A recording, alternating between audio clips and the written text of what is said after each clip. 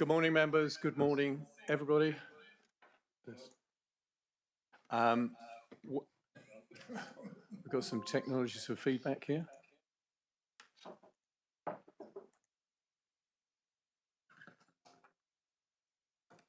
Right. Thank you. Good morning, everybody. I'm Councillor Mark Long, Chairman of the Development Management Committee, and welcome to our committee meeting on the 15th of January. Welcome everybody who is listening in online and here in the chamber. Some housekeeping before we start. In case of a fire alarm, please exit the doors in the building and make your way to the far end of the car park. Toilets are outside the door on the left, water is available outside the door on the right. A reminder, this is a public meeting and members of the public are welcome to listen to the debate today, but unless registered as a speaker are not able to take part and speak. We are live webcasting today, so can I please remind members to use their microphones and remember to turn them off when not speaking. And can I ask everybody in the chamber please to either switch off or silence your phones so that we don't get any interruptions during the meeting. And I've just made sure mine is off as well. In terms of how items are presented today, the order for each application is as follows. The Planning Case Officer will present their report. Any objector will then speak, any supporter will then speak, followed by the Parish Council representative who will speak, and the District Council Ward member will then speak. Members of the committee will be able to ask each speaker questions on points of clarity. At the conclusion of the debate on each application, the members will vote and come to a decision. At this point, I would like to ask the officers at the top table to introduce themselves. Thank you. Thank you, Chair. My name is Amelia Bolter, Senior Democratic Services Officer and Clerk to this committee. Thank you. Good morning, everyone. I'm Bernard Taylor. I'm a Vice Chairman of this committee. Good morning, everyone. I'm Dave Fairbairn. I'm Head of Legal Services and the Council's Monitoring Officer. Good morning, Pat Weimer, Head of Development Management. Good morning, my name is Peter Whitehead, Principal Planning Officer, and I'm the Case Officer on the first item. Thank you. Thank you for that. Do we have any apologies for the meeting? Thank you, Chair. We do. Apologies have received from Councillors Rake, Panel, Oram and Dommett, and Councillor Eady subbing for Councillor Panel today. Thank you. Thank you. Move on to agenda item 1. You have had the minutes of the meeting for the 11th of December 2025. Are there any comments to be made on that, or can I have a show of hands, please, for acceptance that they are correct record of that meeting? Thank you, members. That is confirmed. Agenda item 2, urgent business. There are no items of Chair's urgent business. Item 3, division of the agenda. There is no reason to divide the agenda. Agenda item 4, declaration of interest. Members, do you have any declarations of interest on the matters before us today? Councillor Bonham. Yeah, thank you, Chair. I'd like to declare an interest in that I'm acquainted with the supporter in the second item, 267725, but I'm not a close acquaintance, and I've checked with the legal officer. I understand that I can stay in the meeting and take part in the debate and the vote. Thank you, Councillor Bonham. Members, any further declarations of interest? If not, thank you. And we'll move on to agenda item 5. The list of speakers for the applications before us today has been circulated to members, so you're aware of who will be speaking. I'll now hand over to Mr. Fairbairn to go through the normal element of making decisions at committee. Thank you. Thank you, Chairman. For those members of the public who are not necessarily so familiar with the decision-making processes at planning committees, or for those who will be speaking today, the committee will make its decision having regard to the policies of the development plan and any material considerations.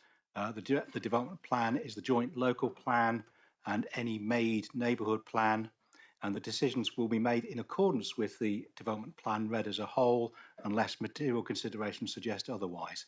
Material considerations are those matters that relate to the use and development of land in the public interest, and anything that is not in that category will not be considered. Thank you. Thank you, Mr Fairbairn. We now move on to agenda item 6, the planning applications before us. The first one is planning application 411624 OPA, land Barrack Road, Modbury. The case officer is Peter Whitehead. The recommendation is approval subject to conditions and section 106. Now I'd like to hand over to Mr Whitehead for your presentation. Thank you. Thank you, Chairman.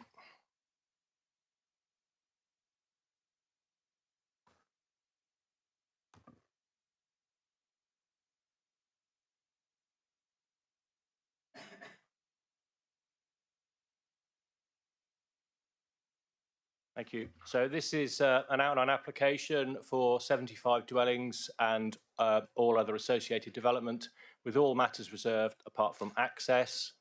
So the housing mix of the 75 dwellings will not be secured now, and that will be secured at the reserved matters stage, which is the subject of a separate application. This application, though, does offer 30% affordable housing, 65% of which will be social rent, 35% of which will be intermediate, which is policy compliant, and the tenure mix is also as per our preferred mix set out in the SPD. The application also offers a range of other contributions to be secured by Section 106, and heads of terms are set out in the officer's report, and I'll go through those in more detail. So this is an outline application. So in effect, permission is primarily sought at this stage for the principle of the development.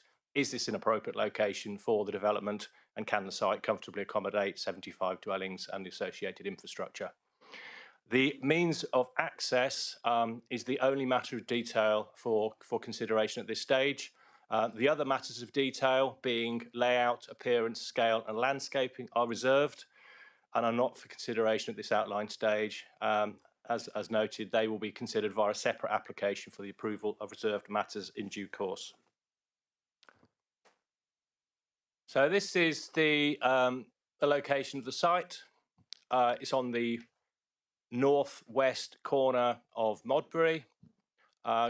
Currently comprises a number of agricultural parcels of land, as you can see here.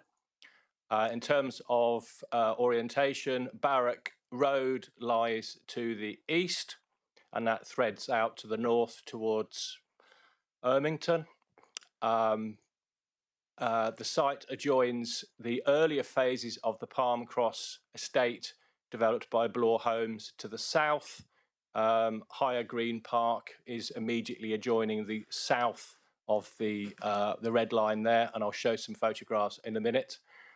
Members will note that there is a strip of land to the east of the red line, which is excluded from the application site.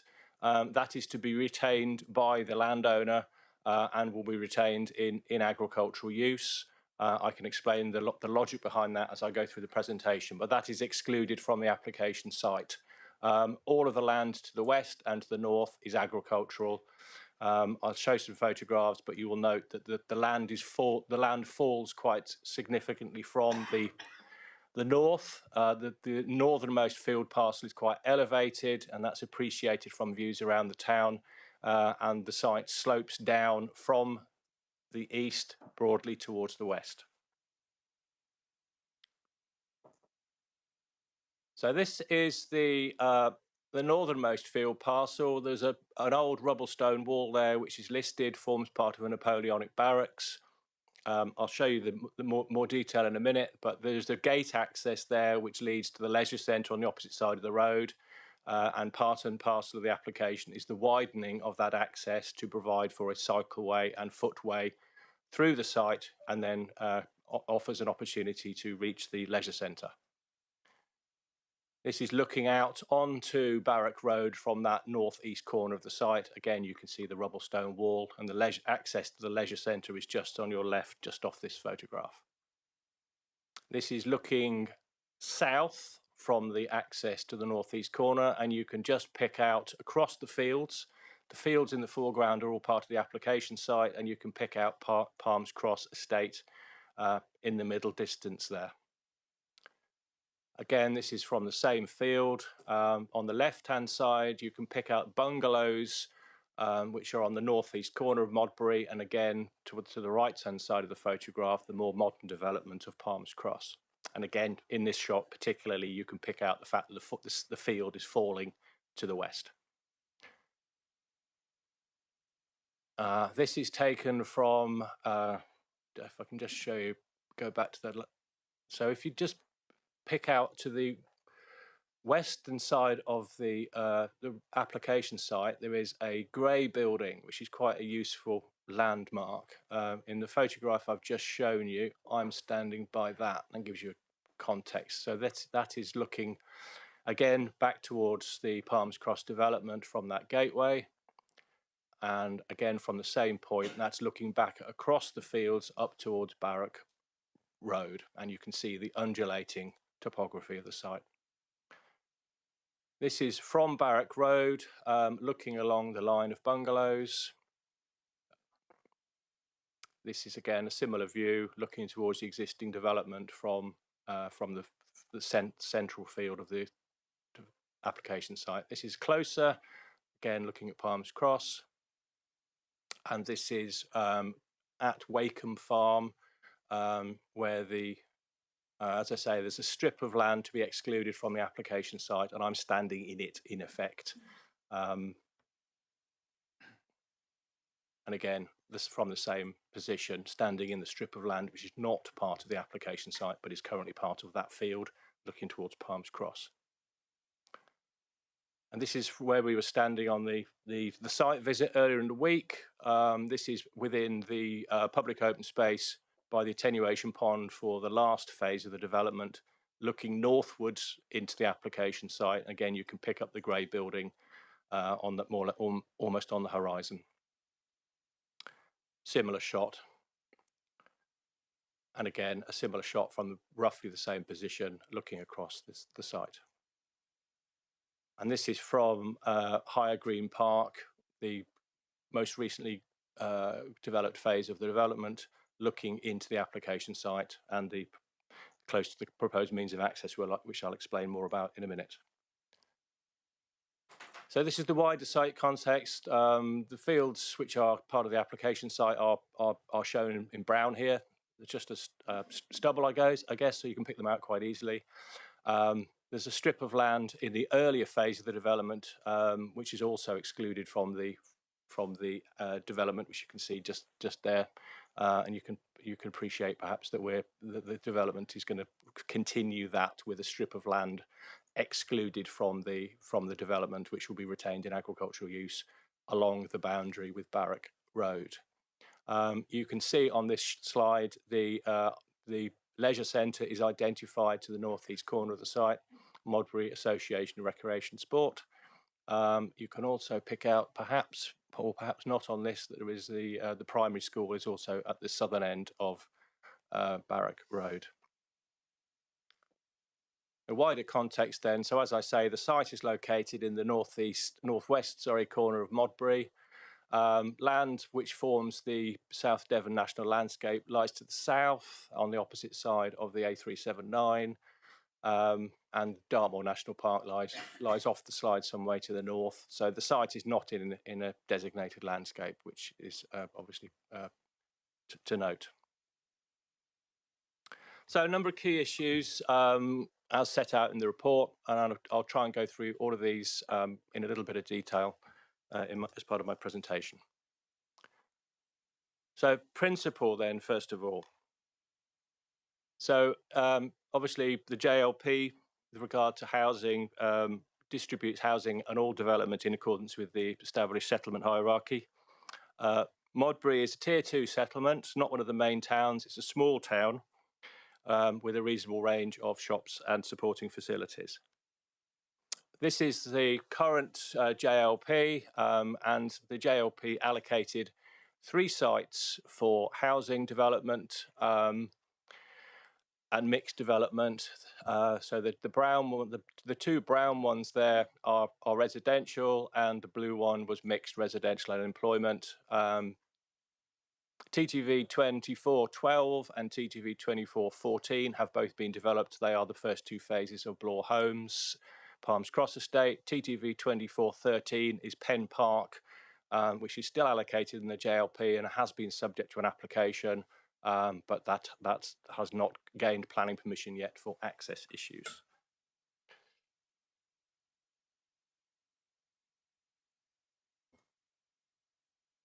It's of note that the JLP doesn't identify a settlement boundary around the town.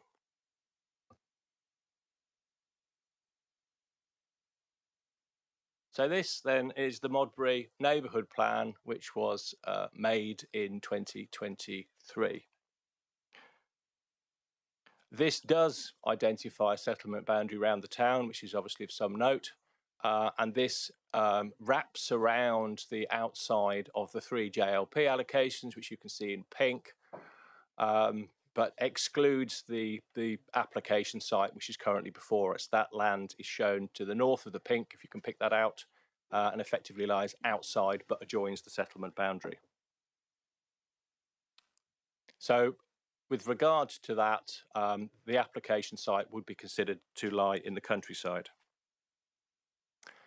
And if we look at the policies of the neighbourhood plan, outside the settlement boundary, the neighbourhood plan policy seeks to limit residential development to affordable housing-led schemes or rural exception schemes where the majority of houses are affordable. And that's not what's proposed here. The application before you is effectively a market-led housing scheme with 70% open market units and a 30% affordable housing contribution as per Dev 8 of the JLP. So insofar as the site lies outside the boundary of the neighbourhood plan and is not a rural exception scheme, it is conceded that the application conflicts with the neighbourhood plan policy. But in response to that, the housing allocation in the JLP was devised to meet housing delivery requirements of the then government against the then national policy. And the current government came to power with ambitions to significantly boost the supply of homes and published a revised NPPF that aims to do just that. The NPPF changes the methodology which sets out the way in which local housing needs are calculated and radically increases the number of new homes we need to provide for each year. Whereas we previously met the government requirement to identify a five-year supply of deliverable housing sites, under the new methodology that has dropped to 2.5 years, a very significant shortfall. And as an authority, we have conceded our housing policies are out of step with government housing ambitions, are effectively out of date. In such cases, the tilted balance set out para 11D of the NPPF applies, which sets out the presumption that planning permission should be granted, quote, unless any adverse impacts of doing so would significantly demonstrably outweigh the benefits when assessed against the policies of this framework taken as a whole, having regard to key policies for directing development to sustainable locations, making effective use of land, secure well-designed places, and provide for affordable homes individually or in combination. And in this case, the site is considered by officers to be sustainably located, being on the edge of a small town with reasonable facilities and reasonable connections on foot. The application does, in our view, make effective use of land and provides for affordable housing in accordance with our policy requirement. And beyond this, the proposal provides a range of infrastructure requirements towards education, health, highways and open space to meet the needs of the development. And these are set out in the published heads of terms. It is fully acknowledged that there is a recently adopted neighbourhood plan and that the application conflicts with the policies therein. However, it is of note that the National Neighbourhood Plan predates the NPPF and does not identify a housing requirement or allocate sites to meet housing needs beyond those set out in the JLP, which, as acknowledged, is now out of date and inadequate to meet new housing delivery targets. In this case, then, whilst acknowledging the conflict with policy, in our view, the NPPF is a material consideration to which commensurate weight should be given. And in this case, greater weight is given to the NPPF, and indeed significant weight is given to the proposal's ability to deliver 75 houses in line with the government objective to significantly boost the supply of homes. Overall, then, the development will make an appreciable contribution to meeting the LPA's revised housing delivery requirements.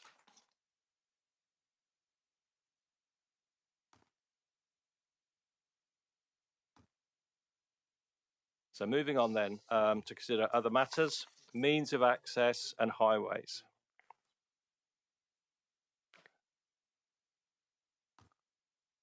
So this, again, is the application site. As I noted, it's an outline application. The only matter of detail for consideration at this stage is the means of access to the site.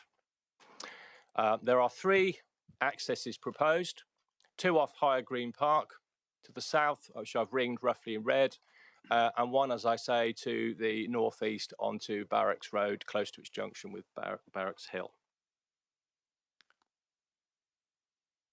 This is the access off Higher Green Park. So if I just go, so the two circles at the bottom. This one's the left-hand side of those 2. You can just see that there. So that's coming off the existing estate road. Members who attended the site visit earlier in the week will recall we looked at this in some detail. So this is just an extension to the existing state road as it bends around at the head of the existing estate. And this is a photograph basically which shows where the new estate road will come off. That will come off literally in front of us, punch through that hedge. This is the second estate road, which is to the right-hand side on the same frontage, if you like. And again, the estate road will come off the existing highway just as it bends around. And again, go through the hedge into the southernmost field of the application site. This is the point where it will go through. There's a house obviously off to the right, and the estate road will go through the hedge just in front of us. So in terms of the frontage, whereas the property currently has some green verge to the front, effectively it will the frontage will have a footway continuing northwards through the application site. This is the pedestrian stroke cycleway access onto the Barracks Hill, Barrack Road to the northeast of the site. And then if we look at one of the submitted parameter plans, it all kind of sort of fits together. We have 2 vehicular access proposed to the south, and indicatively estate roads running northwards from these. And they're shown in sort of a blue-purple colour dotted there. There will then be, for pedestrians and cyclists, a path from the northeast which threads down through the northernmost field and adjoins the main part of the estate towards the centre there. And there are other footways proposed, if you'll see, to the westernmost field. This is all indicative at this stage, but it gives an idea of the broad intentions behind the development.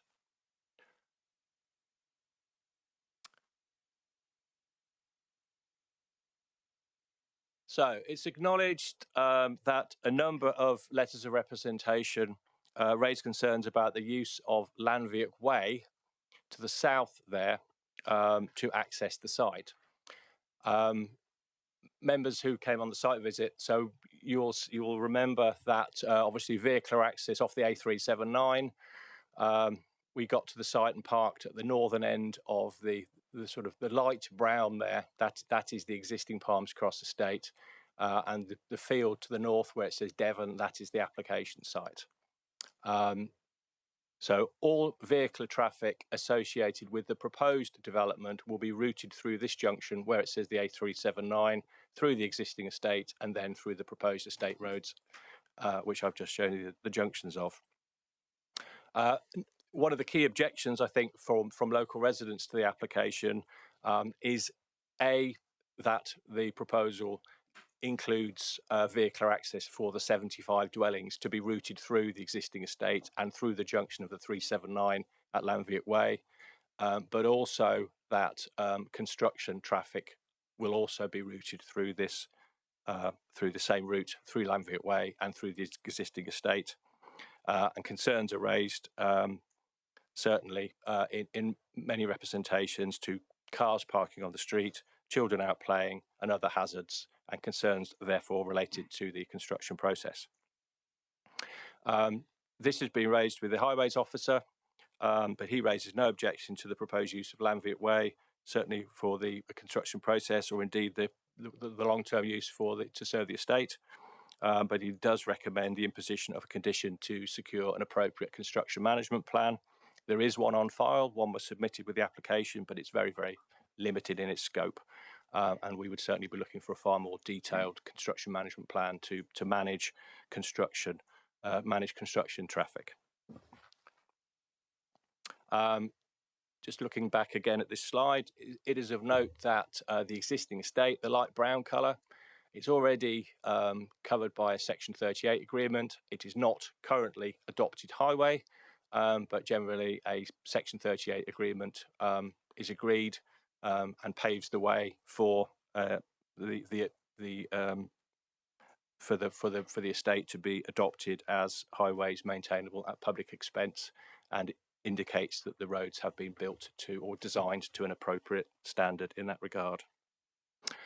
With regard to the published officer's report, it is noted that the highway officer did object to the proposal, and his objection is set out in some detail in my report, not in relation to the matters I've just mentioned, but because of concerns he raised about the junction of Llanviet Way and the absence of a footway between the junction of Llanviet Way and the industrial estate to the north, to the southwest. His concern was that residents of the estate would not have a safe access to the industrial estate. And I've set out in some detail why we didn't feel that was a reasonable request, but he has objected to the application on that basis. However, since the committee report has been published, the highway officer has reconsidered his position and has now removed his objection. So all the objections the highway officer raised in the report have now been withdrawn. The officer's recommendation is, though, subject to the dedication and transfer of a strip of land at the junction of Llanviet Way from Blore Homes ownership to the Highway Authority, and this would leave the provision of part of the footway sought by highways within its gift in the future. And that is what's proposed here, or what is offered here. So you'll see, if you can imagine that, so Richard Jackson's concern was that you can see where the you can see where the footway currently ends. So anybody who is leaving Llanviet Way and going onto the A379 round the corner, like this, currently has to walk on the footway. To the left, so all of the hedge bounding the A379, that is already highway verge, so it is within highway's gift already to provide that as a footway. But the section here, just in front of 1 Llanviet Way, that is currently in Blore Homes ownership. And they have offered as part of this application to transfer that to the Highway Authority. So to the extent that the Highway Authority would then have the ability to provide a footway, removing that hedge and providing a footway there and there, as officers, we're happy with what has been offered. As I say, though, the highway officer has removed his objection and no longer objects to the application.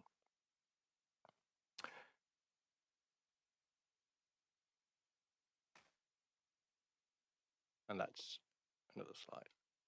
Right, just to return then to the access and movement and parameter plan. In terms of safe movements, pedestrians and so on, I think it's also germane to note that what is offered, as I say, is a footway through the site, cycleway through the site, exiting at the northeast corner. Currently, anybody living in the existing Palms Cross estate, if they want to access the leisure centre, would need to go onto the A379, up Barrack Road to the east, which for the majority of its length has no footways. It's a narrow road in parts and has no footways for most of its length.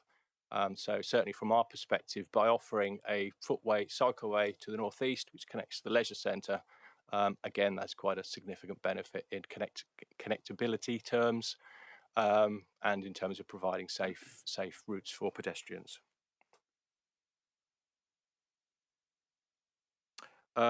Finally, in terms of highway and access issues, it's of note that the heads of terms before you includes a £20,000 contribution towards a traffic regulation order to reduce the speed limit on Barrack Road to 20 miles an hour. As noted, it's currently narrow road with no footways, but is an important route through the town, provides for the leisure centre, also provides access to the primary school. So again, if the speed limit can be reduced and a 20k contribution is offered towards a traffic regulation order to that end, that is a clear benefit to be weighed in the planning balance. So if we move on to design and landscape. Obviously, this is an outline application, so we're not considering the fine detail of the architecture here. Details of layout, scale, appearance, the development and landscaping will be provided later at reserved matter stage. However, we do need to satisfy ourselves that the choice of site is appropriate in landscape terms. And the application is accompanied by a landscape visual impact assessment and a range of parameter plans which allow an appreciation of the potential development of the site. So this is the land use parameter plan. I mentioned at the site visit earlier in the week that when the application was initially proposed, the brown areas, which are indicatively the areas where the housing will be located, extended into the northernmost field. As per the photographs I shown earlier, that is the most elevated part of the site, and the town is effectively petering out at that point. Development on Barrack Road is typically single story and has very little landscape impact, and certainly our concerns and my colleague, the landscape officer's concerns, were putting housing in that field would break the skyline and be totally out of character with Modbury. In discussion with the applicants, they drew back the housing to the two fields to the south, as shown in brown, and a planning condition is on my recommendation to ensure that that is where the housing is located at reserved matter stage. The green is proposed as public open space.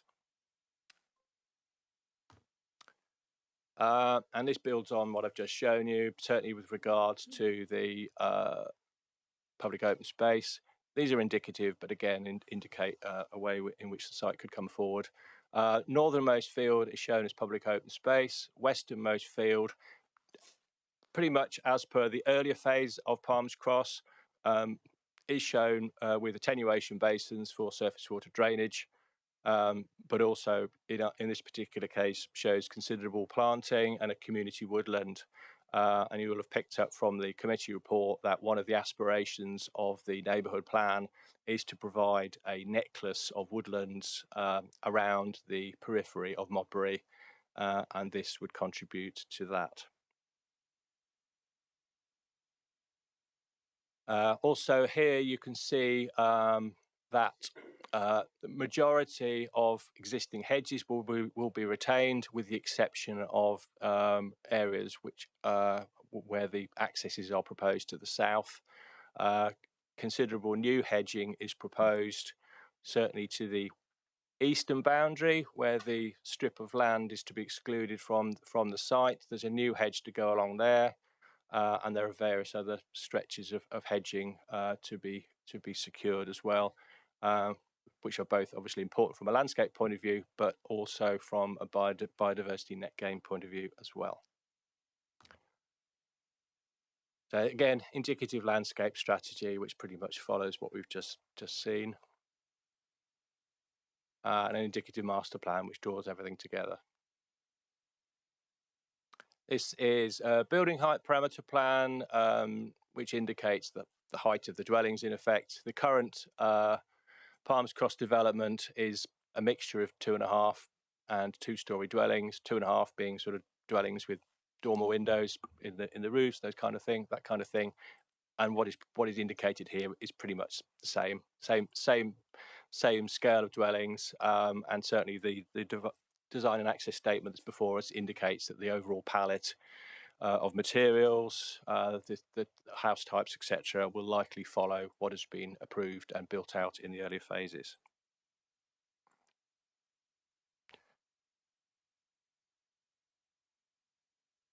This shows an indicative section through the site. So overall then, subject to appropriate details at reserve matters, it's considered that the wider landscape impact of the development will not be significant, development being viewed against the backdrop of existing development in the town and as a logical extension to development to the south with a wooded foreground, which will also help filter views of the dwellings. In terms of national landscapes, as noted, the site does not lie within one. It's outside the South Devon National Landscape, being located to the northwest corner of the town. And certainly the views of the landscape officer are that the development of this site will not have any impact upon the national landscape or its setting, will have a neutral impact.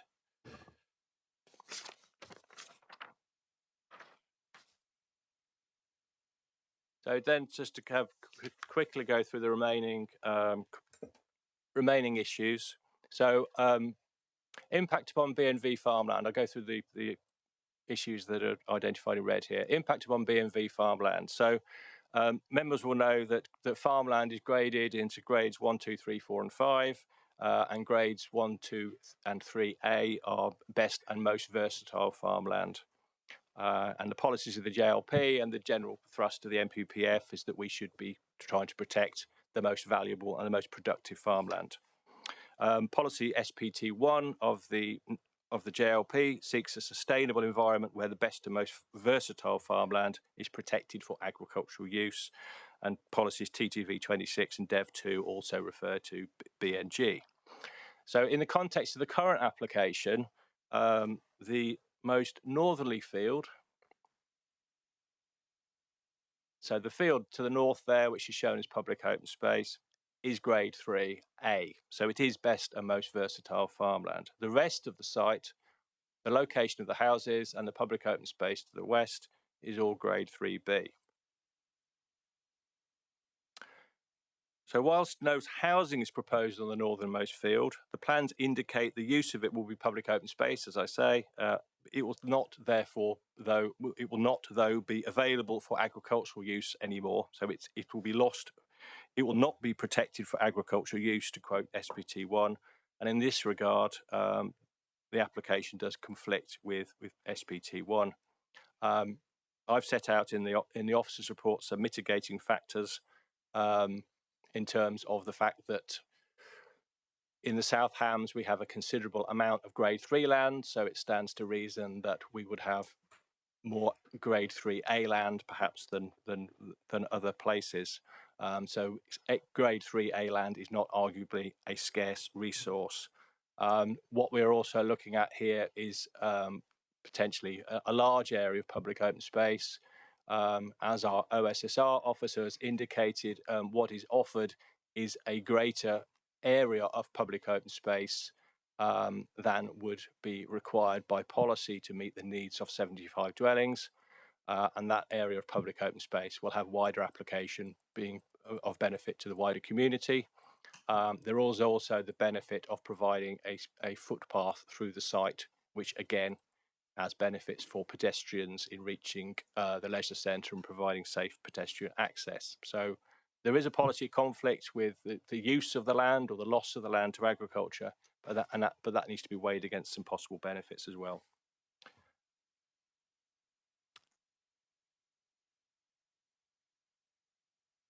In terms of residential amenity, not really a lot we can sort of gauge from the application at this stage. It's an outline application. There are two issues that will be considered at reserve matters. One is the impact upon existing residents around the site, and the layout of the development would be expected to comply with our separation distances and so on in that regard, to ensure that the existing properties are not overlooked and do not suffer loss of amenity. There would also be the expectation that the proposed dwellings also meet our residential amenity standards in terms of the size of the dwellings, meet nationally described space standards, have appropriately sized gardens, and so on and so forth. All of those matters will be dealt with at Reserve Matters, and at this stage, I've simply recommended conditions to ensure that they are properly dealt with.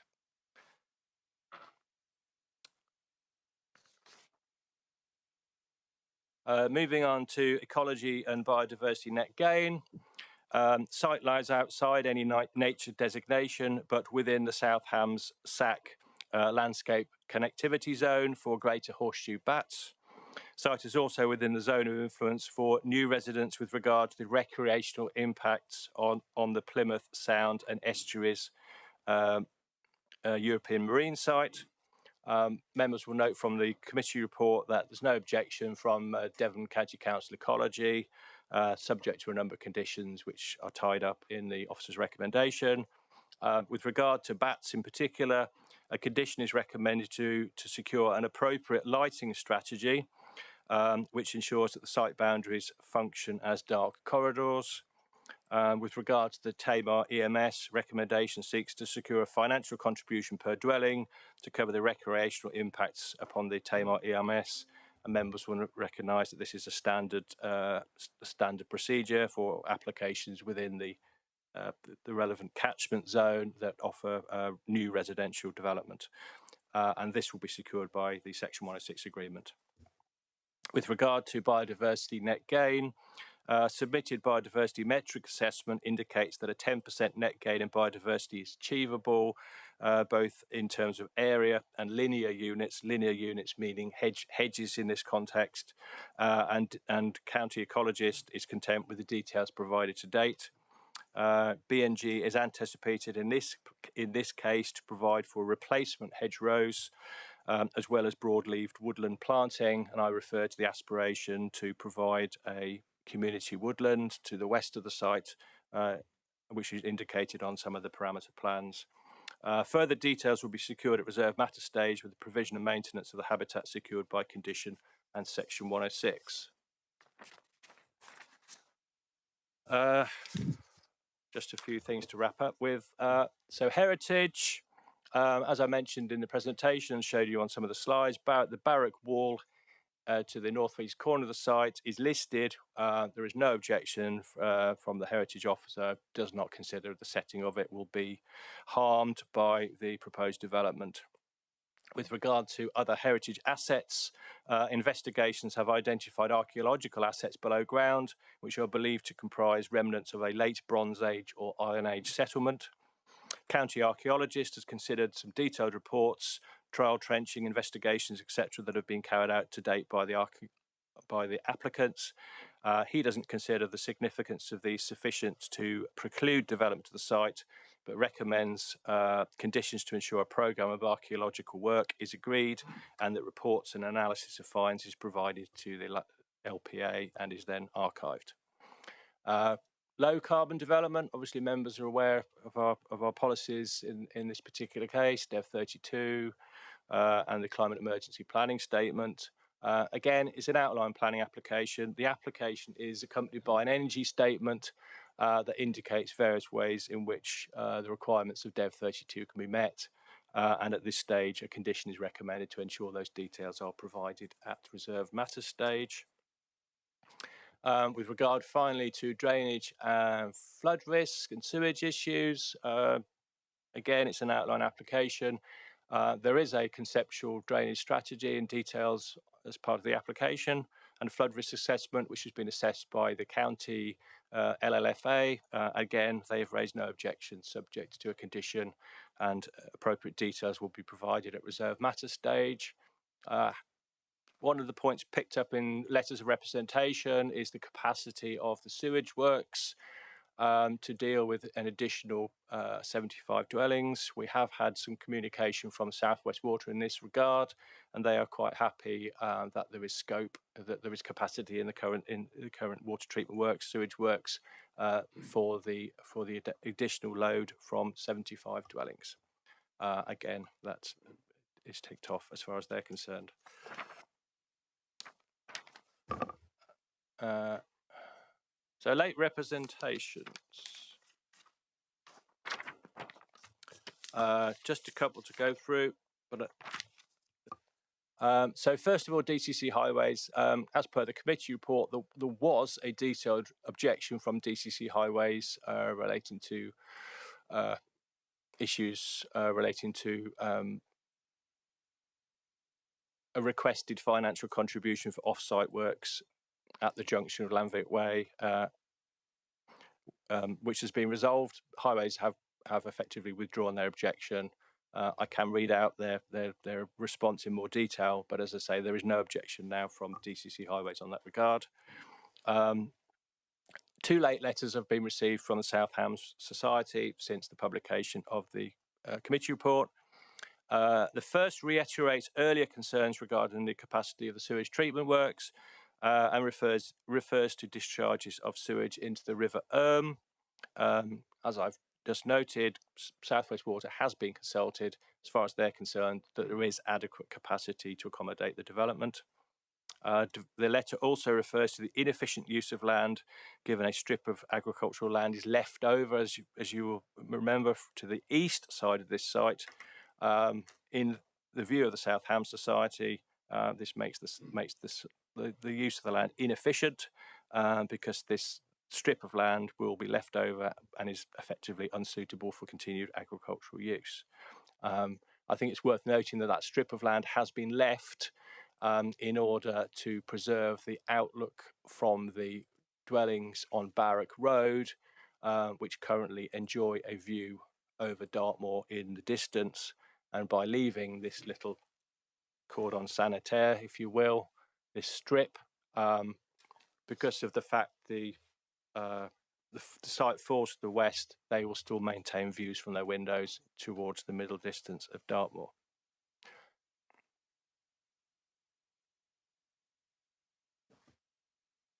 A letter from the South Hams Society also refers to an oversupply of houses in Modbury versus employment space, meaning, in their view, residents need to travel elsewhere by car for work, and considers overall the proposals amount to unsustainable development. Second letter, which I believe has been sent more recently to all committee members, references the Modbury Neighbourhood Plan and takes a different view to the interpretation of Para 14 of the NPPF and the implications of Para 14 to that set out in the officer's report. View expressed is that because the neighbourhood plan is less than 5 years old and actively provides for housing rather than just resisting it, it meets the requirements of Para 14. Letter goes on to state, because Modbury has a made plan that is less than 5 years old, Para 14 acts as a shield. It tells planners that even though South Hams is failing its targets, the Modbury neighbourhood plan should still carry significant weight, and development that conflicts with it should be refused. The view expressed differs from the interpretation of Para 14 undertaken by officers, and indeed a barrister's opinion supplied on behalf of the applicant, and the officer's view and recommendation remains unchanged. The last letter also refers to 2 accidents on Church Street, which is the A379, within 70 metres of its junction with Lanvick Way, one in 2023 and one in 2024, which have not been accounted for by the applicants in the submitted transport assessment. Given the late receipt of these reps, it's not been possible to review these reps with the highway officer. However, on the basis that the transport assessment identified no accidents in 2020 to 2022, 2 accidents are identified in 2023 and 2024, and there is no reference to any reference to any accident in 2025. On the face of it, then, there have been a total of 2 accidents have occurred on this stretch of the A379 in the course of 5 years.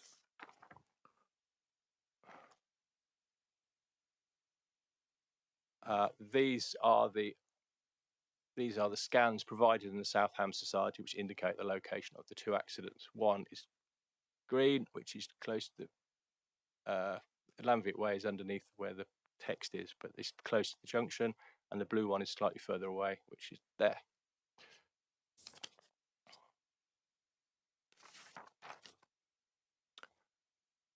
So we come to the planning balance. So there's been some discussion in the report and from me just now about this sort of tilted balance, paras 14 and para 11. Para 11 of the NPPF principally. In terms of the harms and adverse impacts identified in my report, well, yes, it is developmental land in the countryside. It's acknowledged that it is contrary to the neighbourhood plan policy in that respect. There is some landscape impact. You can't put houses on agricultural land without having some impact, but in our view, that is measured. There is no significant impact in the view of the landscape officer, and there's no impact upon the protected landscapes.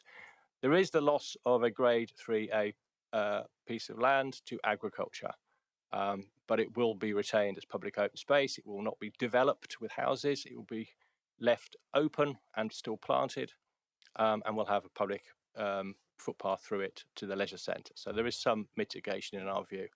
In terms of the overall benefits, well, as far as officers are concerned, we have 75 new homes in a sustainable location. We have 30% affordable housing in accordance with our JLP policy. We have public open space, including community woodland and a footway link to Barrack Road. We have 10% biodiversity net gain.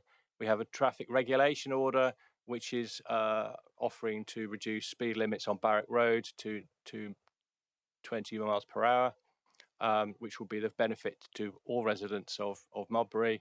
And some limited economic benefits arising from the construction process and jobs created at that time. So overall, in the view of officers having regards to para 11D2, significant benefits of the proposal are considered to outweigh the adverse impacts. We would put significant weight upon the delivery of new homes, mindful of the government's ambition to significantly drive up the delivery of new homes, which is clear from the NPPF. And it puts significant weight also on the delivery of affordable housing. So in our view, the presumption of sustainable development applies, and it is concluded that planning permission should be granted for this application. Officer's recommendation is set out in detail in the report. Conditional approval is recommended subject conditions are set out, and completion of a Section 106 agreement to secure the contributions summarised in the heads of terms. Broadly, these are set out as below: 30% affordable housing, open space, which includes on-site provision, a lap, possible provision of allotments or a contribution to allotments off-site, and also a financial contribution towards the improvements of leisure provision off-site too. Healthcare, there is also a financial contribution offered towards primary and community healthcare, also contribution towards meeting education requirements, in this particular case towards secondary school transport. I mentioned the transfer of a strip of land at the junction of Lanviot Way to DCC Highways, completion of a footway link through to Barracks Hill, £20,000 towards a TRO on Barrack Road, £300 towards sustainable travel vouchers, and finally the Tamar EMS contribution towards recreational impact upon the Tamar EMS. Chairman, that completes my presentation. Thank you. Thank you, Mr. Whitehead. Before we move on to questions, I'd just like to bring Mr. Fairburn in to sort of cover some of the points that have been raised by the South Ham Society input to this. Thank you, Mr. Fairburn. Thank you, Chairman. Thank you also to the South Ham Society for forwarding a copy of the representation to me directly. My overall conclusion on the representation is that it doesn't change the view that is set out in the report. The representation places weight and makes reference to a ministerial statement. The context for that ministerial statement is the announcement of the new NPPF, and then talks in general terms about what the new NPPF will seek to achieve. And one of the things that it talks about is, in very broad terms, or in fact it's 2 or 3 words, the protection of neighbourhood plans. And quite right, the NPPF does protect neighbourhood plans, but it does that by virtue of paragraph 14. And paragraph 14 requires a positive answer to two questions. First, that the plan was made within 5 years, and quite clearly, the Modbury Neighbourhood Plan was indeed being made on March the 30th of March 2023, was made within that period, and therefore that first condition is satisfied. The second condition raises two questions. Firstly, does the neighbourhood plan have an identified housing requirement? And if so, does that neighbourhood plan contain policies and allocations to meet that housing need requirement? So if there is no housing need requirement, or so that's been identified, then whether it allocates sites or not, it fails to meet that condition. But as I say, for reasons that I'll go on to explain, I don't believe that the neighbourhood plan satisfies either of those two questions. And the local housing requirement is set by the Strategic Planning Authority. There has been no local housing need requirement set for Modbury. So that's the first point dealt with. But even if a local housing requirement had been set, the plan itself does not allocate sites for to meet that requirement or to meet any requirement. Policy MNP1, which deals with the location, scale and character of development, establishes the settlement boundary. It's shown on map 2, and I think that was shown earlier in Peter's presentation. And the JLP TTV 24 housing allocations are shown on that map, but they are explicitly said to be for information purposes only, and that's paragraph 4.7, map 2 and paragraph 4.7. MNP3, which talks about the future development in and around Modbury, sets out the general principles for future development. The supporting text refers to potential sites, but identifies weaknesses and makes no allocations. MNP5, housing development, sets out the general principles, including the type of properties that we favoured and the provisions about affordable housing. But again, no allocations are made. Now, the South Ham Society makes reference to the fact that the allocations have been made by the JLP. The PPG guidance is quite clear that a neighbourhood plan cannot rely on allocations that are made within the strategic plans to satisfy the requirement that it has allocated sites. So on this basis, the view remains that whilst the first condition of paragraph 14 is satisfied, the second condition in paragraph B is not, and therefore the neighbourhood plan does not benefit from the protection given by the NPPF in terms of the failure to have a 5-year housing land supply.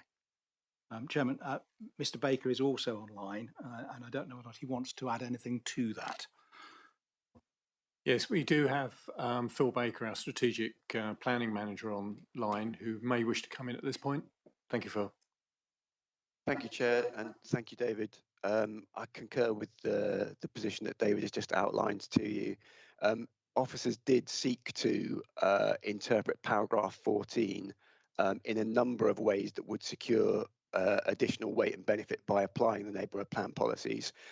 In the fullness of time and with the benefit of council opinion shared with us by the applicant, and following full examination of the specific wording of the planning practice guidance, it was concluded that there was no route within which we could pursue that would allow us to give the full weight to the neighbourhood plan policies as outlined. So we have had to concede that the weight given to the neighbourhood plan policies is as outlined by Mr. Whitehead, and that it isn't such that that we won't apply the tilted balance in this regard. Thank you, Mr. Baker. I'll take questions from members. Obviously, there's general, but members may have questions on the points that have been raised just now by Mr. Fairburn.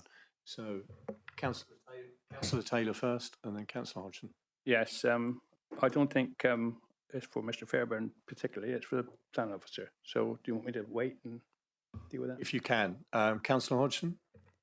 So JLP on page 228, point 5137 states, as set out in policy TTV 24, 173 new homes and 1,900 square metres of employment floor space are proposed within Modbury, and this is considered to be an appropriate scale of growth to support the future sustainability of the town. I realise there's been an uplift from government. What percentage of uplift would you expect to add to that? You say there's no figures mentioned. I'm quoting straight out of the JLP. I'll allow Mr Fairbairn to come in first and then Phil, if you can come in after. Thank you. I think the figures that are based in the JLP are not a local housing requirement. That's calculated in a particular way, but Mr Baker is far more experienced and knowledgeable on such matters than me. Thank you. So that number is a cumulative assessment of what the allocated sites in the joint local plan will yield. It's not a housing requirement.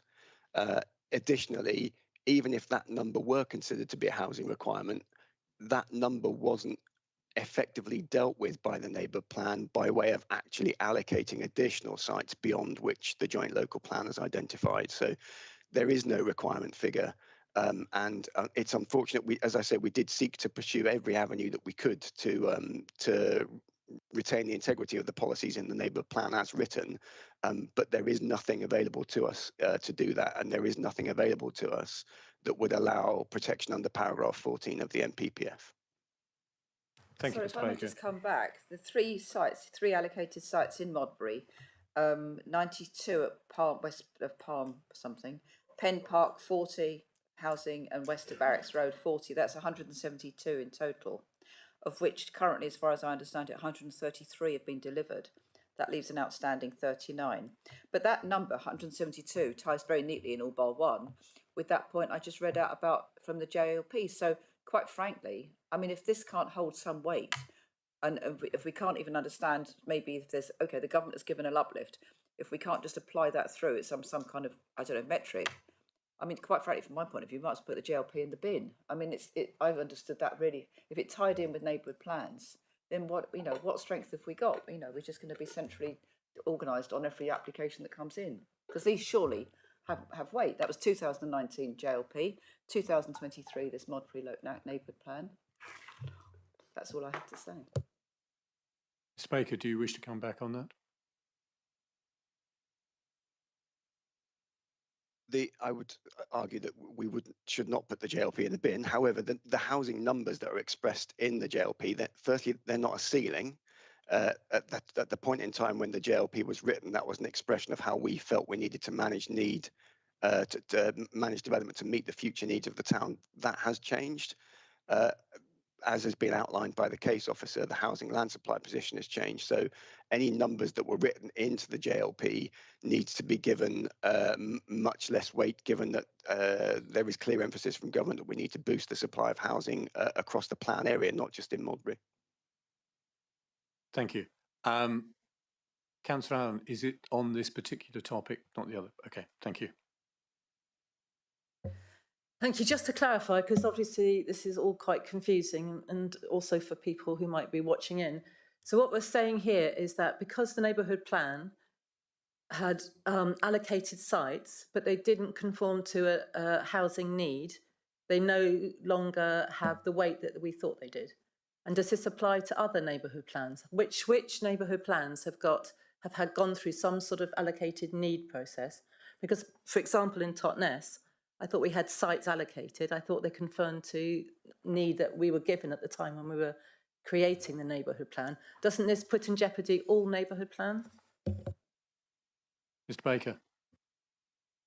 So I don't want to stray too far from consideration of the application in front of us, but no neighbourhood plans in our local plan area formally have been given a housing requirement. And that's partly because when the JLP was adopted, that wasn't a necessary part of the plan making process. with regard to paragraph 14, as Mr. Fairburn has pointed out, there's a section in the planning practice guidance which is very clear. It says that any neighbour plan that simply repeats or identifies allocated sites from the adopted development plan, the local plan, is not considered to meet the requirements of paragraph 14 because it's not proactively and actively identifying and allocating sites within the neighbour plan itself. It's just repeating allocations that already exist. So in that regard, yes, there is a risk that there are certain neighbour plans that aren't going to be able to carry as much weight as envisaged. There are a handful of neighbour plans that do proactively make allocations, and those will benefit from protection under paragraph 14. We've undertaken a review exercise when the 2024 NPPF first came out and shared that with members that have identified which neighbour plans we feel do and don't benefit from protection under paragraph 14. It's been a long-standing issue with neighbour plans and a kind of strategy of the joint local plan that if neighbour plans don't proactively seek to allocate sites, it is likely to be to their detriment because the whole idea around neighbour plans, first and foremost, is for local communities to identify sites whereby development will come forward and not to kind of use them as a mechanism to resist development. So it's an unfortunate set of circumstances. And I don't doubt that there are many neighbour plan groups that are disappointed that we can't give them as much weight as we would like to, but that is how the NPPF is written, and that is how we're being instructed to interpret it. Thank you, Mr. Baker. Thank you. So what we're saying here is that Modbury, which from my understanding has had the most allocated sites of any small town, which the JLP quotes as being enough for a sustainable development, that and no more, it's my understanding of it, are now being retrospectively told that they should have put in even more sites, and as we can see, it's extremely difficult to allocate sites. They're very close to the national landscape, they're close to Dartmoor, there's a limited amount of space there. So they were being asked to not only swallow what had been allocated in JLP, but to actually find other sites. I'm confused and surprised at that, to be quite honest, since they have taken more than any other small town. So every other small town, which has doubled nearly, potentially, in size, are now going to be penalised because they didn't look for even more allocated sites? Mr. Baker. So planning doesn't ever set a ceiling on the amount of development that can be delivered. If it's a sustainable location, there is a potential for other sites to come forward because it benefits from being in a sustainable location. We aren't, as a local planning authority, telling any neighbour plan group that they need to find more. We are in a situation where the government is requiring decision makers to boost the supply of housing. And this is why the application has come before you in advance of us proactively pursuing a new plan-making process, just because there's no reason why the developer wouldn't seek to do that and take advantage of our current 5-year supply position. It is a suboptimal position that we are all in. But this is a situation that an applicant has recognised that the site is considered to be, has good access to local services and facilities. If this site were to come forward through a plan-making process, it would probably have been assessed in such a way that it would be considered appropriate, but it's coming to you now in advance of a plan-making process, and we're having to react to it, which is an unfortunate set of circumstances, but that is that is just where we're at with regard to the 5-year supply. Thank you, Mr. Baker. I think we'll let others, because we've got other people coming in. Councillor Bonham, is it on this point? Yes, Chair, it's on this point. I want to ask the officers if they've excuse me, if they've taken account of clause C in the objectives of the Modbury Neighbourhood Plan, which says one of the objectives is to deliver sufficient new homes, including sizes, types and tenures, to meet the needs of local people as well as to contribute to the growth of the town.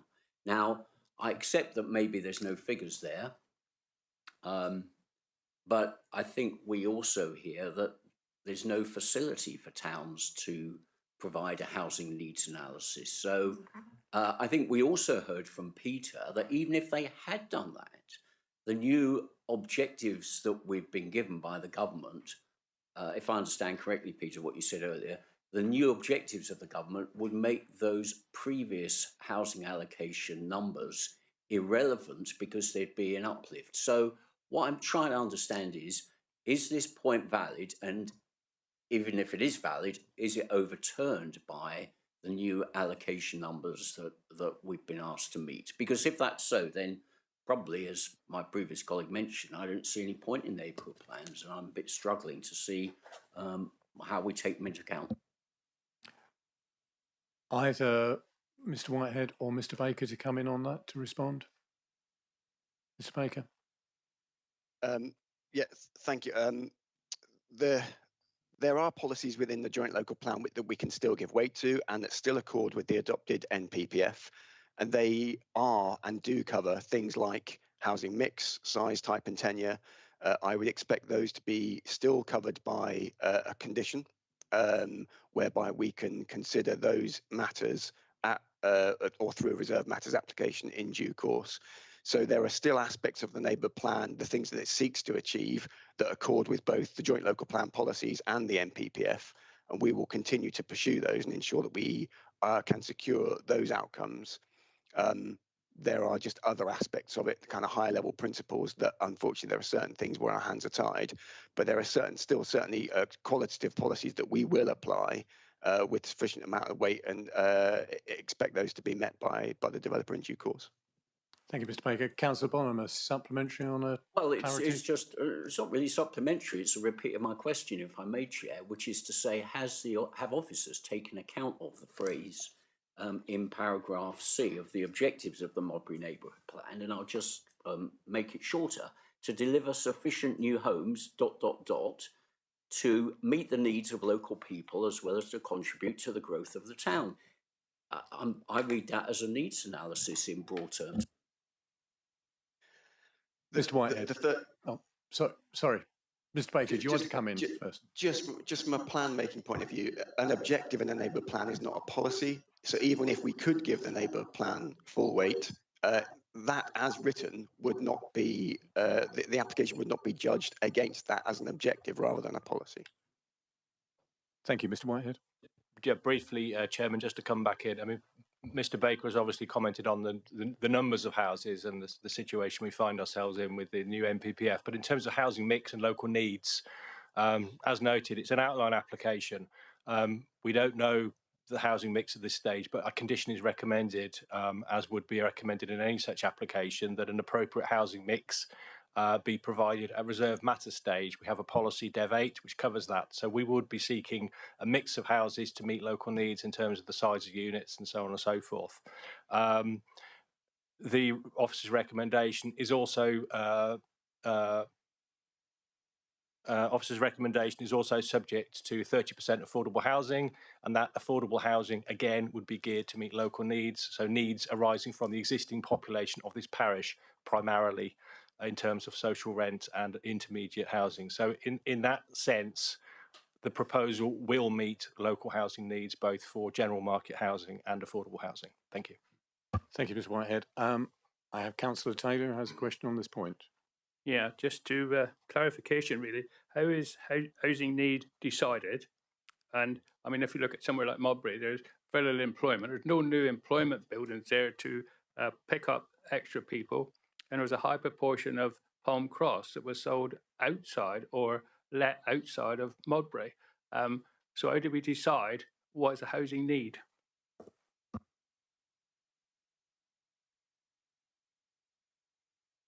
Mr. Baker or Mr. Whitehead? I'm happy to take that one, Chair. So, okay, thank you. So need in general terms is ensuring that we provide sufficient homes to accommodate what is changing by way of newly forming households or what's known as churn, so people wishing to change the home that they live in.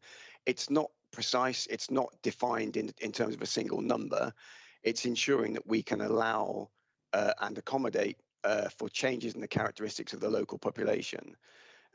Obviously, as a planning authority, we do that at a plan area level. So it's not in our interest to try and be too precise down to kind of individual household level, but we need to understand the characteristics of the local area, understand how the plan area in general terms is changing, and ensure that we allow sufficient amount of accommodation to meet and enable that change.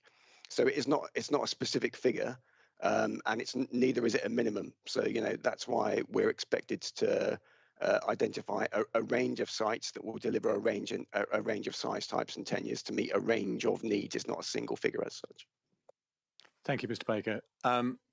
Councillor Allen, is this a new question on this? It's both. Forgive me, I worked on a neighbourhood plan. I'm not an expert, I'm not a planning expert. I mean, I've got some knowledge now, but at the time it was incredibly difficult. There was no way to assess housing need within the planning, the neighbourhood planning process. We didn't know we needed to. And as you're saying, it's a very fluid and nebulous thing. However, it seems to me that we are now allowing this basically speculative site in the countryside on the basis that there is no housing need assessed for Modbury. But there's no way of assessing housing need, and there's no demand on neighbourhood plans to do so. This is semantics at this point. So therefore, all the neighbourhood plan people who have gone through all this very difficult and complicated process, given up a huge amount of their time to do so, are now being told that something that they weren't required to do, weren't told how to, and also still have no set ways of doing. Unless they do it, they can have speculative housing. Councillor Is that Allen, accurate? question? Thank you. Mr. Baker, would you like to respond on that, or do you believe you've already covered that? I think we're in danger of getting a little bit tunnel vision with regard to what the neighbourhood plan did and didn't do. The fact is that us as a local planning authority have had a housing need figure imposed upon us by national government, and that has changed the situation for everybody in terms of the starting point. Of course, neighbourhood plans don't do the job that we're being asked to do now, because the change occurred in December 2024 when the new standard method came out. Very few neighbourhood plans have actually come through the process since then. And that is intentional by the government. It was intended to undermine the 5-year housing supply position of many local planning authorities, with the express intention of a short-term boost to supply of housing through speculative development applications that come forward in advance of plan making processes. So this is what the government was intending to happen when they imposed a new standard method figure on us. Thank you, Mr. Baker. Right, we have covered this particular area quite fully, I believe, and had good responses. I now want to move on to any further questions of the officer on his presentation. Can I have a show of hands? Councillor Abbott. Thanks. Hi, thank you for your presentation. How would you reckon that £20,000 relates to the real cost of implementing a 20-mile-per-hour zone? Is it a significant proportion? That was the contribution that was sought by County Highways. I have no more detail than that. That was their requirement, and that sum of money has been offered by the applicant. I don't know what the overall cost of the TRO is. Okay, on the woodland, this surrounding, it's all very well to make a speculative statement that there's going to be a ring of woodland, but has this applicant got any ability to see that that is carried out? And indeed, for the areas where they do have land, is there any proposals for tree maintenance, for watering in the early years, for replacement and so on? Chairman, Councillor, this is an outline application, so we don't have those details at this stage. Details of detailed landscape design will be provided at reserve matter stage. The current application is subject to conditions that require such, including the ongoing maintenance of the landscaping in due course and a timescale for the implementation of that. So it's too early in the process to provide detail, but the outline application will include conditions to secure such at reserve matter stage. On the housing mix, it's there as a condition on what we would hope, and there's been an apparent agreement by Bloors to go along with this, but actually you said that the housing mix is not determined, and we have no assurance that this will actually be carried out, just as we've no assurance on the woodland. There is a condition recommended in my report that seeks to secure an appropriate mix of housing at reserve matter stage. That is standard practice for outline applications. We would not have that level of detail at this stage. So that information would be dealt with at reserve matter stage. We don't know how many 1-bed units, 2-bed units, etc., are offered at this stage. That will form part of the detail at reserve matters. My final one, as hopeless as the rest maybe, is that there's plenty about drainage and sewage, but in fact the responsible authority, South West Water, has got no track record of being able to operate its sewage properly. So is it possible to have an independent assessment of what on earth South West Water is up to and how on earth they could manage with an extra 75 houses? Mr. Whitehead. It's difficult to respond to that one. I mean, we have consulted South West Water. They are the statutory consultee. They are the sewage undertaker, and they advise that there is sufficient capacity in the system. Yes, but they continually pollute the waters.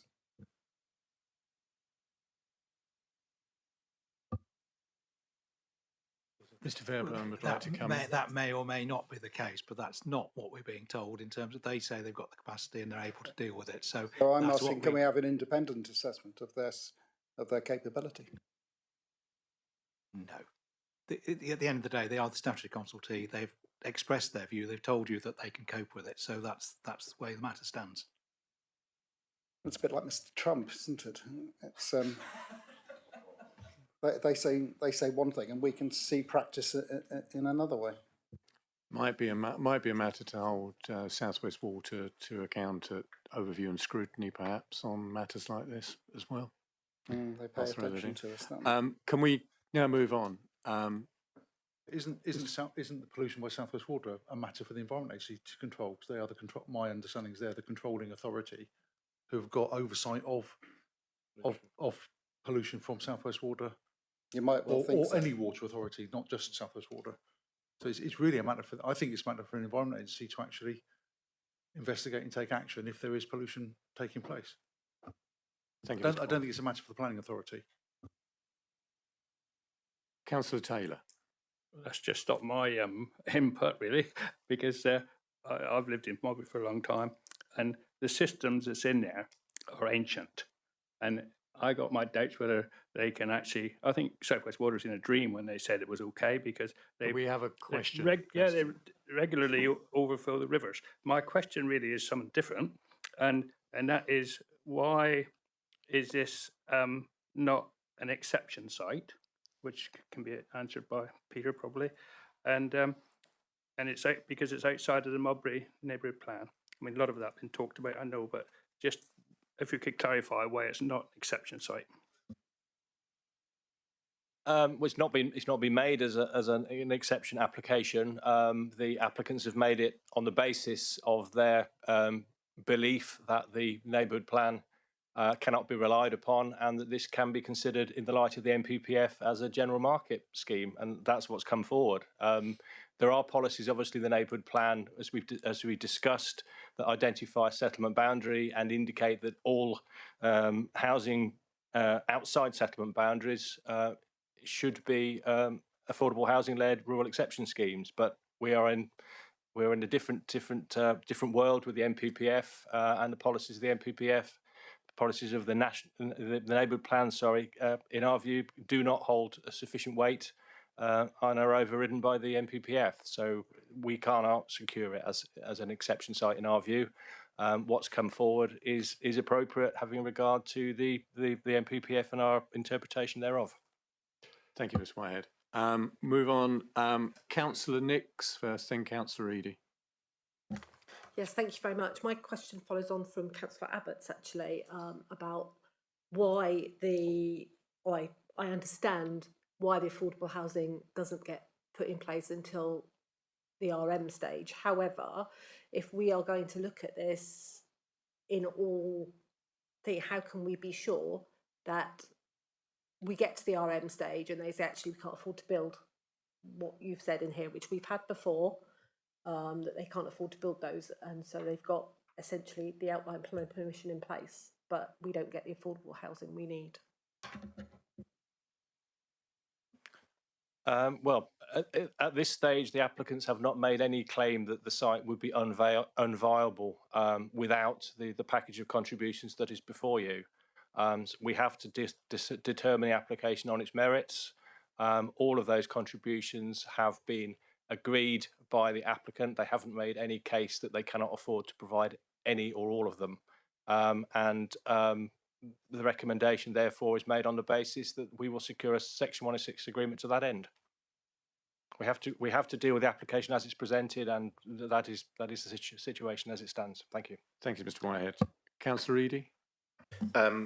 Moving on to a different subject to do with access, and in particular, when highlighting accidents that have happened, those accidents are, what's the nature of those accidents? Are they reported accidents or accidents where injury took place? I've got limited information on it. It's just, as I say, it's come in recently from the South Ham Society. I believe members all saw the same letter. I think it was distributed to all members. So there are two accidents referred to. One which is shown there in blue, which is some way to the east of Lanviet Way, is described as a serious accident that took place in December 24. And then the green one is identified as a slight accident, and that took place in January 2023.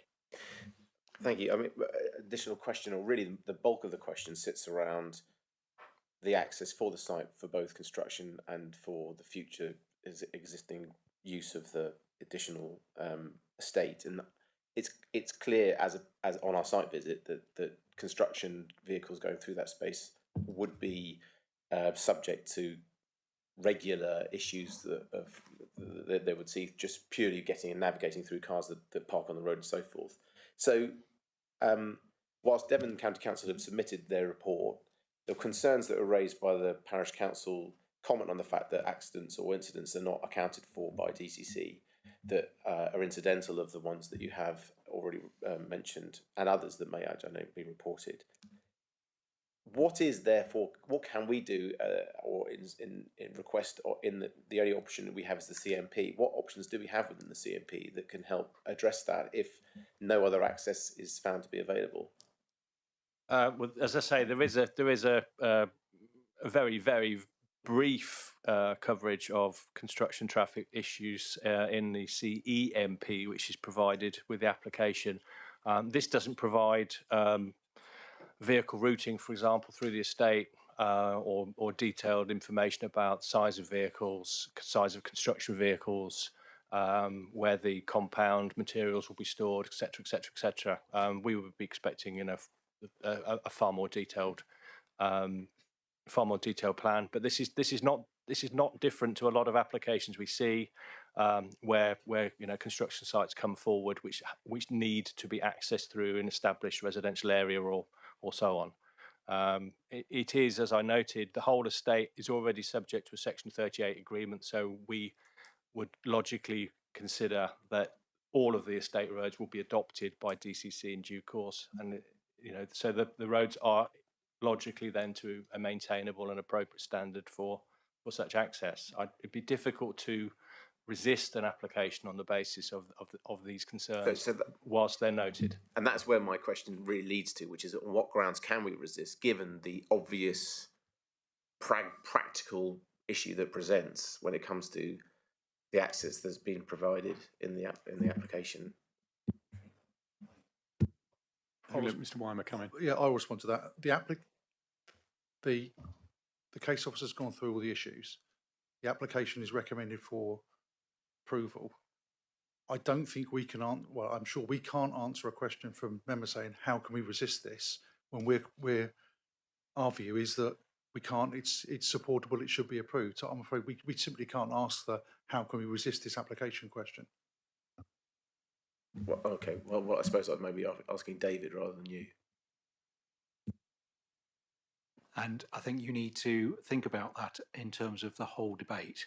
So asking that question at this juncture is probably not appropriate. What I would suggest, however, is your question around how is it envisaged that construction traffic would navigate the existing estate road to get to the site would be an appropriate question to ask the supporter when they're speaking to you in a hopefully not too long.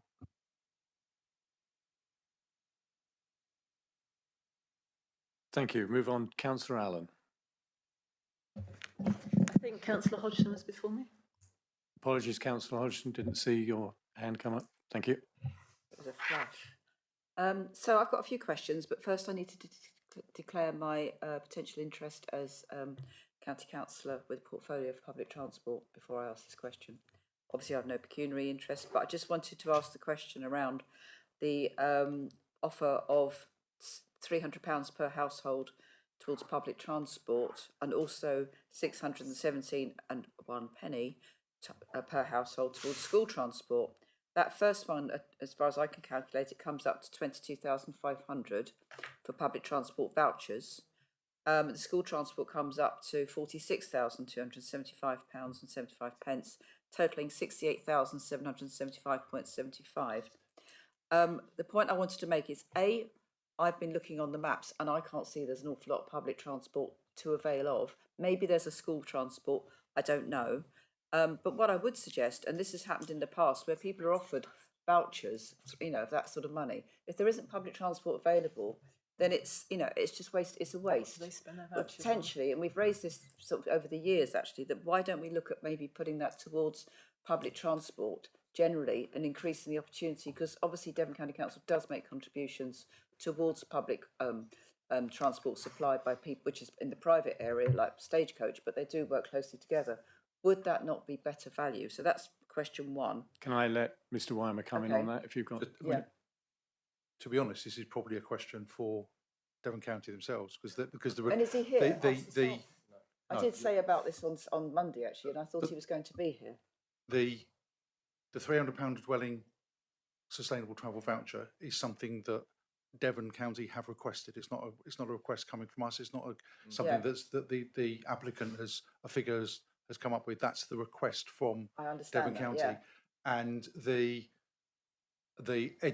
I'm assuming there is school transport from Modbury to the secondary school, which I'm assuming is those places are usually Kingsbridge, very Ivebridge. tightly held until the actual numbers come forward.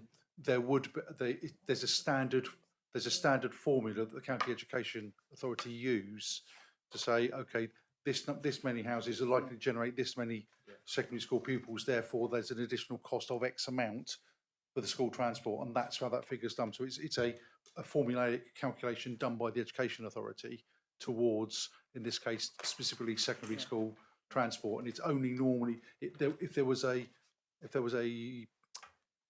school bus to a primary school. In other situations, we've seen both primary and secondary. In this case, the primary school is in relatively easy walking distance, well, very easy walking distance, but it's the secondary school transport. So both of those figures have come from the county. I understand that. Questions around can it be used for something else is really a matter for county rather than ourselves, I think. Yeah, and why is he not here? Was he asked to come? He was unavailable. I think He was unavailable today. Richard Jackson was on leave today. He did have communication with me, but he's on leave.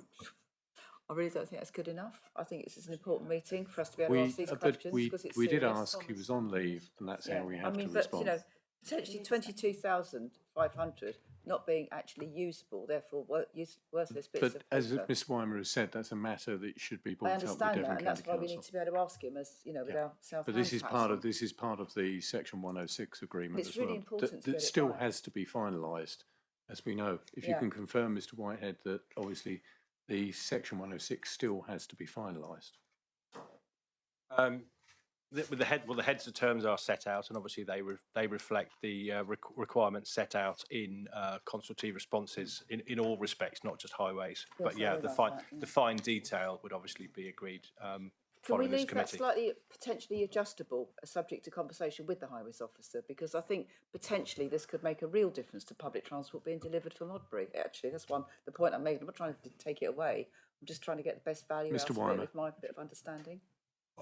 I don't think we can, because my understanding is that level, the amount and what it goes to is a specific county policy. Yeah. So there would need to be a change in county policy. Absolutely, yeah. So, but we've got to deal with the application on the basis of the current policy as it is now. Now, if there is a change in county policy, and if the decision that sustainable travel vouchers can be used on a wider raft of things, then it potentially still be covered. But I don't think we could do it on there may or may not be a change of county policy. We've got to deal with the application as it is in front of us and the policies that are applicable at the moment. Thank you, Mr. Wyman. I think we've covered that point. Councillor Hodgson, you've got other questions? Yes. So, in terms of the cycling and walking access that comes up at the north of the site, as far as I can see, that's going kind of the furthest away from the town centre, where people walking and cycling might wish to go and get their bag of shopping. And it strikes me, therefore, that the chances are very high that people actually will just use a cut through into the housing estate. Now, I'm sure potentially that for walking and cycling isn't going to be such a bad thing as construction vehicles coming through. But what I was going to say was, why can that access route above there, not be used for the construction site? Because that's a massive otherwise impact on that area. And as much as when that was envisaged, obviously when it was envisaged, particularly by the Modbury Neighbourhood Plan Group, who will have looked at how that was looking, it wasn't expected to suddenly have massive vehicles thundering through, often at 8 o'clock. In my experience with Baker's Estates in Dartington, well before 8 o'clock. Can we let? Yeah, and I just think that maybe can we look at that? But it's secondly, really, is why are we doing the cycling and walking route, which is really likely to be fairly underused for the purposes of, real. But the suggestion usability. was there that it's a better access to the recreation area at the top of town rather than using Barrack Road, which doesn't have a footpath. But I'll let Mr. Whitehead come in on the access point. Thanks, Chairman. Yes, I mean that is specifically the issue. Is that the leisure centre, which is literally where the yellow arrow is at the northwest corner of the site. Access to it currently on foot or bicycle requires pedestrians or cyclists to go up Barrack Road, for which the majority of its length it has no footways. So certainly for residents who are living in the existing Palm Cross estate and other parts of the town, perhaps this offers a safe footway link to the leisure centre, which avoids the use of Barrack Road. With regard to construction traffic, the advice from DCC Highways is that the existing or the proposed route through the estate is acceptable to them, subject to a construction management plan. So as officers, we have not sought the use of alternatives, given that the Highway Authority is satisfied that the proposed route is acceptable.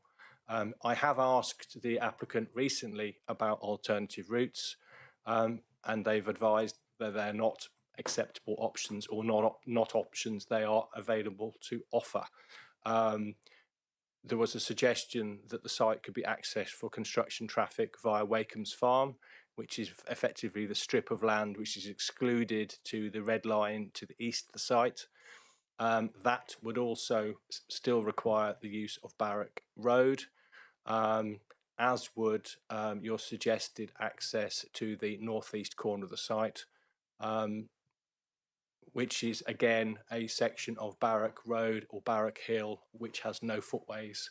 And I obviously can't rely upon the views of DCC Highways because they're not here, but obviously members are concerned about construction traffic through the estate in terms of potential conflict with pedestrians, whereas Barrack Road equally has no footways. So obviously consideration would need to be given to whether it is an appropriate route for HGVs and vehicle movements during the construction process. I can show members some photographs of Barrack Road if you wish to see them. Might be helpful. Yeah.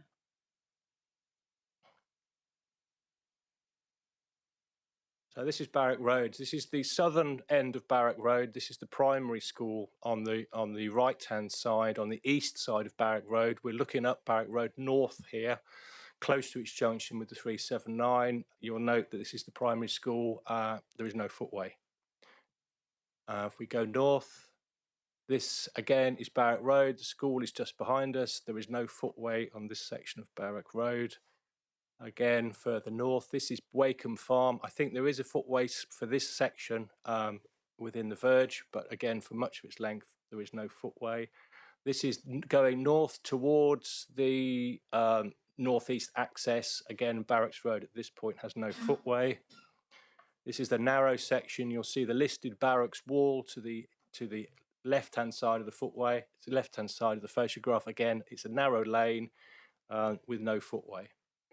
And this is the route to the leisure centre currently along Barrack Road. Again, this is the road. Just before the access to the leisure centre here, there is currently no footway. Similar view looking back towards the leisure centre from Barrack Hill, which again narrows and then drops down the hill towards the road to Ermington.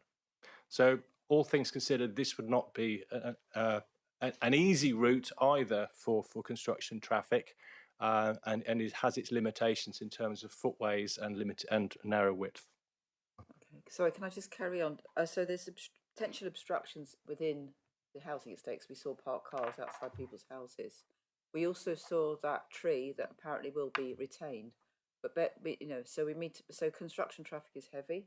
The chances of that tree surviving, unless it's got proper root protection, so that would need to be conditioned anyway. Proper root protection for that tree.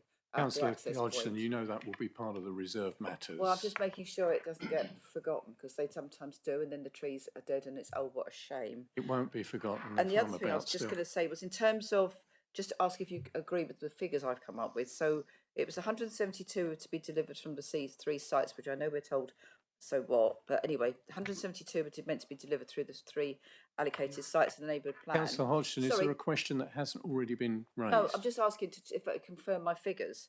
So if we go ahead with this one, which is 75 houses. We are addressing, Councillor Hodgson, if I can say, we're addressing the application before us. The other matters as to what has not been delivered on previous sites is not, I don't think is relevant, and was covered by Mr Baker and Mr Whitehead and Mr Weimer. I'm just going to say it looks like we're going to get 300 houses instead of 172. But I just wanted to see if the officer agreed with that figure. That was all. I think it's not something I don't think the officer would have in front of him, because we're considering this application that's before us. Right. Are there any further questions that you have? Thank you. Councillor Allen. Thank you. Could we go back to the slide showing the strip of land beside Lanviot Way where the entry is? There's a strip of the land that we want to hopefully acquire. The plan or the photographs? The photograph, please. Thank you. I think you just went past it. That one. Either of those two, yeah. So just for clarification, because I didn't go on the site visit on Monday, which was a shame. But so that tiny strip of land between us and the hedge, that's considered to be wide enough for a footpath. Have I made a mistake there? So you can see the existing footway on the photograph. Yeah. Where it ends, to the left-hand side of where it ends, yeah. Is a strip of land which is currently owned by Bloor Homes. What they've offered is to transfer the ownership of that strip of land. So from where the current footway terminates, including the hedge, then we're talking about. It is the hedge. It is the hedge, Councillor. That makes a lot more as far sense. as the road sign, which is in a kind of a bright green. So it's just that short strip of land. Oh, okay. As far as, so when you go round the corner to here. Yeah. So where Lanviot Way, the sign is, all of that land to the left of that, which is kind of the return of one Lanviot Way, that is already owned by the Highway Authority. So they can already put a footway on that land already. Okay, so that means cutting the hedge back. So at the moment, it's clearly not wide enough for a person. It would be wide enough. It would be the same width as the existing highway, same width as the existing footway. It would be the same width as that footway. Okay. It's that strip of land. land. So removal of the hedge aspect. It would involve that, yes, but it would. But we're not. I mean, this application doesn't propose the footway. It just transfers the ownership of the land I to was- enable DCC to produce a That footway makes a lot more in the sense future. than tiptoeing around the edge. Yeah, thank you. Thank you. Councillor Bonham? Yeah, thank you, Chair. I'm going to touch on some of the points raised by other members, if I may. So just on this point, there's, just to be clear, Peter, there's no proposal in this application to put that footway in place, is there? And no money for it either. No, it's not proposed at this point. And how much would that be roughly? Do we have any idea? I've no idea. I mean, it's not been required by the. I mean, as you will have noticed from the officer's report, there's been quite a lot of commentary from the Highway Authority about what they would like to happen here, in terms of providing a footway link all the way through to the industrial estate, and we've debated that with them. And our view was it's not necessary to make this development acceptable. We didn't think it was SIL compliant. And therefore, our officer recommendation was to approve the application without it.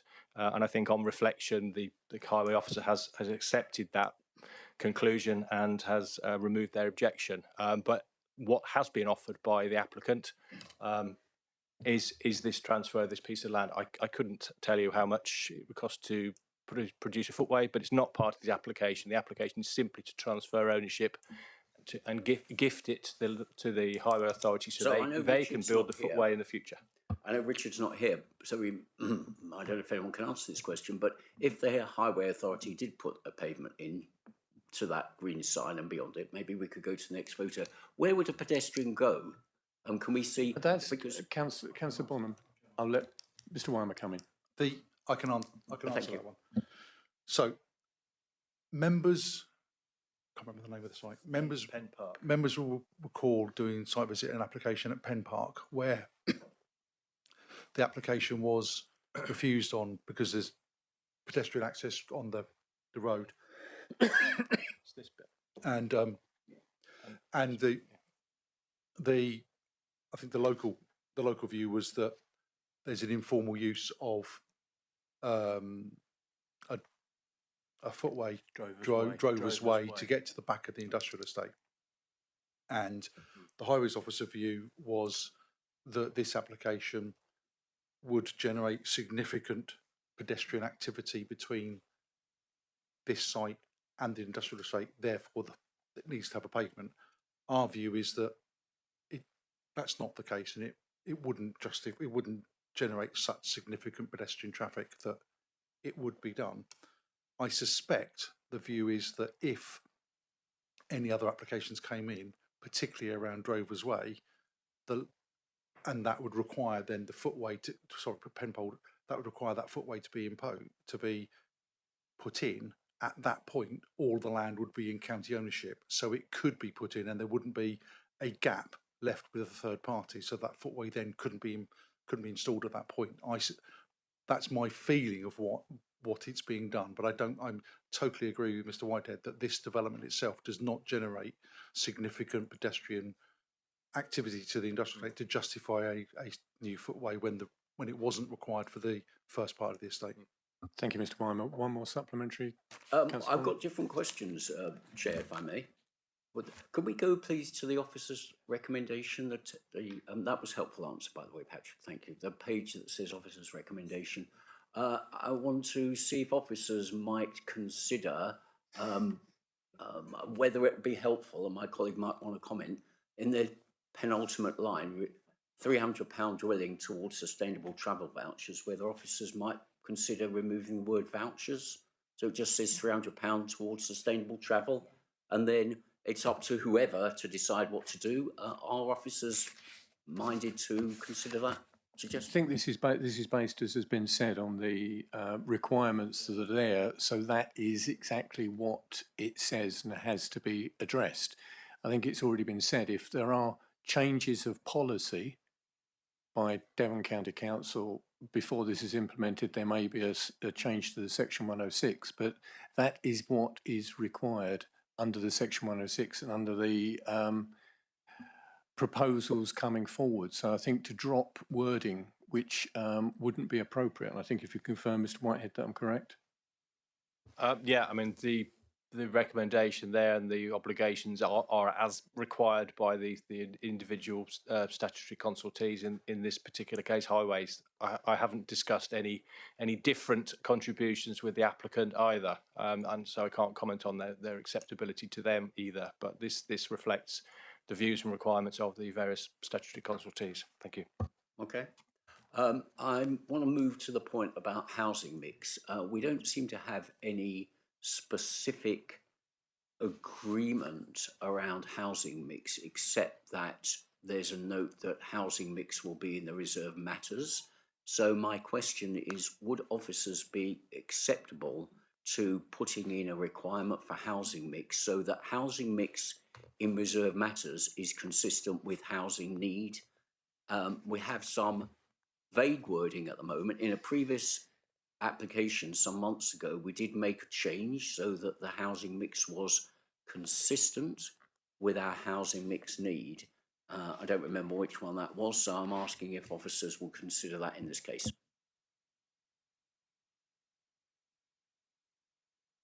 So housing mix is covered by a planning condition, not within the legal agreement, so it won't be in the heads of terms there. So members will note that condition 5 of the officer's report, reserved matters application for layout and or scale should be accompanied by details of housing mix, providing the type and size of units and demonstrating how this responds to local housing need. Details shall also include appropriate provision of accessible dwellings. So this would be wheelchair or other dwellings to meet the needs of less ambulant people. Development shall thereafter take place in accordance with the approved details. Reason for the condition: to ensure the housing delivered on this site meets the evidenced local need and accords with policies Dev 8, Dev 9 and Dev 10 of the JLP. So we have covered this issue in the officer's report, and recommendation will secure this. Thank you. Thank you. Sorry, Chair. Councillor Bonham, do you have any more? Lastly, on the point about the route of construction traffic, do we know what criteria that Richard applies when approving the route of construction traffic? Is it basically a safety issue, or does it also take account of other planning matters like noise, nuisance, and pollution, and factors relating to people living in the roads affected?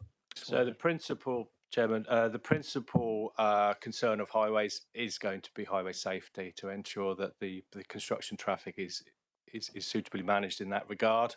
There is a separate planning condition which is requiring construction environmental management plan, which looks more at environmental health and other amenity issues, and then that covers issues related to noise associated with the construction process. Would also deal with noise associated with construction of vehicles, delivery times to make sure they're not carried out at antisocial times of day and night, and so on, and would cover other sort of amenity issues like dust control, that kind of thing. Thank you. Thank you, Mr. Whitehead. We have had extensive questions on this section, and so I think I'll conclude that now.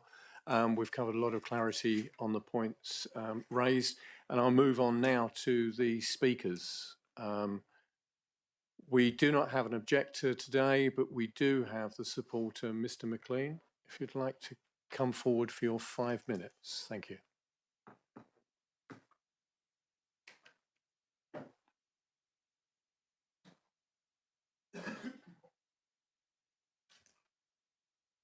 Thank you. Good afternoon, Chair and members of the committee. My name is Jack McLean.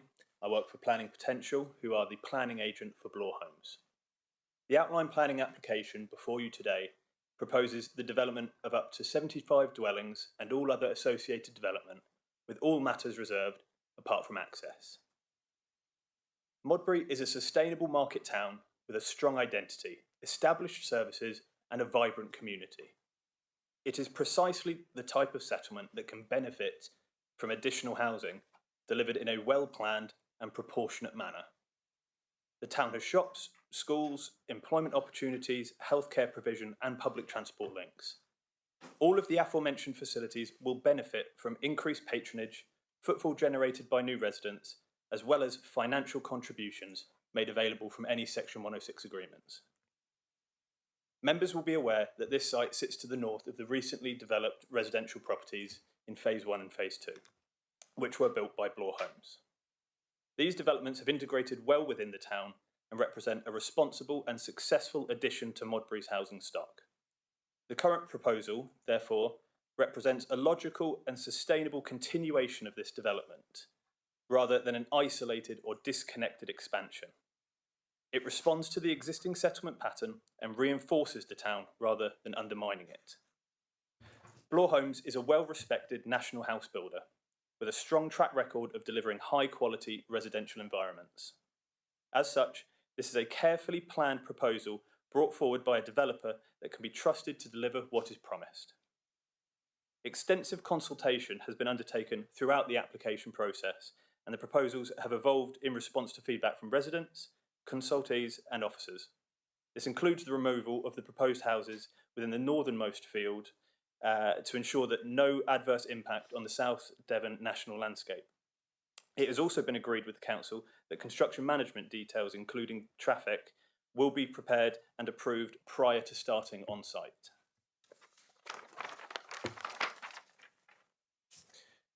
Through this process, Bloor Homes have sought to resolve all matters raised, and officers have confirmed that there are no outstanding objections. The drainage strategy has been agreed, accounts for national climate change allowances, delivers betterment over existing greenfield runoff rates, and confirmation has been received from South West Water regarding network capacity.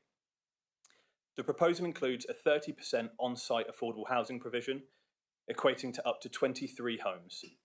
These homes will help meet local needs and contribute to a balanced and inclusive community, allowing people who have grown up in Modbury or who have familial and employment ties to the town an opportunity to remain within their community rather than being forced to look elsewhere.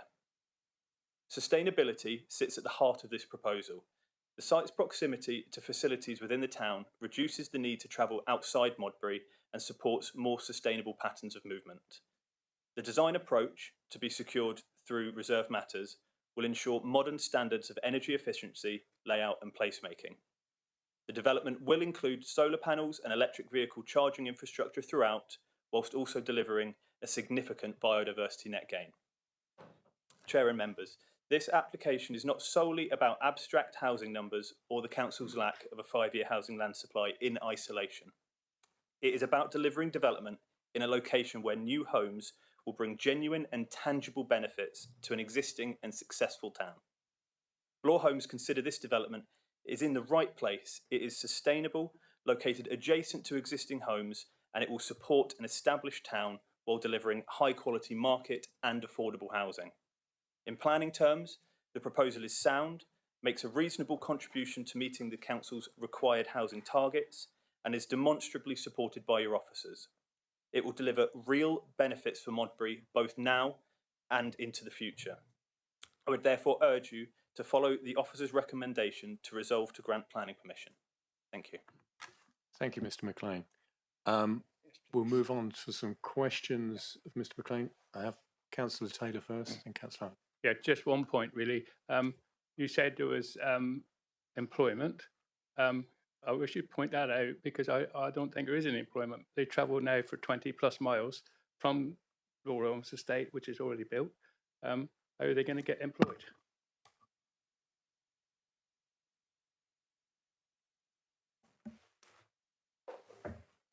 The employment opportunities provided within Modbury are not solely the use class employment. There is obviously employment opportunities throughout in centre, as well as within the more apologies.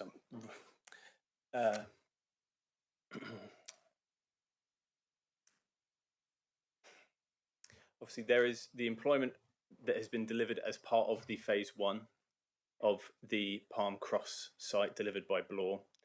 There are also employment opportunities throughout Modbury, including within the centre. Those will benefit from the increased number of residents that can be delivered through this site. I hope that answers your question. Thank you, Mr. McLean. Councillor Allen.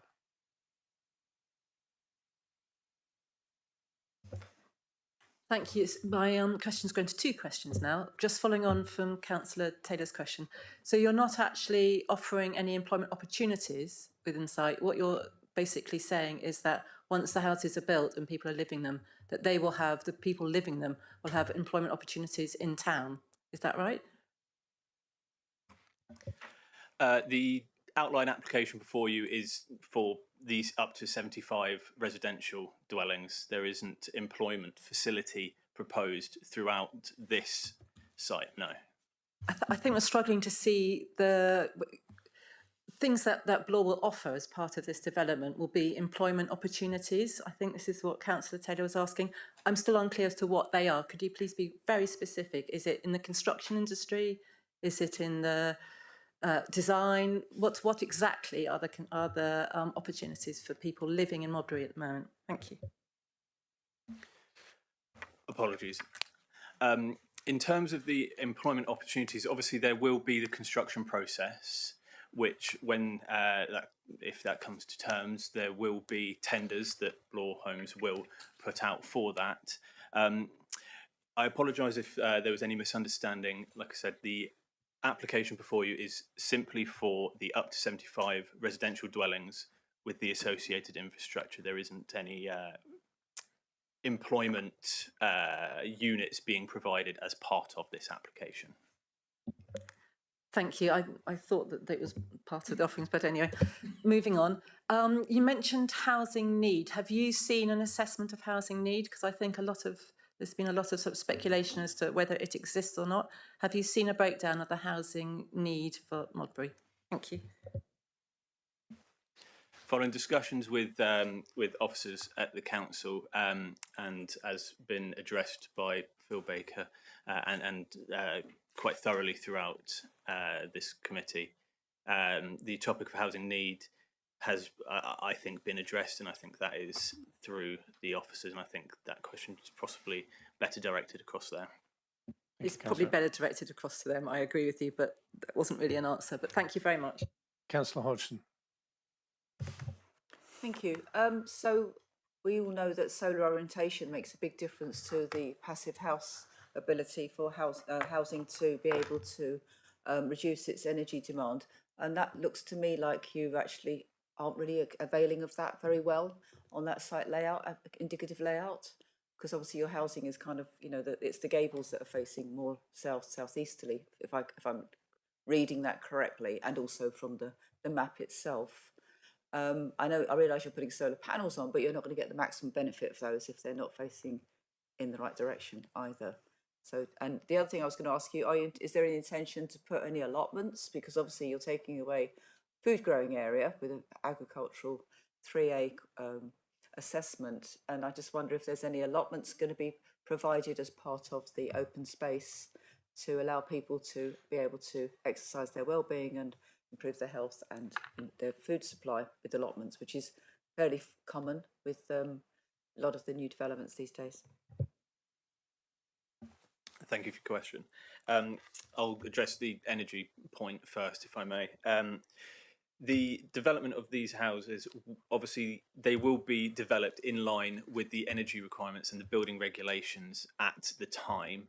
Obviously, there is potential that could be the future home standard. Obviously, I know that you mentioned yourself there, the passive house.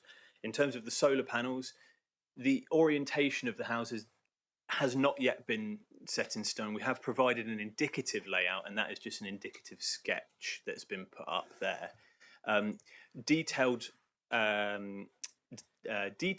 of the layout of the residential properties will be submitted to the council as part of any reserved matters stage, so that can then be addressed in due course. In terms of the allotments, discussions have been ongoing with the council with regards to that, and there is a requirement in this section 106 that does refer to that. Obviously, if they are not able to be brought forward through this development, there is obviously a financial contribution that will need to be paid to offset that. I hope that answers your question. Thank you, Mr. McLean. Come back. One, please. Yeah. So in terms of any sort of like in principle kind of agreement that it would be a good idea to orientate those homes in to actually benefit from solar? Are you sort of accepting at this stage that will be a consideration or not? And secondly, in terms of the allotments, why do you need to offset them when you've got all this land around that you could use for it? Because where are you going to plant? I mean, allotments need to be near where people live. I think Councillor Hodgson, before Mr McLean comes back, it is in the Section 106 agreement that, and we are, at reserved matters, I think from the point of view of orientation and allotments, will be matters that I'd expect to see arising from the 106. I think you've made the point to the Mr McLean, and I hope he's taken it on board. But I'll let him answer. With respect, Chairman, I do find that often we get to reserved matters and I get told I should have raised it at this point. So it's like, you've done it, and I'm pleased you've done it. Mr Whitehead, did you want to come in 1 point? I was just going to come back. I mean, and obviously the heads of terms I've put on screen are an abbreviation of those that are in the committee report. There is, as the agent noted, a requirement from our OSSR officer for contribution towards allotments as part of her requirements, either for allotments on site as part of the overall development, or a contribution towards the provision of further allotments off site. So it is covered in the committee report, and there is a requirement for such. Thank you. Solar orientation would form part of consideration against DEV 32. There is a specific condition that requires compliance with DEV 32. So provision of solar panels, air source heat pumps, all manner of other bells and whistles, together with the construction of the houses, would be considered at reserved matter stage. Councillor Hodgson, you've raised, as you said, you raised the matter here to the committee and to the agent, and hopefully that's been taken on board and will be for reserved matters, but I'm sure you'll raise it there as well. Move on, Councillor Abbott. Thank you, Mr McLean. 2 questions, please.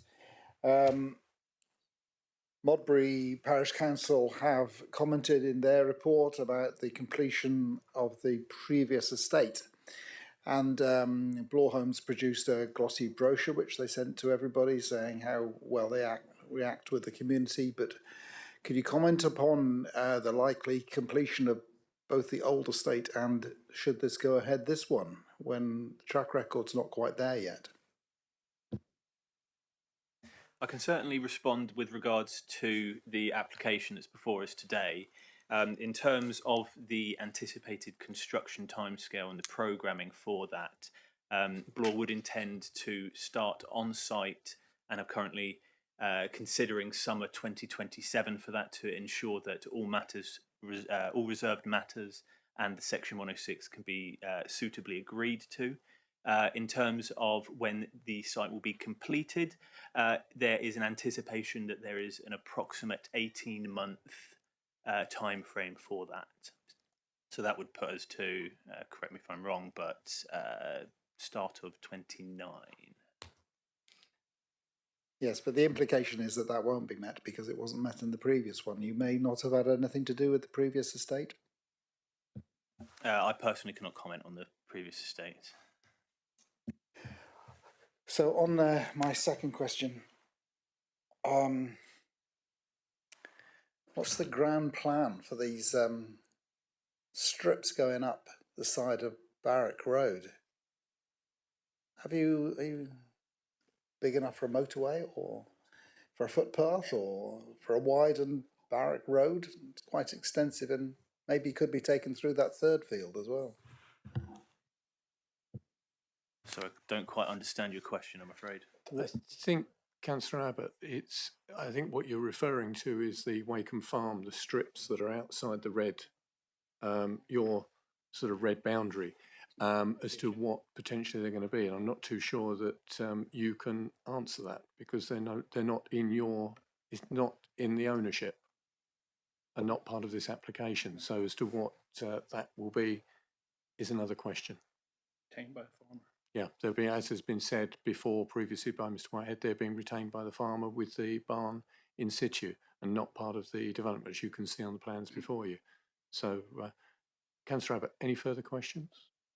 Members, any further questions? Councillor Hodgson.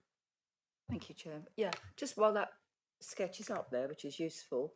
So obviously there's the road that goes off up to the farm, and then it goes straight into the potentially where the hedgerow link is.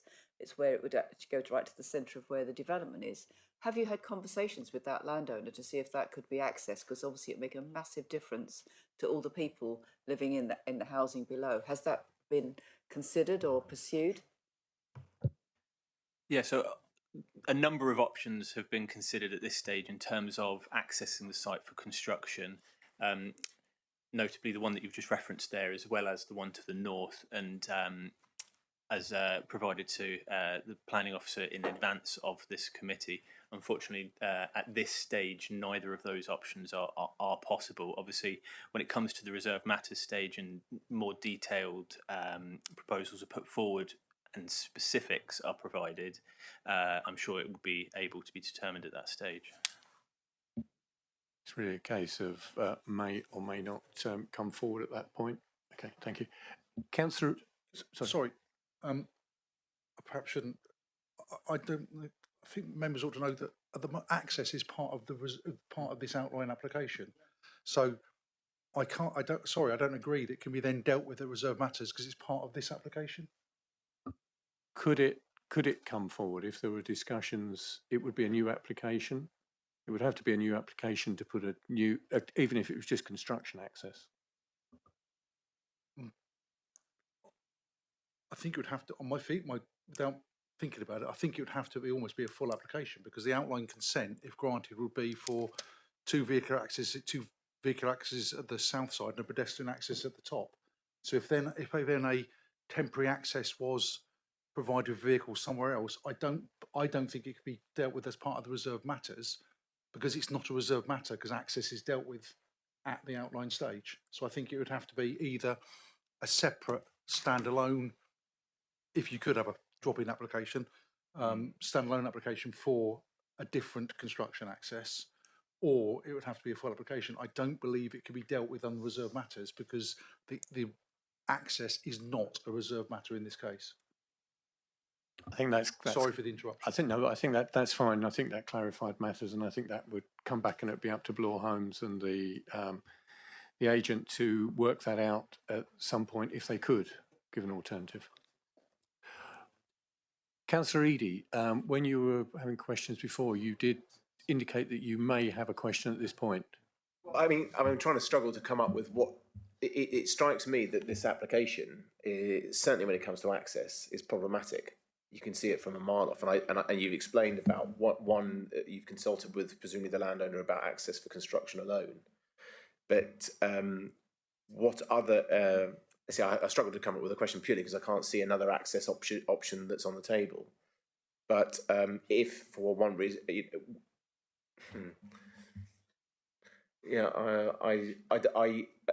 it seems a shame that there hasn't been another access that's been established through what appears to be even what Councillor Hodgson has just raised as being one possibility, even if it was just for construction sites. If this application came back, would you be able to confirm that as being an option in the future?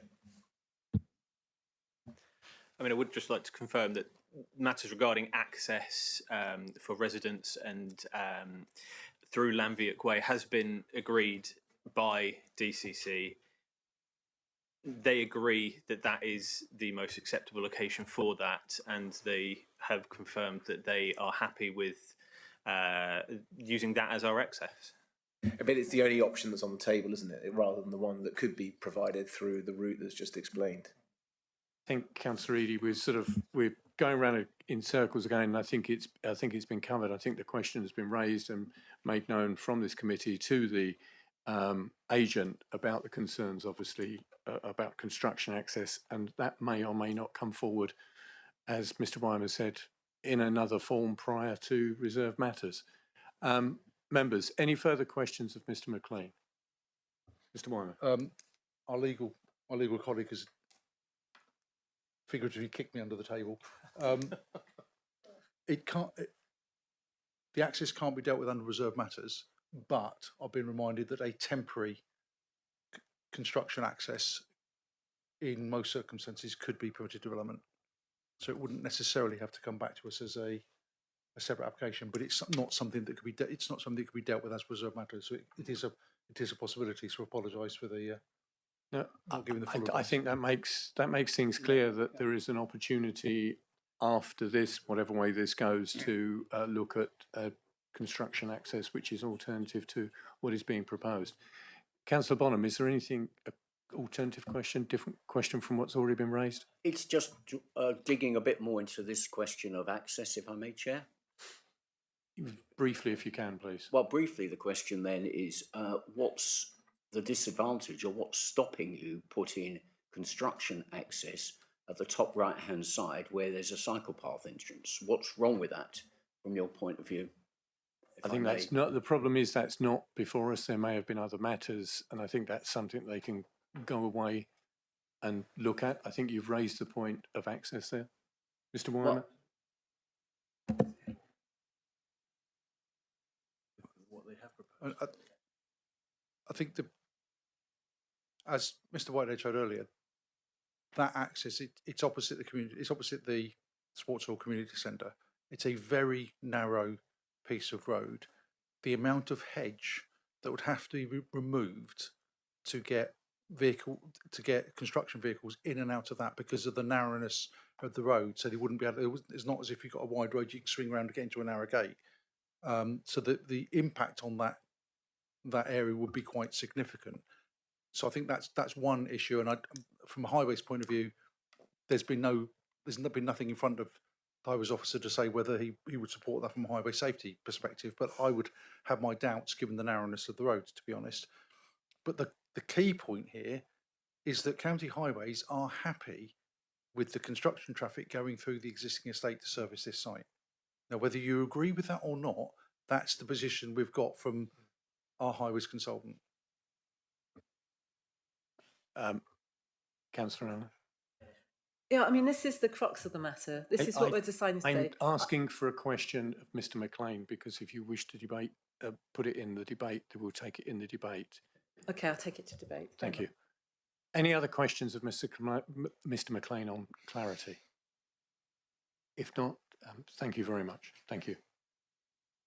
We'll now move on to the other speaker from Modbury Parish Council, Councillor Barbara Price. If you'd like to come forward, thank you.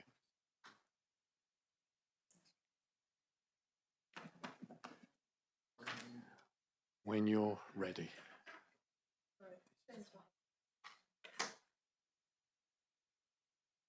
Thank you. Thank you very much. We had a first bit about the neighbourhood plan, which I won't go completely in, obviously a lot of discussion.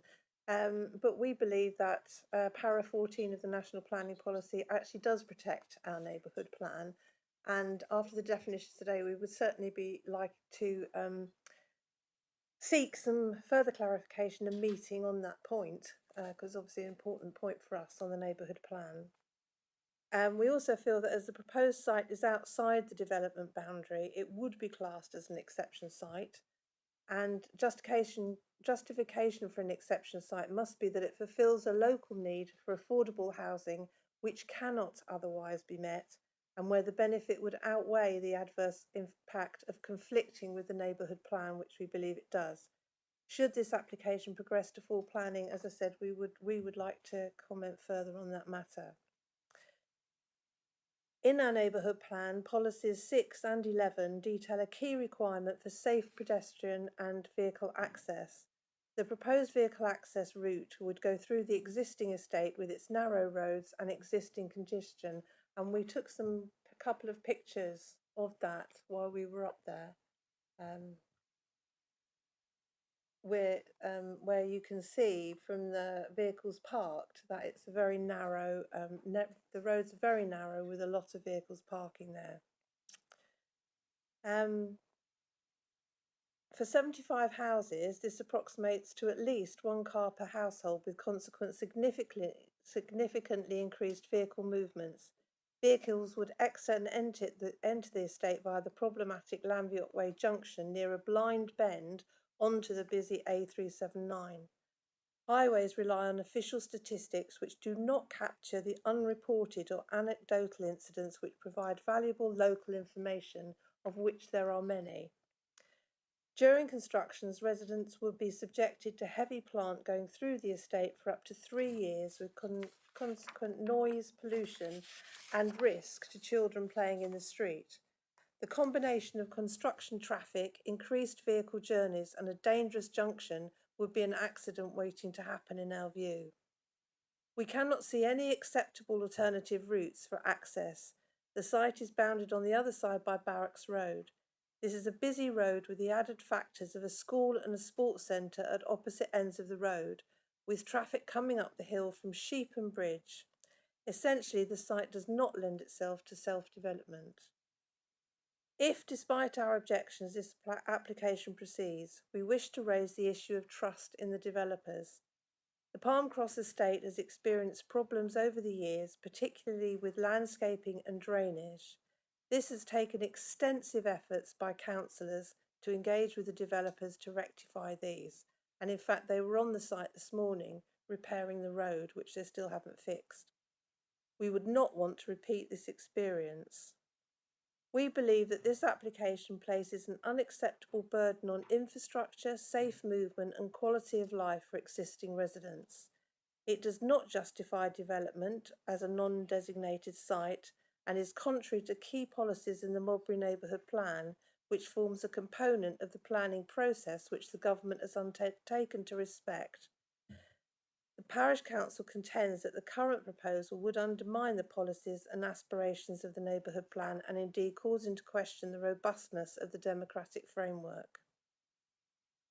Finally, we've heard about the S106 considerations, although we didn't quite understand at what stage that actually gets discussed, as this is only an outline proposal.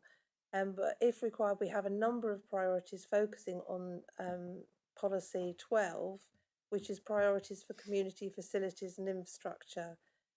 We would we welcome the 20-mile-per-hour signs suggested along Barrack Road, but we would also like to see some improved lighting for Dark Lane and access to and from the recreation ground, which is something we have campaigned for some time, and actually as there is none, it's a very, very dangerous access point. We'd also like to see pull-in bays for school drop-off and collection, improved cycle pathways to reduce car journeys, and we would love a provision of a dedicated youth centre.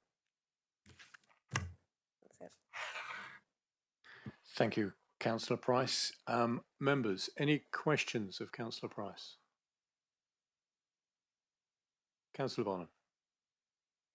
Bonham. Yeah, thank you, Chair. Thank you, Councillor Price. Just one question, really. When you, your team or the town put together your neighbourhood plan, did you think you were putting together a plan that met the housing number, the target number for housing need for residents and for future housing requirements? Councillor Bonham, well, I appreciate the question, but I think we're going back in time here as to sort of, and we've had the points raised. But if you'd like to respond, Councillor Price. I'd like to answer it. Yeah. Yes, we did.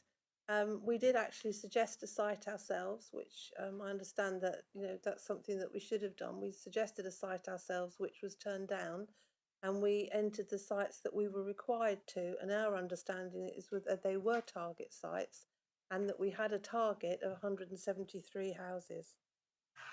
Thank you, Councillor Price. I think that's responded. For your answer. Councillor Hodgson. In terms of sites being sustainable, and the offer that's on the table at the moment for £300 per household for public transport vouchers, is there public transport available within that's accessible to that site that would make that this £300 per household is likely to make a difference? There are, to be fair, there are bus stops outside of the current site as it is at the end of Lambiock Way, both sides. But that public transport only goes to Kingsbridge one way, and to Dartmouth one way, and to Plymouth the other way. So there is, if you want to go anywhere else, you have to get further buses in Plymouth or Kingsbridge or Dartmouth. So it's limited public transport, but there are buses. Thank you, Councillor Price. Councillor Eadie. Thank you, Chair. Councillor Price, have you undertaken any questionnaire or survey with the residents who will be affected by access if this application goes ahead that shows or details any anecdotal accidents that might have happened in that area to date? We don't, but it's certainly something that we could do, although we don't want to be seen to be campaigning against a particular development. We like to be fair to any developer. But yes, I mean, it's something that the residents can do as well. But obviously we get told about a lot of the accidents, and I would point out that the police actually actively discourage motorists to report accidents unless there's fatalities or serious accidents to individuals. So if everybody stops, and those accident statistics don't get recorded anywhere. So that's a difficulty, I think, with the way that they're currently being collected and collated. Thank you, Councillor Price. Thank you, members. If there are no further questions, Councillor Price, thank you very much. Thank you. Now we move on to the ward member, Councillor Taylor. Yes, thank you. Most of what I got in my bit has been answered, so I'm not going to go back on all that. I mean, my big concern, obviously, is construction traffic through the development, to get to the development, and for some, I don't think it's going to be 18 months. I think it's near 3 years probably. But apart from that, and after that is, of course, the pedestrians. Lots of children in that new estate, which is quite encouraging for Modbury. But and as far as the shops are concerned, they don't benefit as much as we would have hoped from new developments, because it's outside of where they can easily get to. Car parking is now expensive. So, but that's all I got to say at this time. I'll listen to what you got to say in a debate. Thank you, Councillor Taylor. That concludes the speakers on this application. We'll now move into the debate on this. Does anybody wish to start the debate on this? Councillor Allen. Thank you. I'm half asking for a toilet break, but I suppose I'll wait. Yeah, I find there's almost nothing to celebrate about this new development. It's outside what the neighbourhood plan outlined and worked very hard towards achieving. It's got very complicated and potentially dangerous access.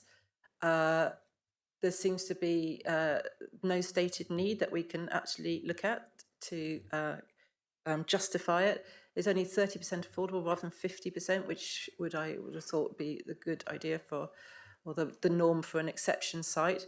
I remain to be convinced. Thank you.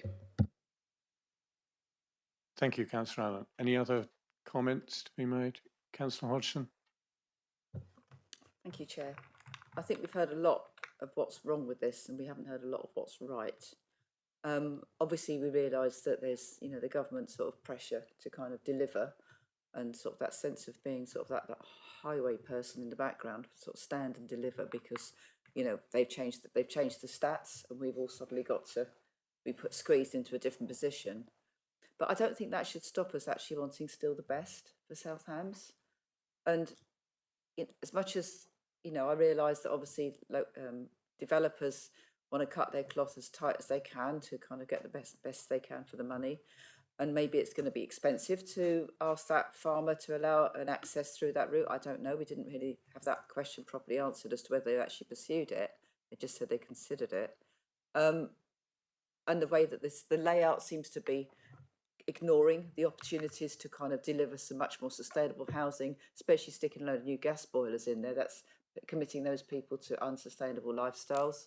It's committing the people moving into unsustainable lifestyles. Councillor Hodgson, you've got to be careful that we're talking about the outline, and a lot of the matters that you've already raised will come up at reserve matters. I think to say that's what we'd be looking for at reserve matters would be appropriate. Yeah, but it's like, they're showing how they're going to squeeze 75 houses into those fields, and we're accepting that they're just going to, how they're going to do the attenuation and things like that. That's all sort of shown, because we can't just go blind and just say, oh yeah, that sort of seems to be in a reasonable place, and we don't really like what's going to happen to the construction vehicles, but oh, well, that's only going to be 18 months.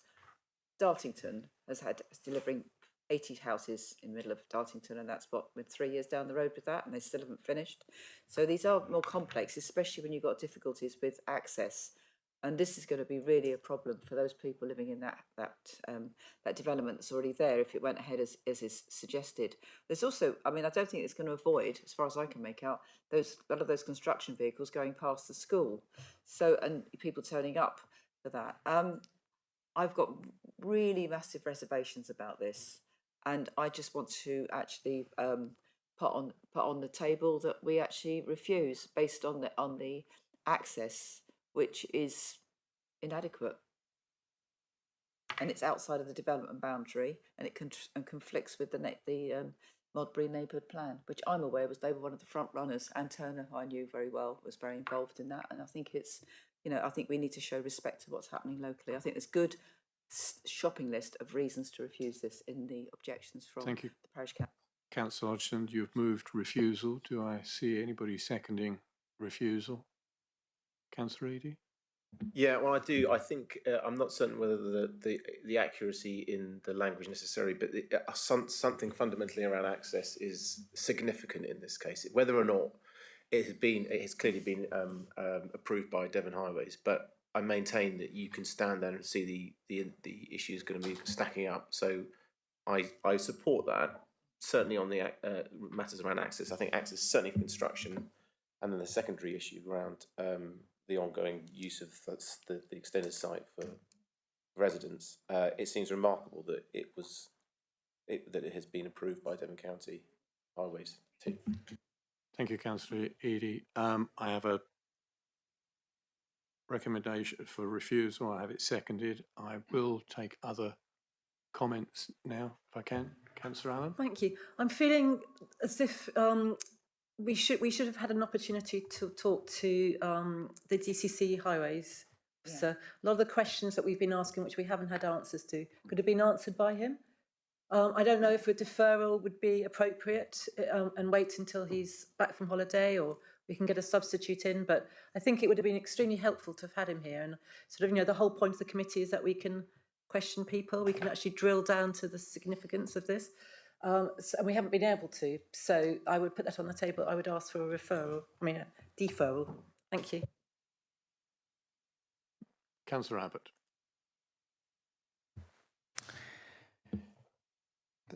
There is another opportunity for access, but I'm not sure it's any better. So it's been proposed that it could come through where the cycleway is at the north. It would need remedial work after such an activity had been undertaken, but that's all doable. But it means taking traffic along Barrack Road, and that was directly past the school and directly adjacent to the leisure centre, so that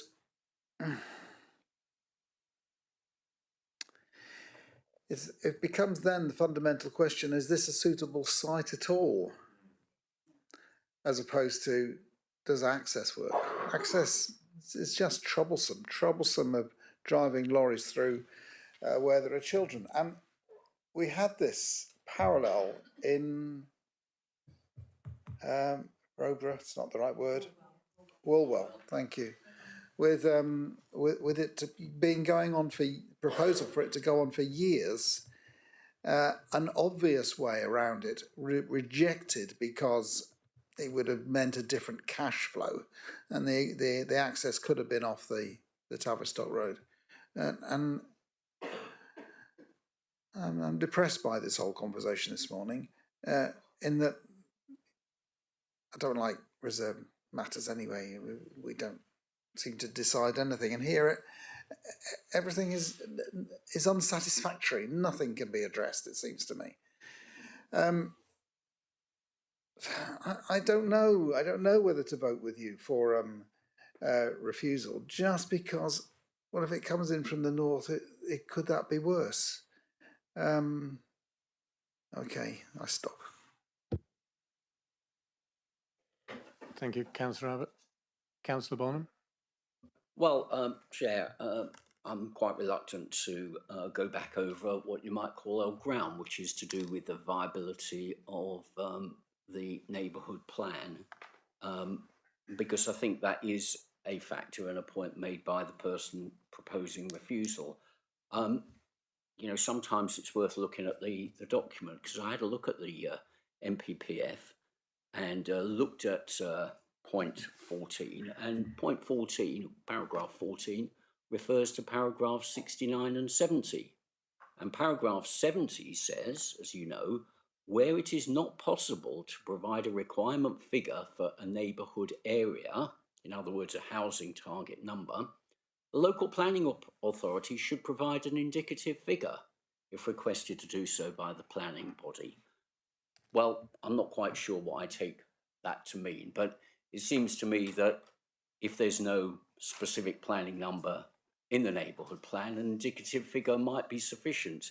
I'm very reluctant to vote against the recommendation of officers in this case, because I think their recommendation is clear. And I do think there's some positive things in this application, the provision of green space and cycle route and so on, but there's some questions over it too. So I'm sort of sitting on the fence, because I really do not like the situation where we're saying neighbourhood plans are worthless, given all the effort that people put into them, and they have set out proposed sites. And, you know, my wards are saying, should we have a neighbourhood plan or not? I want to respect local needs. So while I don't want to vote for it, against it, I don't really want to vote for it either. Thank you. Councillor Nix. Yeah, there's been a lot of conversation about this housing need. Now, there is in the paperwork a diagram about a number of applicants with a local connection to Modbury that are registered with Devon Home Choice. So although that wasn't done when the housing needs and the MPPF, there is availability of information. I just want to bring that to other members' consideration rather than anything else. Councillor Allen.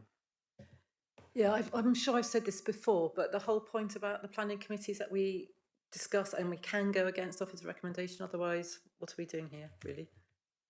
Thank you. Thank you. Members, we have a proposal for refusal which has been seconded. Reasons for refusal, we've had, based on the construction access and the neighbourhood plan comments, we obviously need something more substantial to move refusal on. So it's outside the development boundary, and on that basis should be considered as an exception site. I understand that it hasn't come in as one, but that's presumably the norm. There has been the norm in the past. And on that basis, they should be offering a higher level of affordable housing. The access itself is what's the word? It's dangerous. It's going to increase the danger within the residential area, because they are narrow roads and there's a lot of parking there. There's potentially going to be a lot of construction vehicles being held up, but ultimately there'll be a lot more vehicles coming through there as well. So I think the access is unacceptable, and they should be looking at different access, and particularly when there's another one is possible, and it's up to them to get that permission through the farm, basically. Councillor Eadie.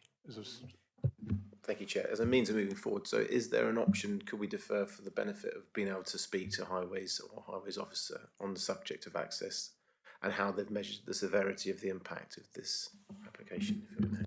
I'll bring in Mr. Fairburn here. I was going to say the proposal on the table is to refuse. So deferral is, you'd have to vote against refusal and then seek a deferral. Unless, of course, the proposer and seconder, want to withdraw their proposal.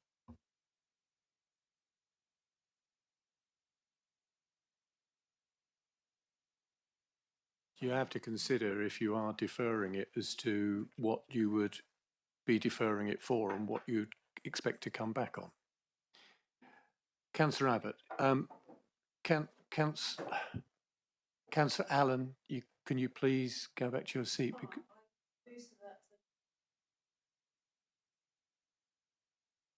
Well, they can discuss it publicly.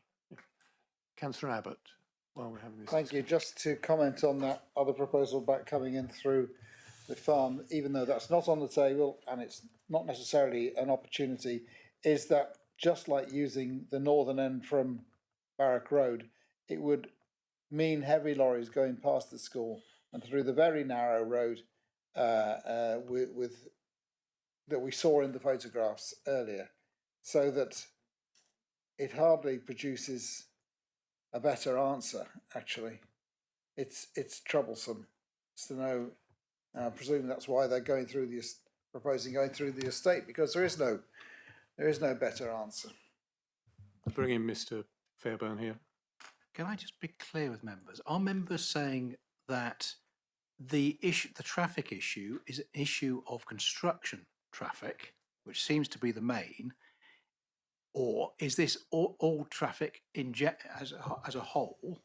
Because if it's construction traffic only, then that is a matter for the construction management plan, because it's a temporary period, and it's for them, it's for the applicant, with the outline planning permission, to demonstrate that they can provide a safe construction access during the construction period. We are here talking about the principle of the development of the site effectively a development on that site in perpetuity, not for a period of 18 months. And if you're basing a reason for refusal on a temporary period, then I suspect you're on not very great, strong grounds. I was clear on that point. I did say it was not only the construction, but also the long term. So that was in terms of the refusal. I'm prepared to withdraw the proposal for refusal to allow us to take a proposal for deferral, if that would help the situation. So. Yeah, I think I agree to withdraw too. I think on the point you just made around the CMP, when I raised this question with the officer, my main point of bringing it up during questions was if it is possible to establish something that would improve the access during construction. And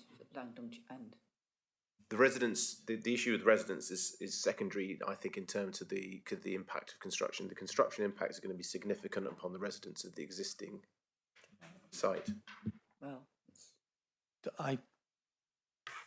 I think, you know, the movement towards deferral, as long as it's clear, but you have to be very clear that if you are deferring it for a particular reason, for either the agents, the developers to come back with additional things, or and I would say with the view of highways as well, then if it comes back again, then we'd only be looking at that deferral point as to whether that's been addressed. If there are fundamentals there about the whole of the development, aside from that, that's what you have to consider, because if we defer on specific points, when it comes back, that's what we would be looking at and addressing. Okay, Chairman, I don't withdraw my proposal for refusal. Well, I withdraw my proposal for second then, because fundamentally the issue I see is the matter around access for the construction, and if that can be brought up as something when we defer.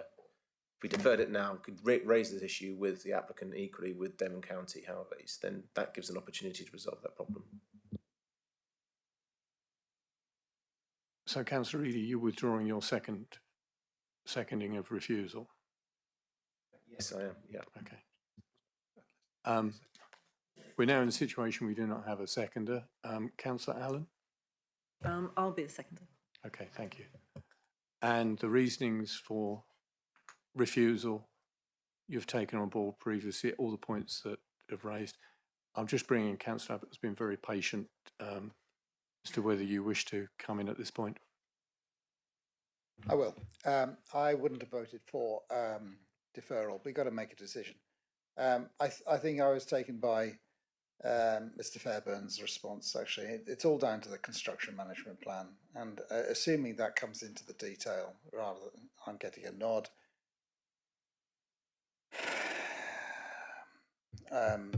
I'm not going to support you, ladies. Right, now we've had that. We have a proposer, seconder for refusal. The points, Mr. Weimer, have you captured the reasons for refusal, or do you want greater clarity? I'm afraid I didn't. I captured access which I thought, I must admit, I thought was just constructive traffic, but it clearly, but clearly it's not. And then it was also outside development envelope and contrary to the neighbourhood plan. I think they were the three main points, but I'm afraid I can't help with the reasons for refusal on this because I don't think those points are defendable. So I really need you to tell me what the reasons for refusal are and what policies you, and so inadequate access. But if this goes to appeal, we need to set out why is it inadequate. We can't just say inadequate access. What about it is inadequate? What about it? Our members are saying it's unsafe when you've got the Highways Authority saying it is safe. So I really need quite a lot of clarity around what's going into the reason for refusal. Can I ask? Sorry. Can I just take can I take Councillor Taylor? You have a question? Yeah, could I ask a question of you, Patrick, please? Now, Highways have said they're happy with the entrance off the 379. What input have they got through the estate? Because it's not an adopted road. So I'm a bit concerned because it's an ongoing thing. I mean, another 70 odd houses is going to create another probably 150, 160 movements a day, maybe. I don't know. But, you know, that's what concerns me, is why Mr. Jackson, in his wisdom, had decided it's okay to go through there. I am as confident as I can be because there is a Section 38 agreement with the county with the Highway Authority on the existing estate layout there. So at some point those roads will be adopted so that Mr. Jackson will be fully aware of the standard of the roads, the width of the road, the construction of the road. And I'd be confident that his assessment wouldn't just be around the safety and the visibility displays of the access coming with the 379, but it would also consider the capacity of the estate roads to take the additional traffic movements associated with the additional 75. Obviously, he's not here. I can't. So, but I'd be very, very surprised if that hadn't formed part. It would normally be part of his consideration. I haven't come across a situation yet where Highways have come back with a comment on access that hasn't looked at the capacity of the estate roads that were going to be used to facilitate that access to the proposed development. Thank you, Mr. Weimer. Councillor Hodgson, Councillor Allen, we need the reasons for refusal. So it's outside the development area as determined by Modbury Neighbourhood Plan, which is an adopted neighbourhood plan, it's past referendum. The access into that will ultimately use the estate that's south of it, which is also not adopted highway at the moment, for not only the residents that will ultimately live in the new site, but also the construction period will be detrimental and I would say unsafe, because as we've heard from somebody, there's a lot of young families already living in that area. It's not designed for the extra 75 new homes north of it. It should be determined as an exception site, and I accept that, you know, there's been a comment made on that, but it hasn't come forward as an exception site, and it should have done, because then we could demand additional housing, affordable housing, which is what one of the provisions of an exception site. And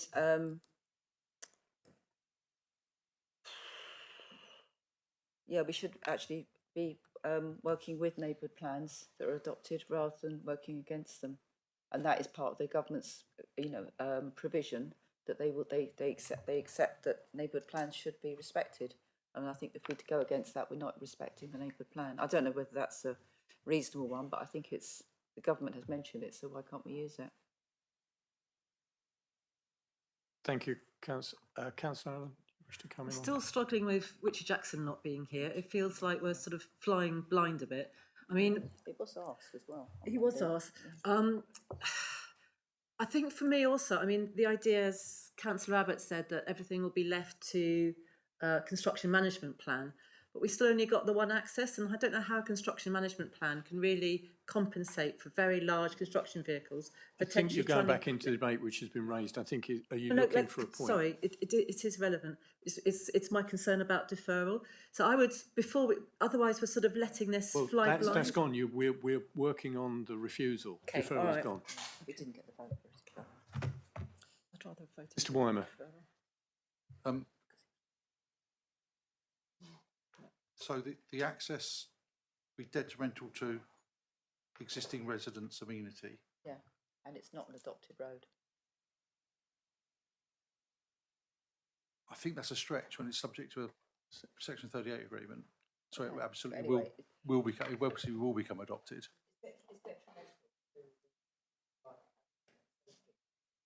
Okay, what about the access makes it unsafe? The road isn't designed for all the road width and the pavements and the design of the road itself. So It was not designed to actually accept an additional 75 housing with all, which is probably going to be 150 new homes, new movements twice a day. So we could provide evidence to the inspector that a road for an additional 75 would have been designed differently to this road? I'm not an engineer. And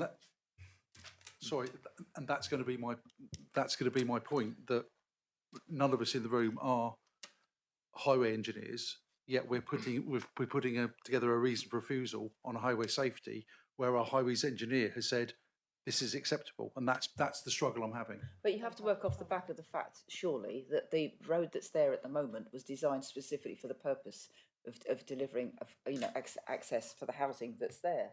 And suddenly putting a new access site in, an access in there, which is fairly narrow, as we saw, on a relatively blind bend, is actually for, potentially 150 new vehicles doing their daily movements in and out of a new site that's adjacent, plus potentially cyclists and pedestrians, because who's going to walk or cycle out the top and then come all the way down? It wouldn't be unusual for an estate road to be over-engineered to take into account of potential expansions of that estate, of those estates. It happens quite regularly. I'm not prepared to sit here and say one way or the other whether it's the road is suitable for the additional 75. Hence why I rely on the highways officer who said yes, it is. But obviously it's a committee decision. We'll try and put something together around detrimental quality of life, unsafe, not designed for the quantum of development is what you're basically saying, I think. And the second bit is it's contrary to the neighbourhood plan because it's outside the development area.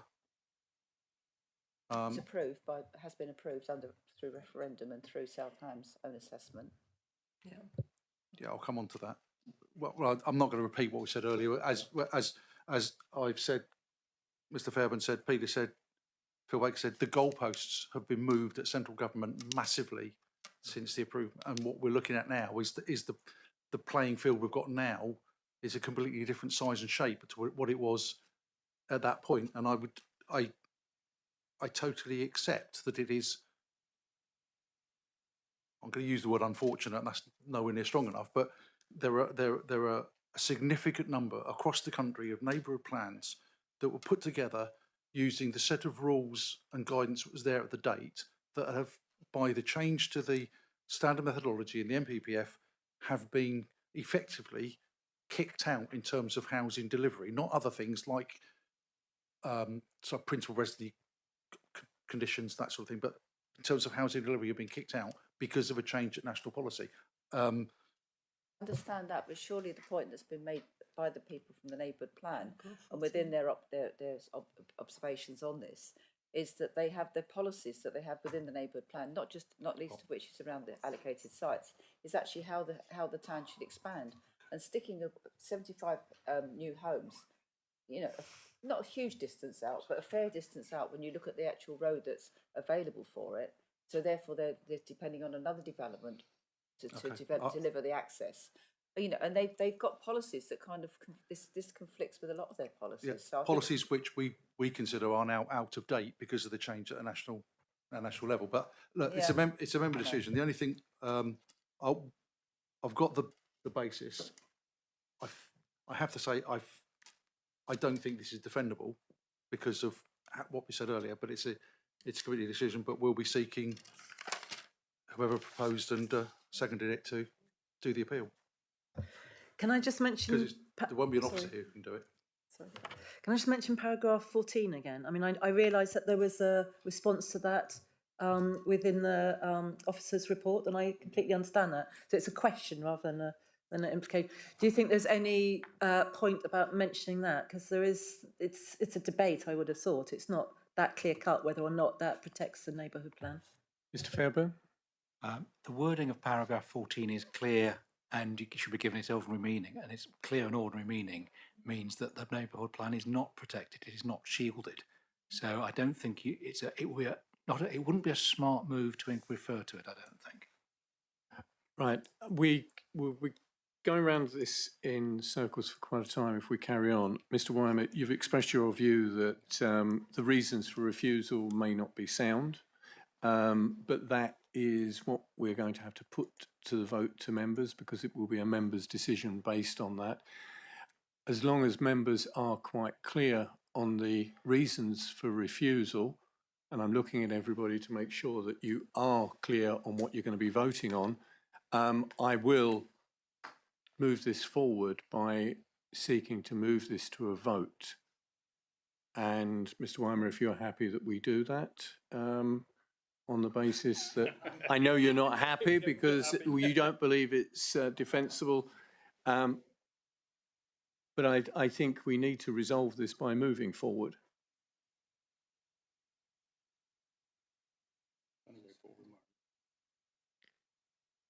Member officers, is there any, do you wish to make a comment or just move it forward to the vote?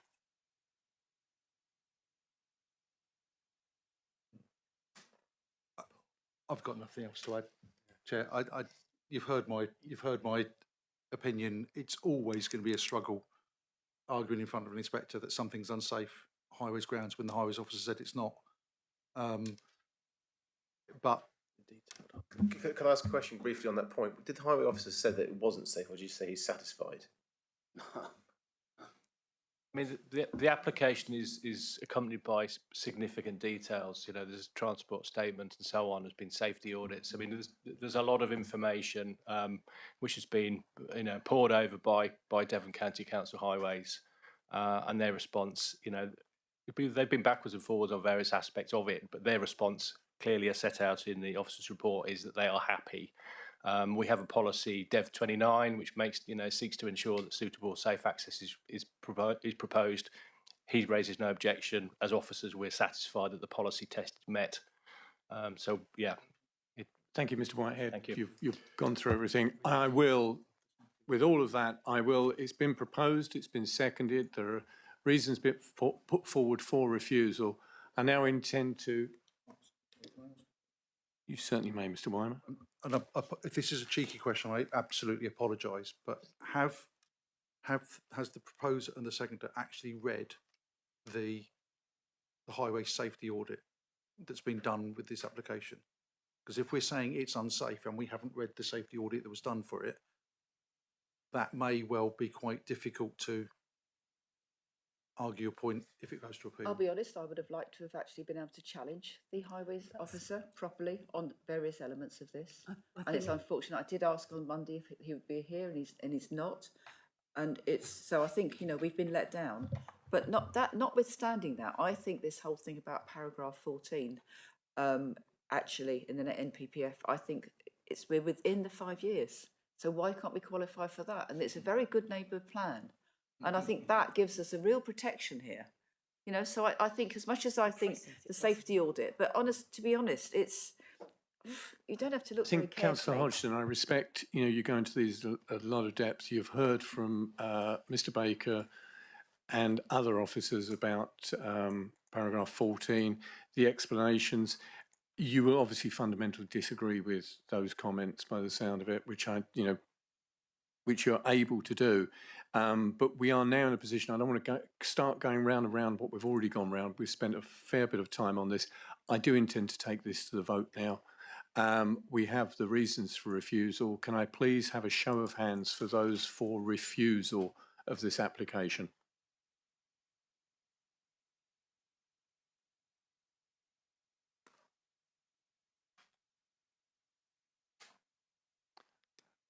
Right. Those against refusal, Against the, yes, it is against refusal.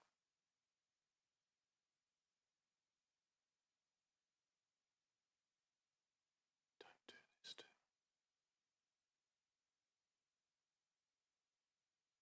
to- Abstentions.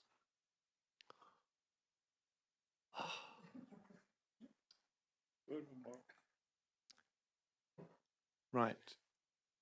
We have We have 2 for refusal, 2 for refusal, 2 against refusal, 2 against refusal, and 5 abstentions. 5 abstentions, which means it is drawn, and it comes down to a chairman's casting vote, and that casting vote will be against refusal. So therefore, that proposal for refusal is lost. And now we will move to the, I think you'd call it a substantive motion. There isn't one. No. Somebody has to come up with another proposal. Proposal. That's the point. Yes, we now move on. Councillor Abbott, I propose we go with the officer's recommendation. and I will second that. And any other, if we've already gone round that, we have a proposer and a seconder for acceptance of the officer's recommendation of the conditional approval with the section 106. And I'm going to take that to the vote now. Can I have a show of hands for approval?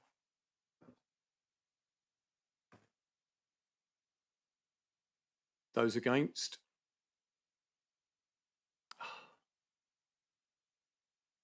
Abstentions? We have, again, a draw on this, and my vote as chairman will be for approval according to the officer's recommendation. Thank you, members. Thank you, everybody. We have gone through this quite extensively. Some questions have obviously come up that do need addressing, but thank you, everybody, for those attending and those who have been listening online.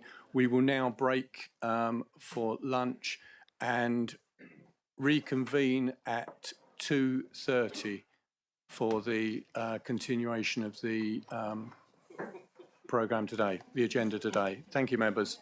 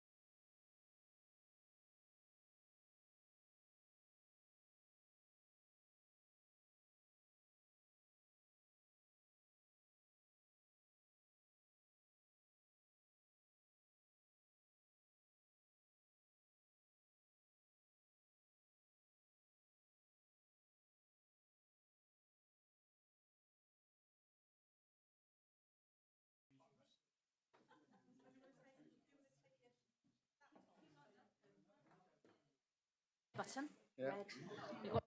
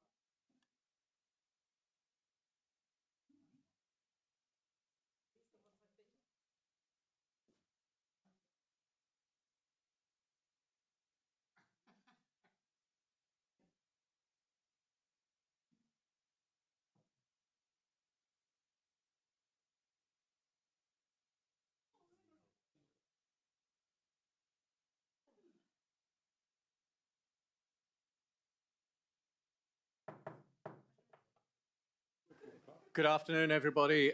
Welcome back to the Development Management Committee of the 15th of January, the afternoon agenda session. Welcome to members of the public who are here and those who are listening online. Just before we start, some housekeeping. In case of a fire alarm, exit the doors in the building and make your way to the far end of the car park. Toilets are outside the door on the left, water is available outside the door on the right. This is a public meeting. Members of the public are welcome to listen to the debate today, but unless registered as a speaker are not able to take part and speak. We are live webcasting today, so can I please remind members to use their microphones, remember to turn them off when not speaking. And can I ask everybody to make sure, those in the chamber, that your mobile phones are switched off or on silent so that we don't have any distractions. In terms of how the application will be dealt with this afternoon, the order for the application is as follows. The planning case officer will present their report. The objector will speak. The supporter will then speak. Parish council representative will speak, and the ward member will speak. And obviously, committee members will be able to ask questions of each speaker on points of clarity. At the conclusion of the debate on each application, the members will vote and come to a decision. I am Councillor Mark Long, Chairman of the committee, and I'd like to ask the officers at the top table to introduce themselves, please. Thank you. Thank you, Chair. My name is Amelia Bolter, Senior Democratic Services Officer and Clerk to this committee. Thank you. Good afternoon. I'm Bernard Taylor, Vice Chairman of this committee. Good afternoon. I'm David Fairbairn, Head of Legal Services and the Council's Monitoring Officer. Good afternoon, Pat Weimer, Head of Development Management. I'm Charlotte Harrahane. I'm the case officer for the application this afternoon. Thank you. And for this afternoon's sessions, we have an apology from Councillor Eadie, who has had to leave. And on this application, do we have any declarations of interest? Councillor Carson. Thank you, Chair. I have a working relationship with the agent, Mr. Dan Stewart. Thank you. And therefore, you will not be taking part in the debate, discussion or vote on this. Thank you. You've already noted my declaration. Yes, from the earlier session. Thank you. Thank you, Councillor Bonham. Right, if we can now move on to our agenda item B, 267725 FUL, development site at Middlecombe Barn, Beeson. Case officer is Charlotte Harrahane, and the recommendation is conditional approval. Ms. Harrahane, your presentation, please. Thank you.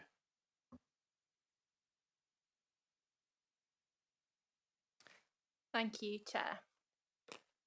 Oh, let it do its thing. There we go. This application is for the conversion of a barn to a residential dwelling. The site is in a very rural location, but it is between sort of Bee Sands and Hall Sands, just slightly further in from the coast. The application site is outlined in red here. We've also got an aerial view of the site, and I've just outlined the barn in red, the rectangle at the top, and then the site access just at the bottom in the red circle.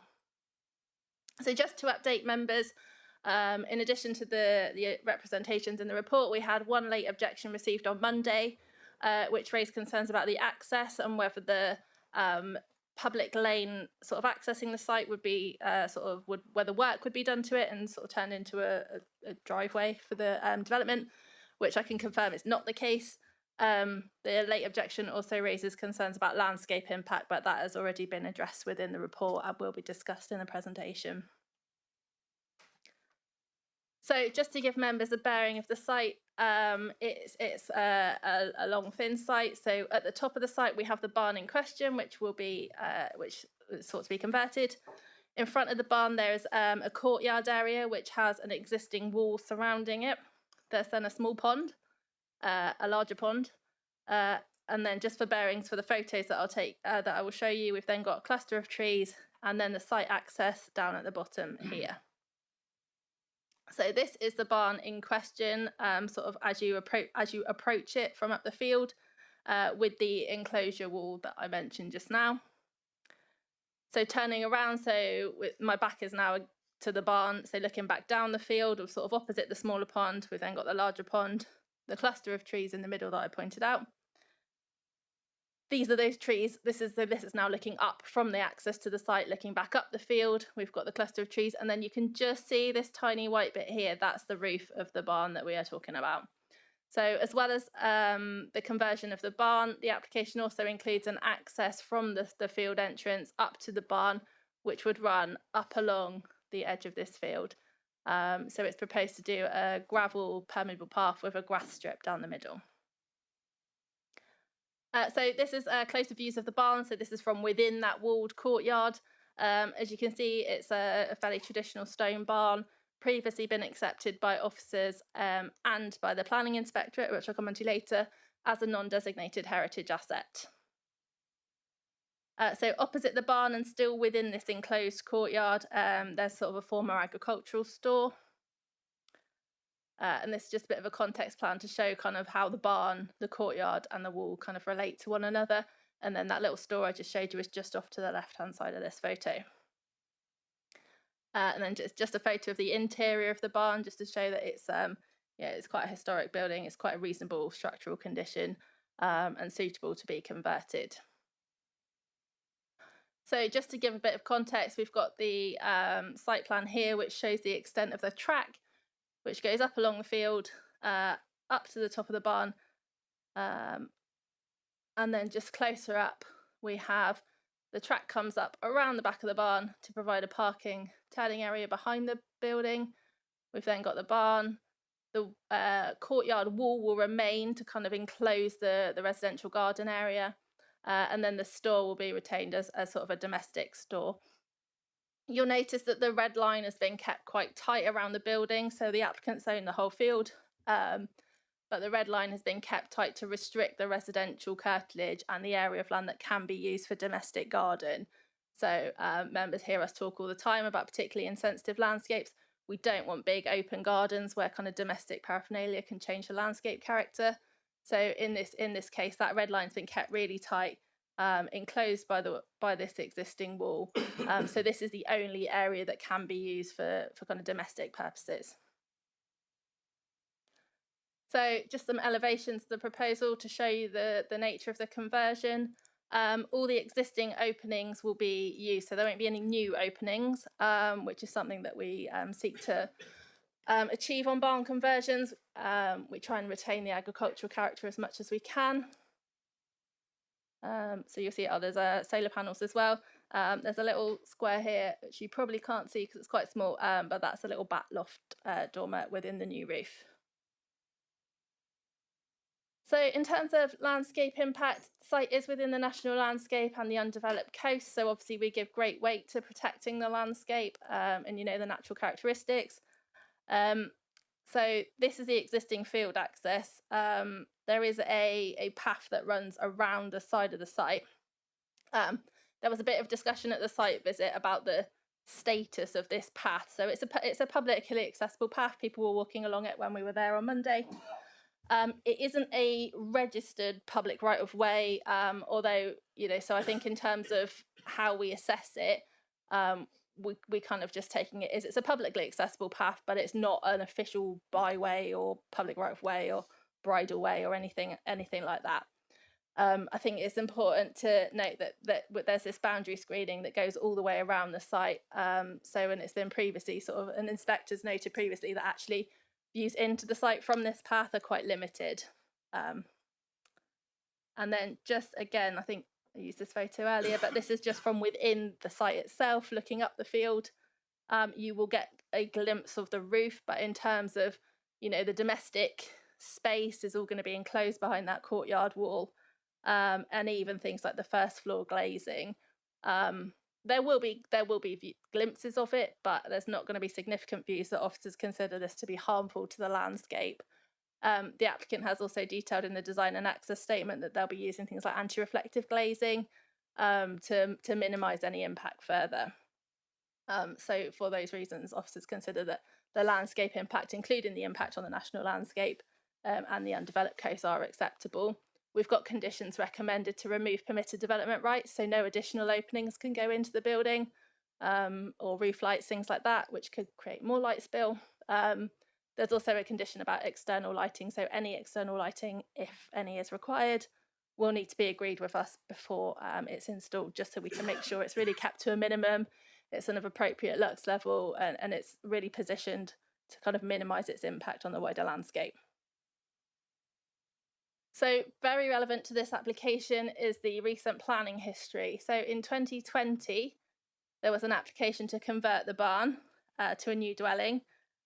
This is the plan that was submitted with that. So as well as converting the barn, there was also a proposal to build 2 extra buildings within the courtyard.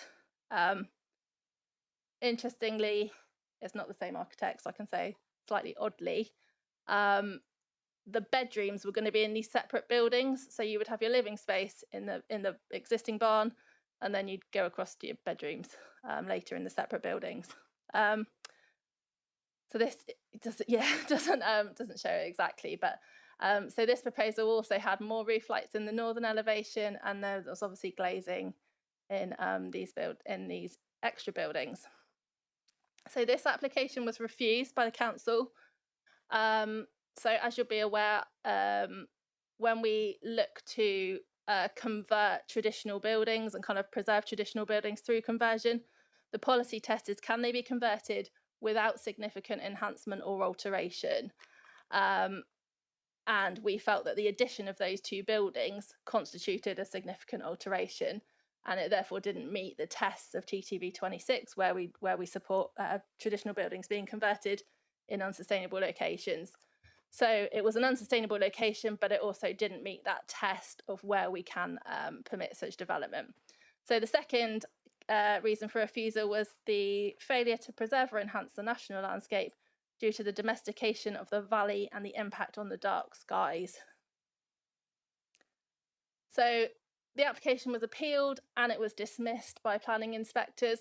So there's a couple of points that I want to draw members' attention to when thinking about this application that's before us now. So in relation to reason 1, the inspector stated that there are circumstances in both the MPPF and the JLP, particularly paragraph 84 and policy TGV 26, where development, particularly residential development in the countryside, can be supported.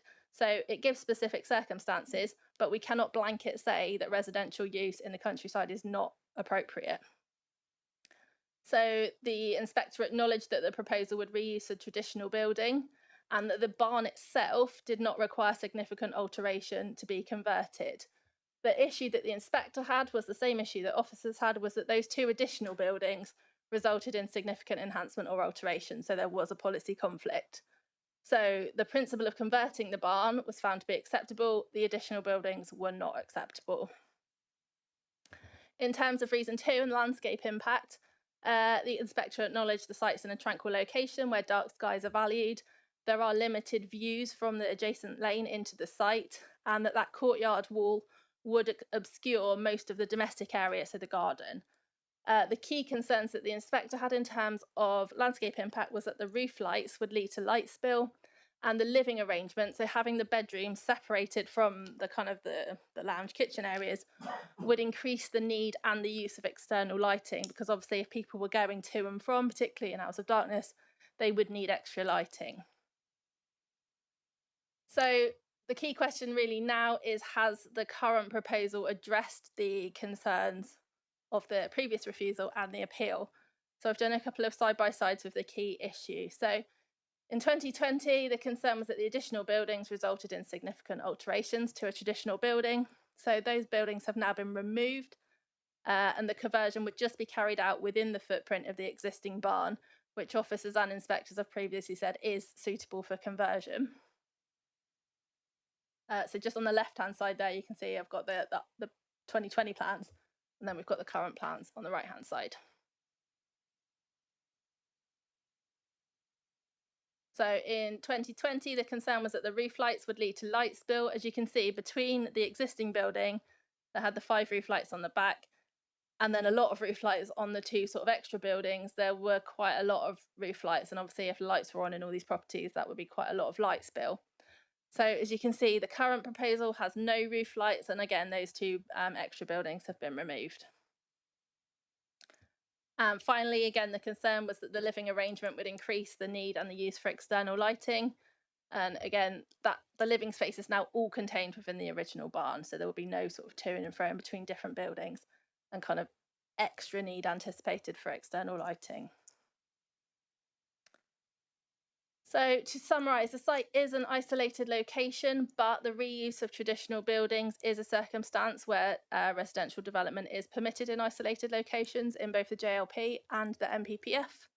The principle of converting the barn itself has previously been accepted, and the proposal takes on board the guidance in our barn guide for conversion design, so things like reusing existing openings, avoiding extensions, things like that. The landscape impact is considered acceptable, really due to the obscured location. You know, it is a very isolated site, there's limited views into it, and we've got that courtyard wall which is being retained to kind of enclose the domestic garden area. Because the site is within the undeveloped coast, any new residential development needs a local connection as per the SPD, so that's been agreed by the applicants. So although we're not in a sustainable location, so the tilted balance doesn't really kick in, you know, this is the provision of an additional dwelling with a local connection. There's no technical objections from drainage or anybody like that. And the proposal does overcome the previous refusal and the reasons that the appeal was dismissed. And the application is therefore recommended for a conditional approval. Thank you. Thank you, Ms. Harrain. Members, any questions of the officer? Councillor Taylor? Yes, 2 questions really, or some clarification. Did you say that the field wasn't owned completely by the applicant? No, sorry, the field is completely owned by the applicant, but the red line only is contained around the building itself. Okay. So yeah, they own that whole field. Yeah, okay. And the other reason for refusal originally was the unsustainable location. Well, that hasn't altered, obviously. So last time, so if something's in an unsustainable location, then that's when policy TTV 26 kicks in and says that we can allow development in unsustainable locations in these circumstances. But because of those extra buildings last time, it didn't meet those circumstances. Whereas this time, because those buildings have been removed, it does now meet one of the criteria where we would support it. Lovely. Thank you very much. Councillor Abbott. Thank you. Could you go to the plan with the red line?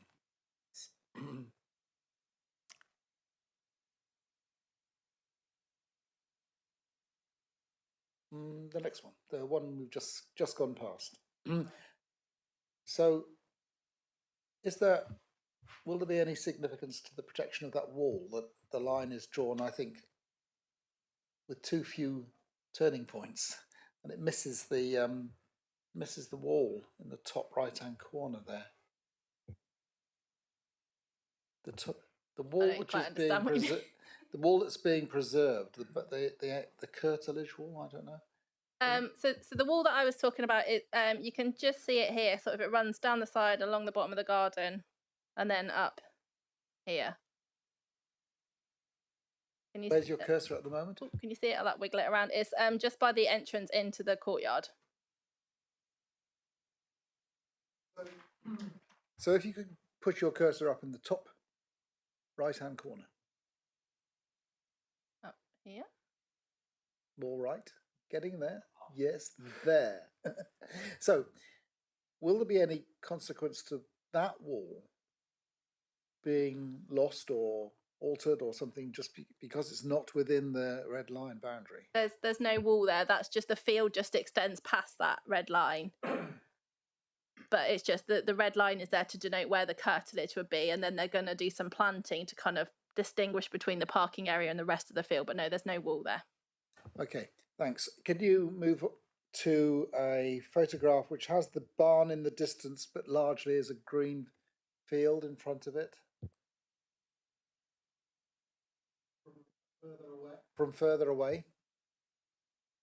So there's this one, or the one I just showed you. There, that will do. Yeah.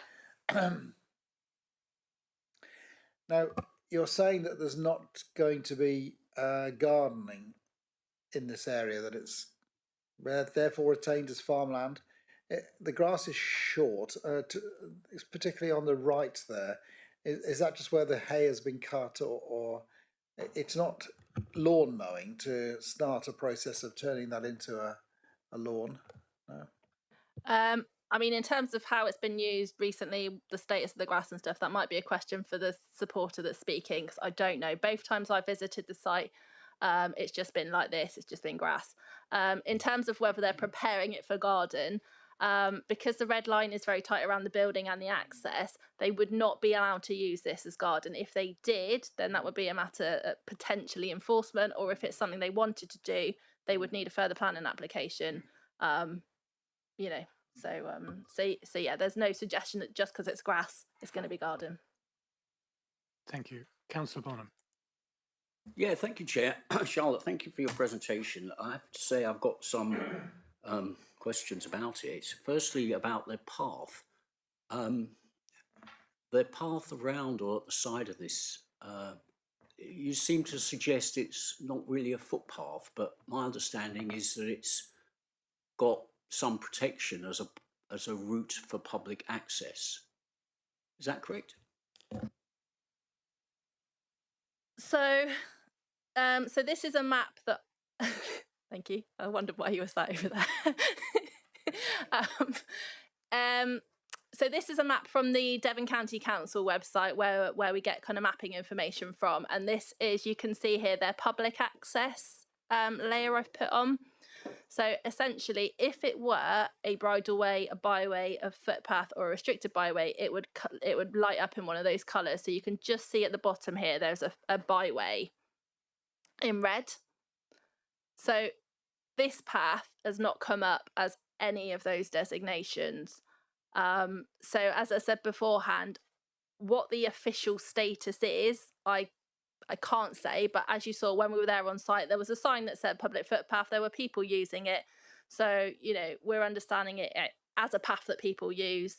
But as I say, I can't find any more information about the official status or destination of this. I don't know. So you've not looked at the ordnance survey map, which shows it as a path for public access. Is that not a fair source of information? Our default would be the county map, because they are the footpaths authority, and they're the ones who would have the named footpath, would have the numbered footpath that we could then go and see what that was. If it's not on the sort of the definitive county map, I accept that there's potentially a difference between ordnance survey and the definitive map, but the ordnance survey isn't.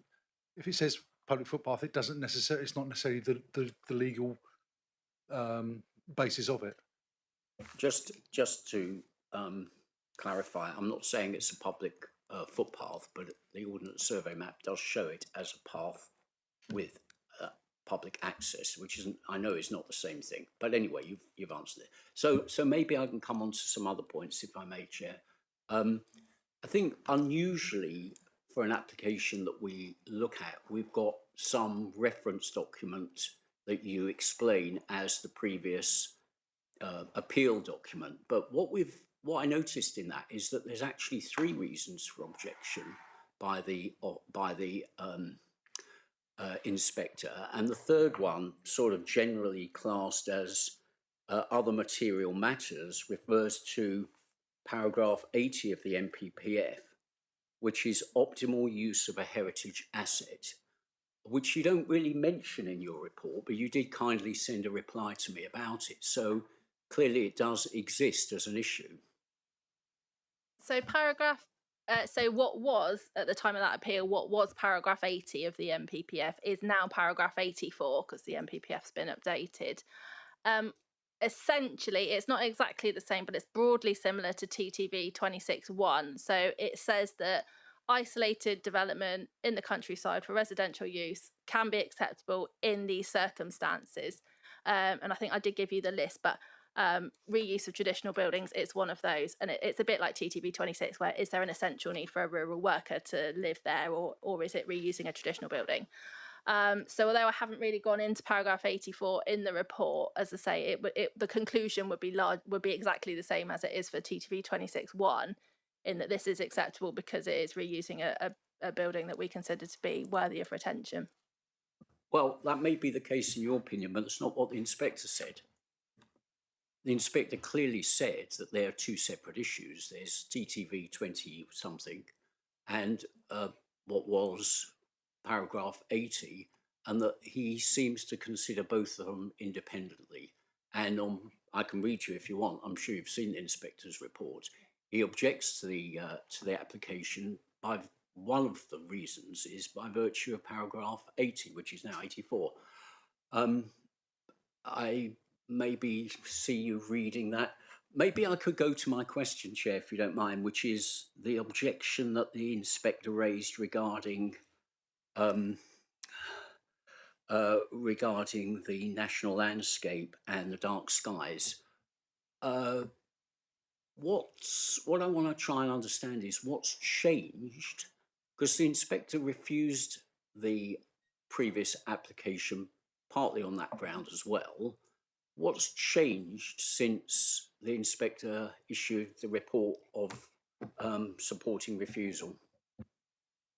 Yeah, so as I explained, so on this slide, I think shows it quite well. So the inspector was concerned about roof lights, because obviously roof lights in terms of light spill and light pollution are more concerning than normal windows, because not only are they projecting light upwards, you're also less likely to have curtains and blinds and things like that.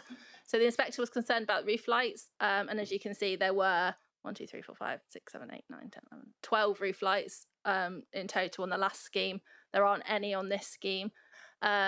And also the inspector said about, as I said before, about having the bedrooms in a separate building from the lounge would mean that there would be more likely to need external lighting, and that external lighting would be used more often because people would be travelling between the 2 buildings multiple times on a daily basis.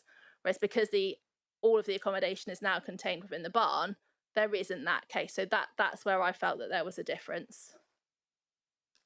Right, but again, Chair, if I may, with respect to your email reply to me, we also, do we not now, have to be more stringent in our protection of the national landscape and the heritage coast than we were when the inspector issued his refusal I'm not sure of the exact wording, but I think we now need to enhance the national landscape as opposed to the previous wording. So that's also more protection than previously applied. Is that correct?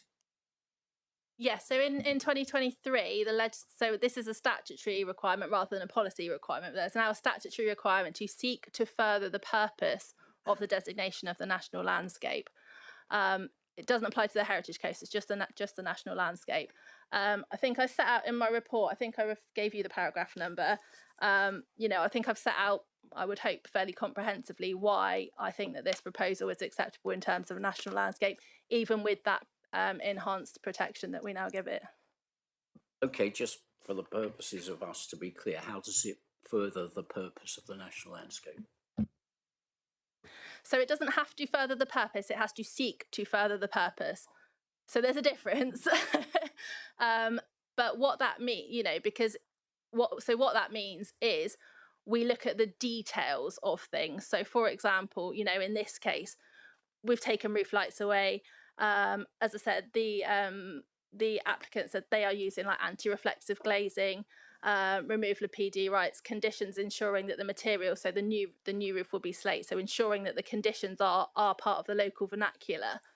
So it's that kind of consideration of the extra detail. But as I say, it is seek to further the purpose. It isn't we have to further the purpose.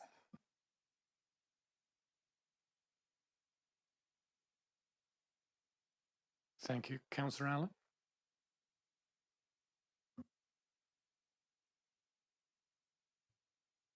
Thank you. Within the Stoke Parish Council objection, they mention their concerns that the entranceway and some of the openings into the barn have been altered in the time between the first application and now. Is there any way of clarifying that? Can you tell from photographs and plans from the first application until now? Thank you. Not that I am aware of. It might be a question for the architect speaking.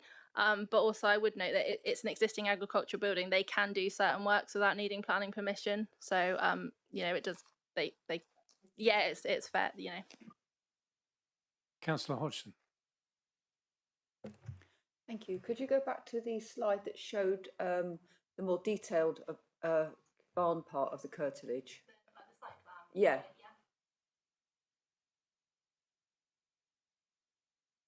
Yeah. So I raised it on Monday, those two vehicles that are shown above the barn.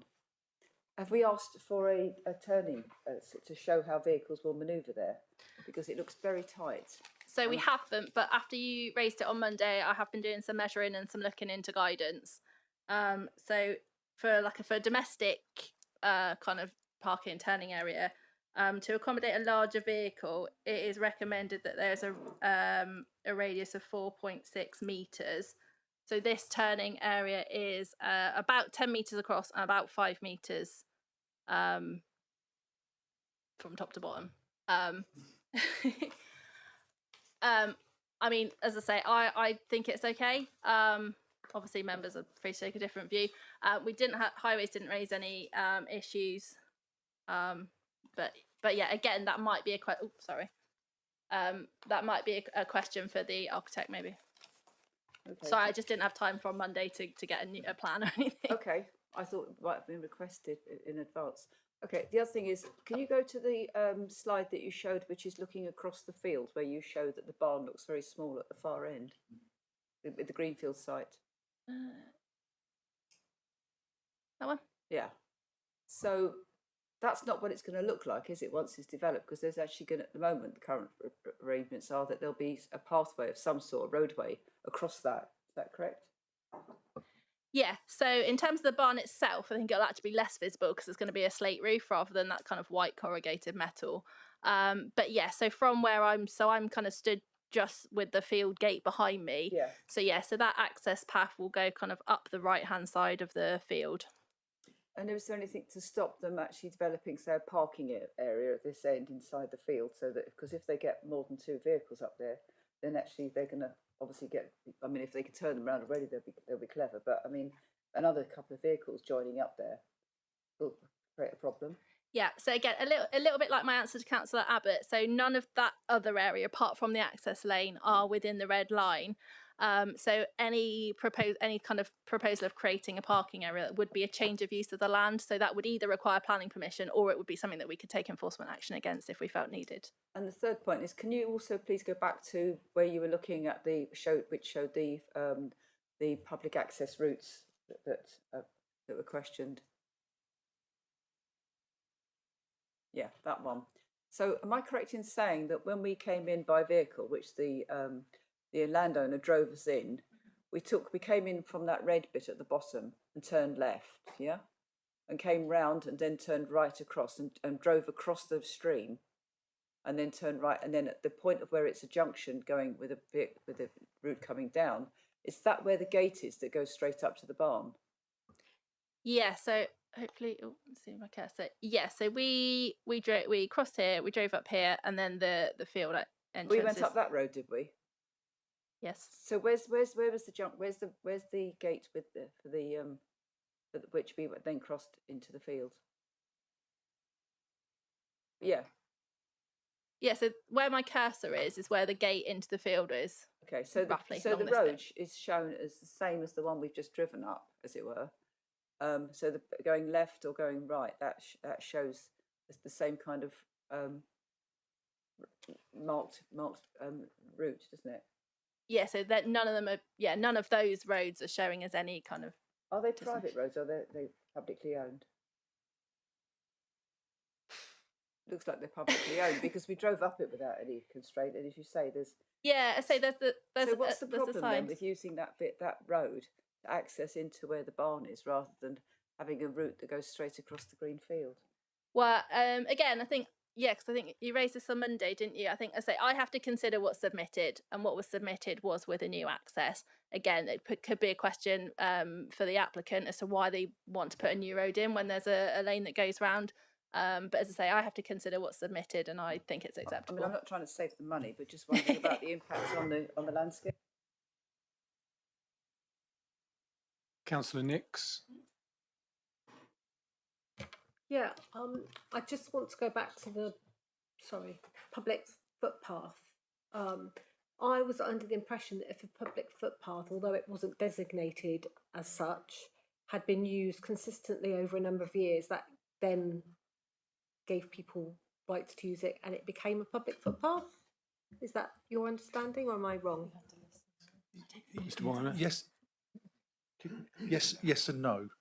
In that it doesn't automatically become a public footpath, but if there is a route that people have consistently walked, I can't remember what the timescale is, over a certain time, you can then make an application to the Highway Authority to say this is in effect a public footpath, or the Footpaths Authority, this is in effect a public footpath because members of the public have walked it unencumbered consistently for the last however many years, and it would then be up to the usually the Highway Authority to either designate it or not as a public footpath. So you're right, but I don't believe the rights are automatic. I think you have to then make an application to the relevant authority to have it designated as a footpath.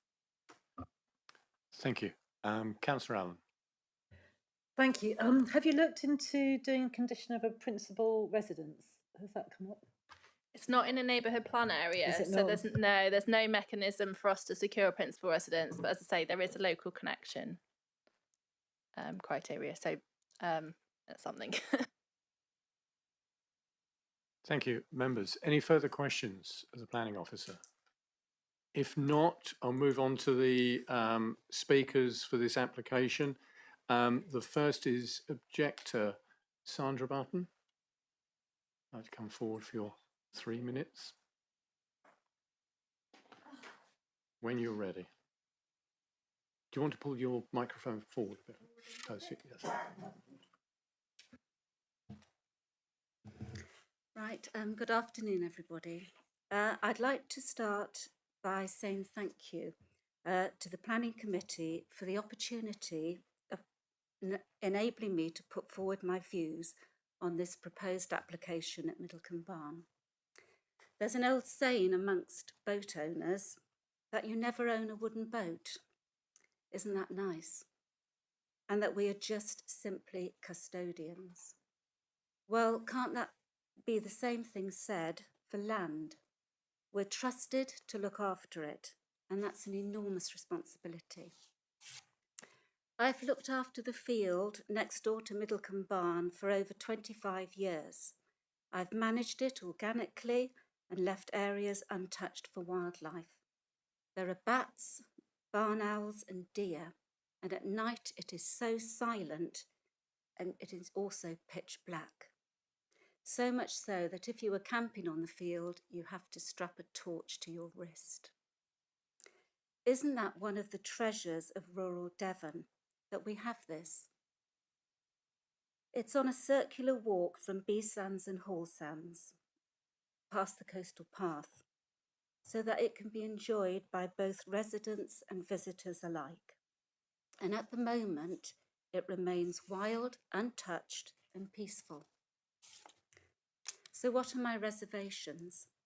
Firstly, it's a plan for a very large property, which I think is inappropriate for this rural area. The access is down a narrow, unmade track, and the width is approximately 2 metres 40. I've been to measure it, which surely cannot sustain constant vehicle pressure.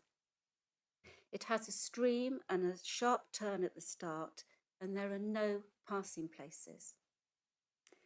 This is unsuitable, I believe, for large lorries, heavy loads, public services, and waste removal. And then, of course, there will be increased traffic and footfall, which will impact hugely on the environment. It will create noise and light pollution, changing the natural landscape completely. Even if caveats are introduced, there are no guarantees, and over time, structures could be included, and the danger of trees and habitat being removed from the boundary line. In conclusion, if this is purely for business intentions or to grow a bigger portfolio of property, then does this justify the irreversible change on the landscape in an area of outstanding natural beauty? I personally believe it does not, and we will never be able to get it back. Thank you. Thank you, Ms. Button. Thank you. Members, any questions? No questions? Thank you very much. Thank you. Move on to the next speaker, the supporter, Richard Boyd.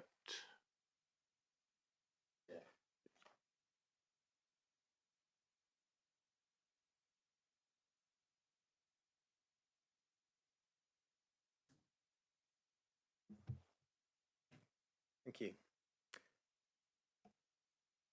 For those who weren't at the site meeting on Monday, my name is Richard Boyce. I'm a planning consultant. I've been advising David Habnan, the applicant, since about 18 months, and purposefully designed the proposals to address the previous decision of the inspector. As you know, this proposal is for a single barn conversion, and it's supported by your officers.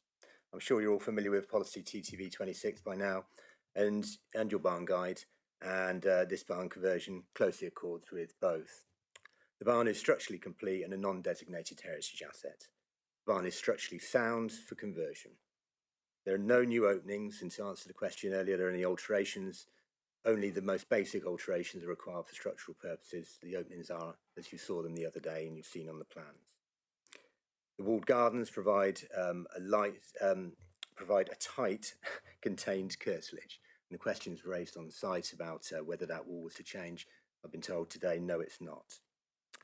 Parking removed from the front, where farm vehicles would have been parked in the past, is now tucked to the rear. And to answer your question also about whether there's enough turning space at the back, yes, there is. There's overhang room and more than enough room to turn at least 2 cars round and park probably 3. No one in their right mind is going to reverse out from this site and cause any highway harm. Outdoor lighting currently is completely uncontrolled. This is a farm building. It could be flood lit up like many of them are. And this gives you the opportunity to control that through a planning condition and indeed reduce and enhance, reduce the amount of light spill and enhance the character of the national landscape. Thus, this proposal strictly calls with your policies, as we mentioned at the start. We know this already because the property has been to a planning appeal in the last few years, and the only objection from the inspector was about the design of the bedrooms in the courtyard sheds, which were clearly unacceptable and has been omitted from the scheme in front of you. The inspector had no objections. I might take a question later from Councillor Bonham whether or not the inspector was pointing towards this being an unsustainable location. However, we only identified the light spill and the landscape impact in general, and that's what's been addressed in the design of this scheme. A number of questions were raised at the committee site visit, and the applicants asked me to address these for you. Firstly, the track outside is a county byway. We might come on to this again in a second. It was a county byway. My version is different from Charlotte's, I'm afraid. The version I saw online, the county byway on the map I had goes from the access we all walked in the other day up to the access that Councillor Hodgson was suggesting might be a better access. The whole of that track is highway maintainable at public expense. So it's all county highway. In relation to drainage, the treated foul and rainwater go down the trackway that's proposed beyond the pond and then discharge into the stream that exits the larger pond at the bottom. I appreciate I'm over 3 minutes here. Members asked whether there were long views on site as well. There are. They're glimpses from public rights of way on the opposite side of the valley, but they're about 1 kilometre away. So in conclusion, we hope you can support the proposal. Thank you, Mr. Boyd. Members, any questions of Mr. Boyd? Councillor Abbott. Thanks.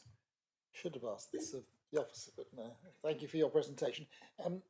What's the extension in the ownership boundary to the west there? 2/3 of the way down the site.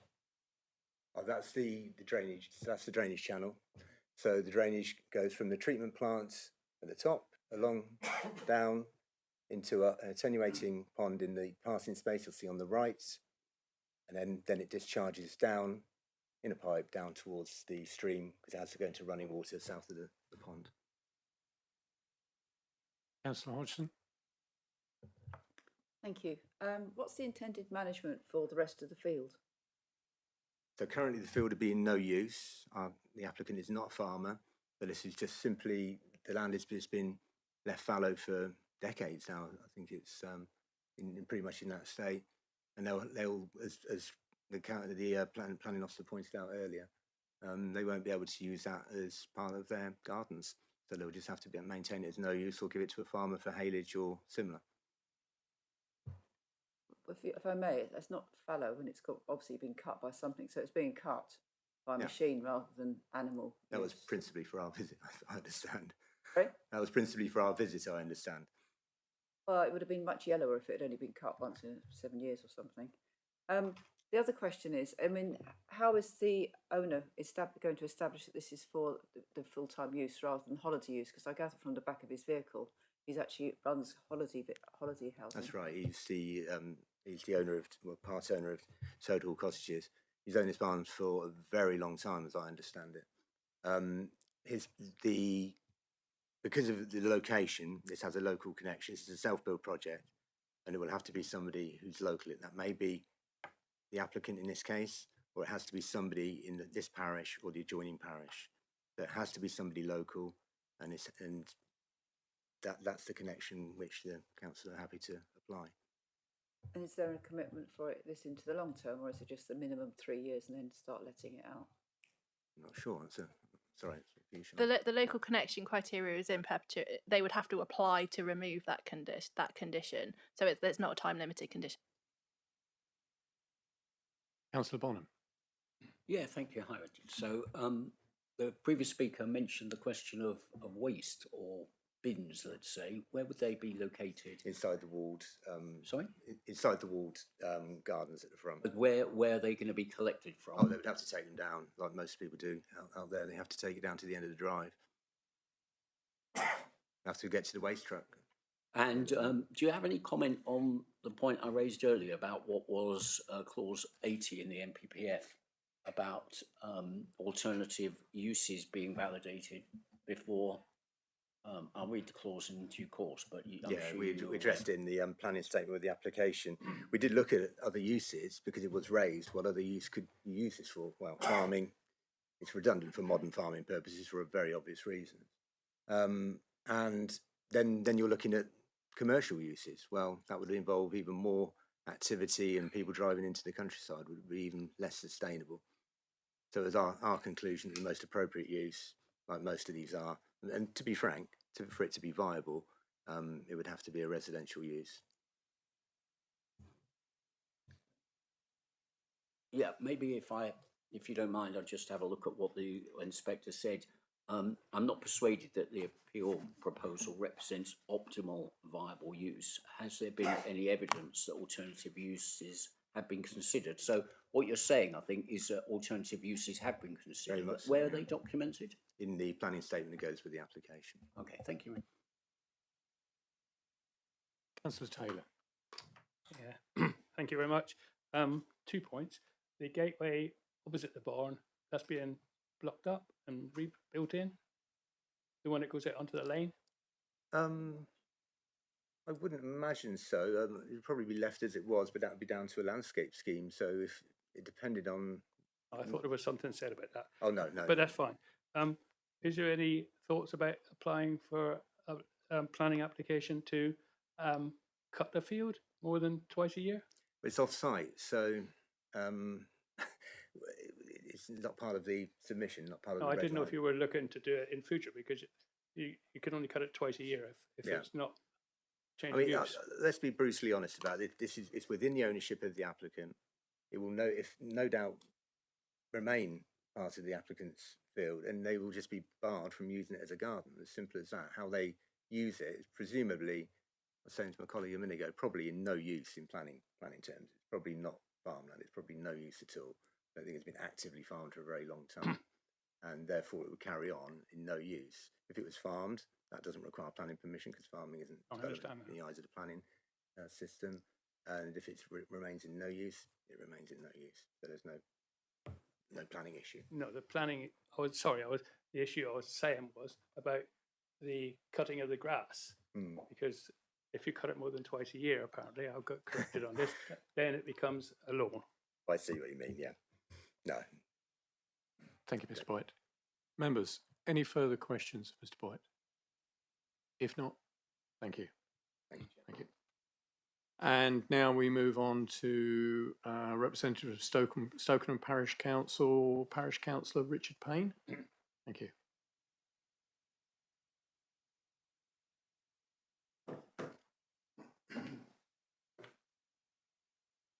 Thank you. Hello. Parish Council has objected to this application.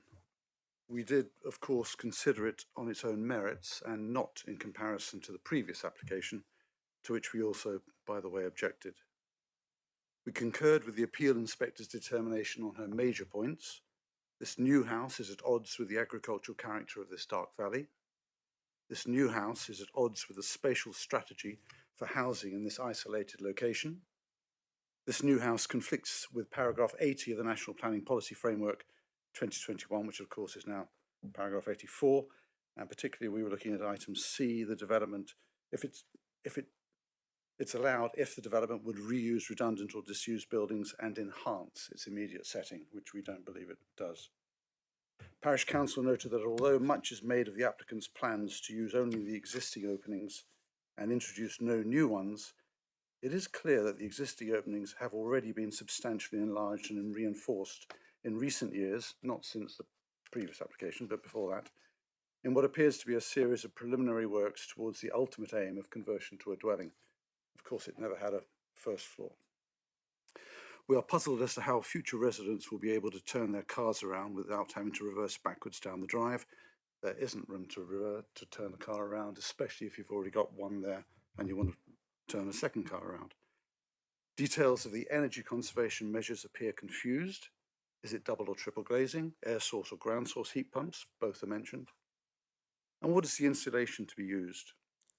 Parish Council were concerned at the Design and Access Statement section on sustainability, and I'll quote, "The new accommodation in a shell will be constructed using a highly insulated building fabric to meet and exceed current building regulations, which require higher levels of thermal insulation, air tightness and natural ventilation, which will in turn reduce energy consumption to a minimum."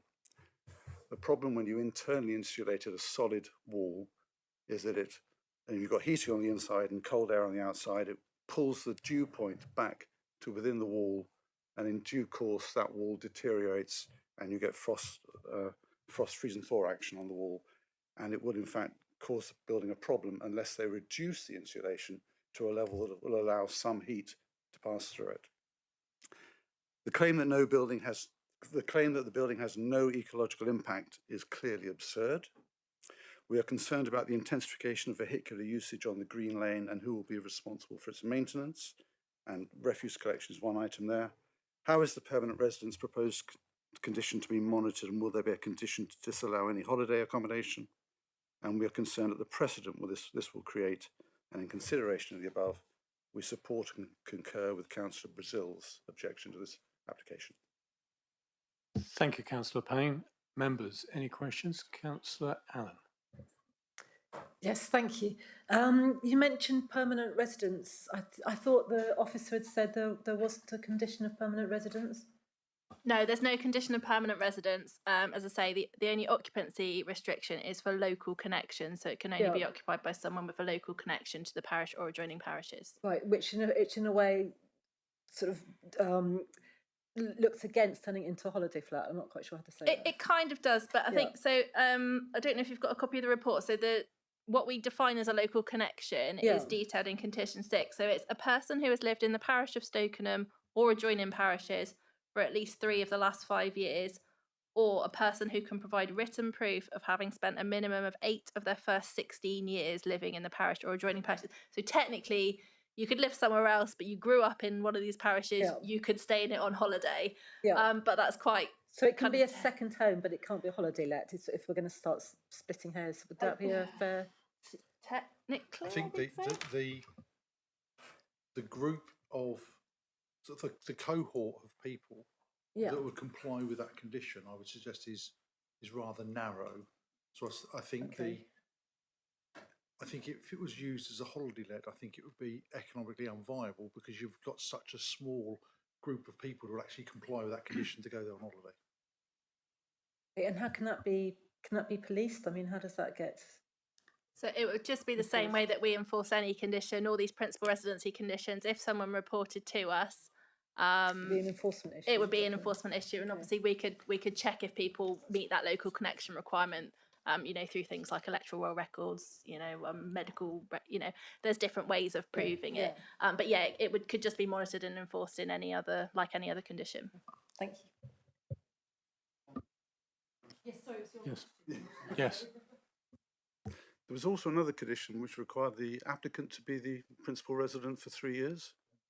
So is that a permanent residence requirement, or can he just own it and carry on living where he's living now? For the first 3 years, it shall be occupied as the self-builder's sole or main residence.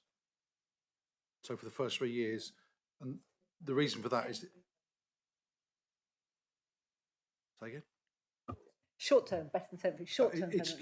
It's controlled more for the first 3 years because that then ties in with the definition of self-build in national policy. So that's why that's in. But after those 3 years, condition 6 would be the only condition that kicked in, which was in terms of local connection. So condition 4, as I think Mr. Boyd said, the self-builder would have to be someone who complies with the local connection as well.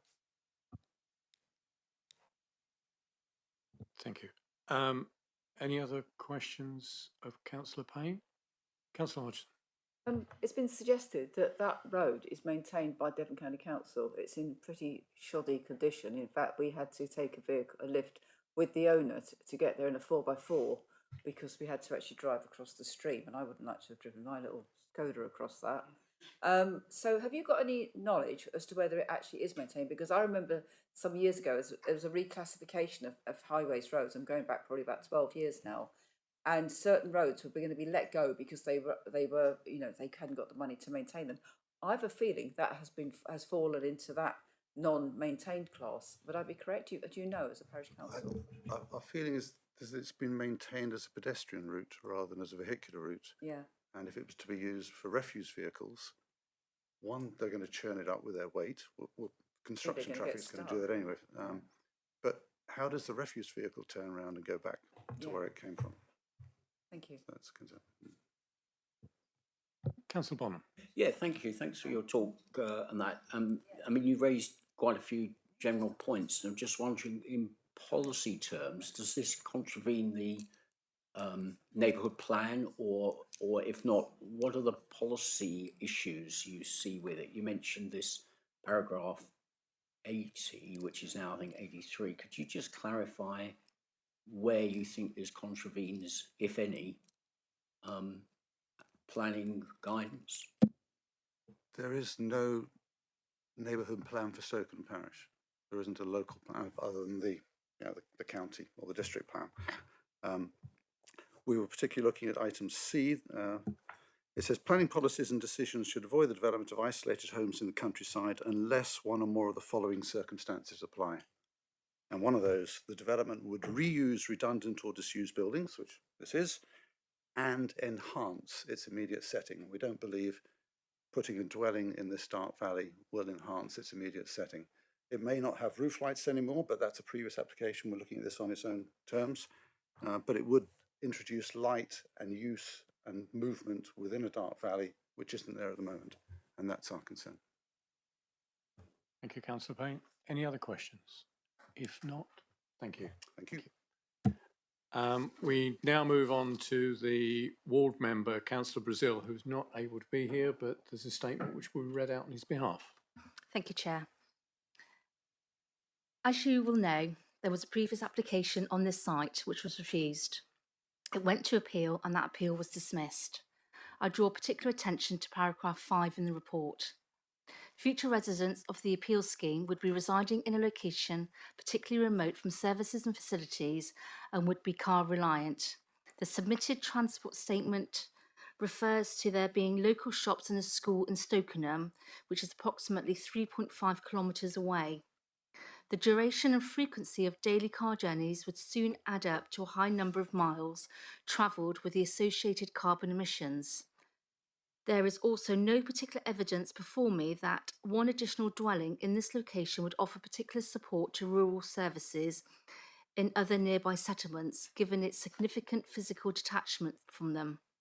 In this regard, I agreed with the Council that the appeal proposal would be poorly related to services and facilities and therefore would be at odds with the spatial strategy for the provision of housing. This conclusion is not altered by the lack of a 5-year land supply. It would still be an unsustainable location. Neither does the removal of the 2 additional buildings on site. The inspector is quite clear this is an unsustainable location, whatever the dwelling. There are exceptions to the policy and the inspector gives some support to TTV 26.2 and 3, although it states clearly in TTV 26.2 that it should be significant heritage. The inspector goes on to say in paragraph 9, I therefore turn to whether the appeal proposal would protect or enhance the character of historic assets and their settings. The appeal building is a simple vernacular agricultural building within an agricultural yard complex lying in a rural landscape.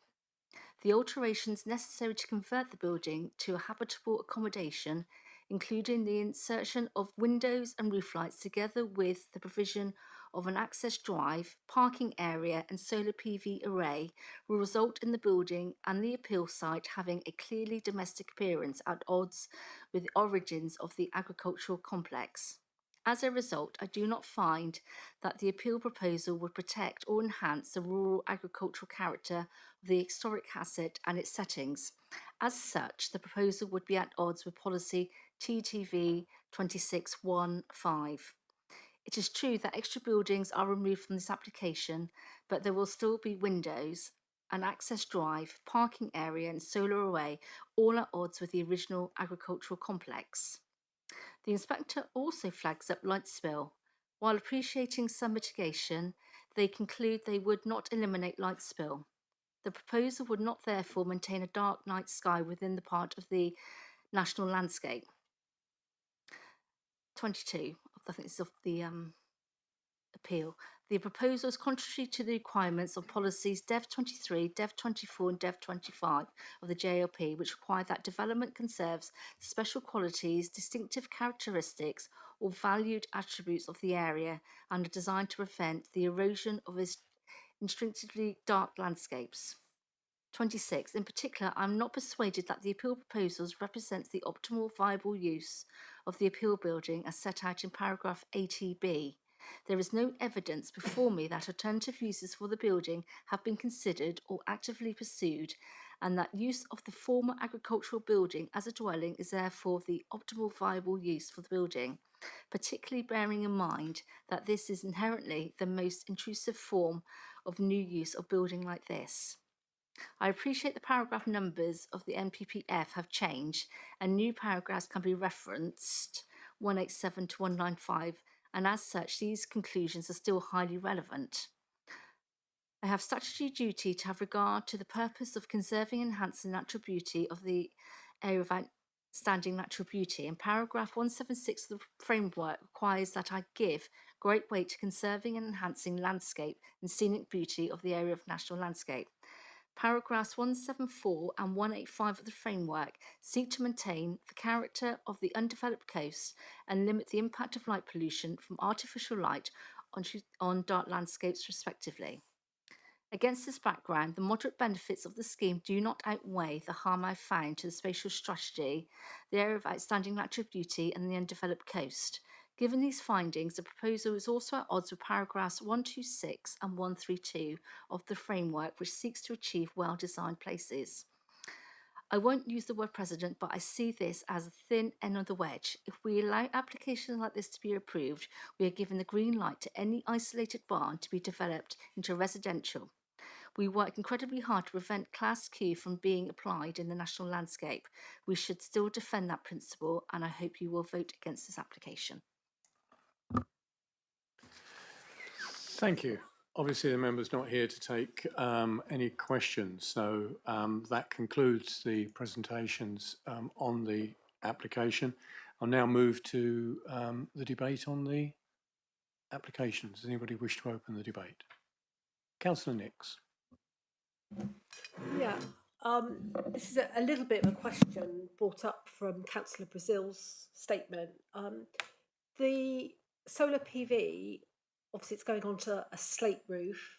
Will it be conditioned, you know, is it going to be a certain type of PV?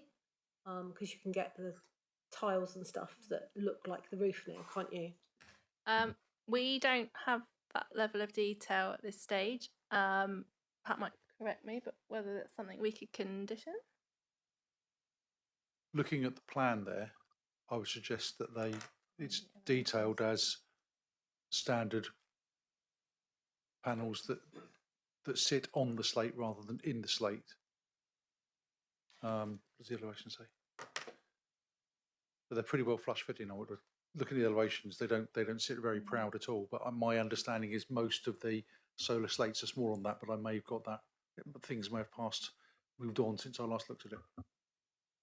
So I suppose that I'm asking is, can we condition something that is as close to the roof so that it doesn't stick out? There's nothing to stop us putting a condition on asking for details of the proposed solar installation. Thank you. Councillor Bonham. Thank you, Chair. Yeah, I also have a question which relates to Councillor Brazil's statement in regard to Class Q. So is it correct that Class Q is not allowed in the national landscape? And if so, why is that? That's correct. The reason why not, I guess you'd have to ask the government who wrote the legislation, but I would assume it is because, you know, it's a more protected landscape, so you can't do them in national landscapes, national parks, things like that. Councillors, we have moved into the debate section. We're asking questions again. Does anybody have any wish to start or have any comments to make on the application as a whole? Councillor Allen. Thank you. Yes, I grew up in a dark skies area, not too far from this spot, and it's always a little bit difficult to stand back and when you see an abandoned barn and think it could be of use.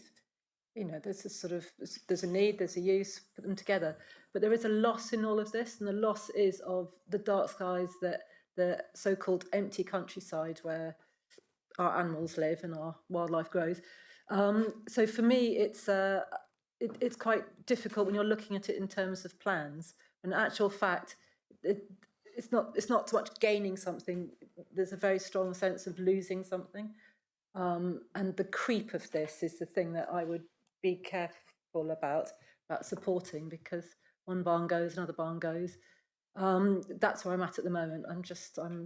That's mulling over in my head at the moment. Thank you. Councillor Allen, any further comments from members? Councillor Hodgson. Thank you, Chair. So I've just been looking on the Devon County Council pothole, report of pothole, and tried to report the pothole that we had to drive over, which actually was the hole where we went through the stream. And it refers to it as a track, doesn't refer to it as a road at all. Did accept the report of a pothole, interestingly, but I don't think that's a maintained road. And I think that, you know, it's one thing to say, well, the road that goes beyond, and therefore we're saying, should you take an access from there? But actually, I think this really adds to the weight of sort of being concerned about how the sustainability of this site. Because, you know, if somebody's going to, you know, in theory going to live there, is it just inviting a problem if people want to, you know, if there's an accident there, that an emergency vehicle won't be able to get through? I don't know that ambulances, etc., have four-wheel drive, or whether it might mean that the road refuse collection can't take place. And I think there's a, you know, as much as I actually really like the idea of actually maintaining old heritage buildings and looking after them, and if it means they have to have somebody living in them, fine.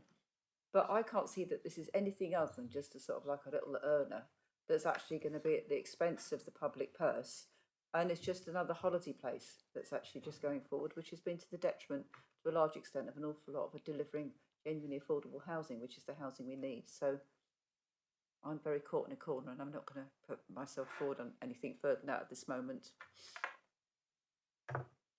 Members, any further comments? Councillor Bonham. Yeah, thank you, Chair. I mean, I've got a lot of sympathy with the applicant, to be honest. I think that unless we find uses for barns and heritage assets, they're going to start to disrepair.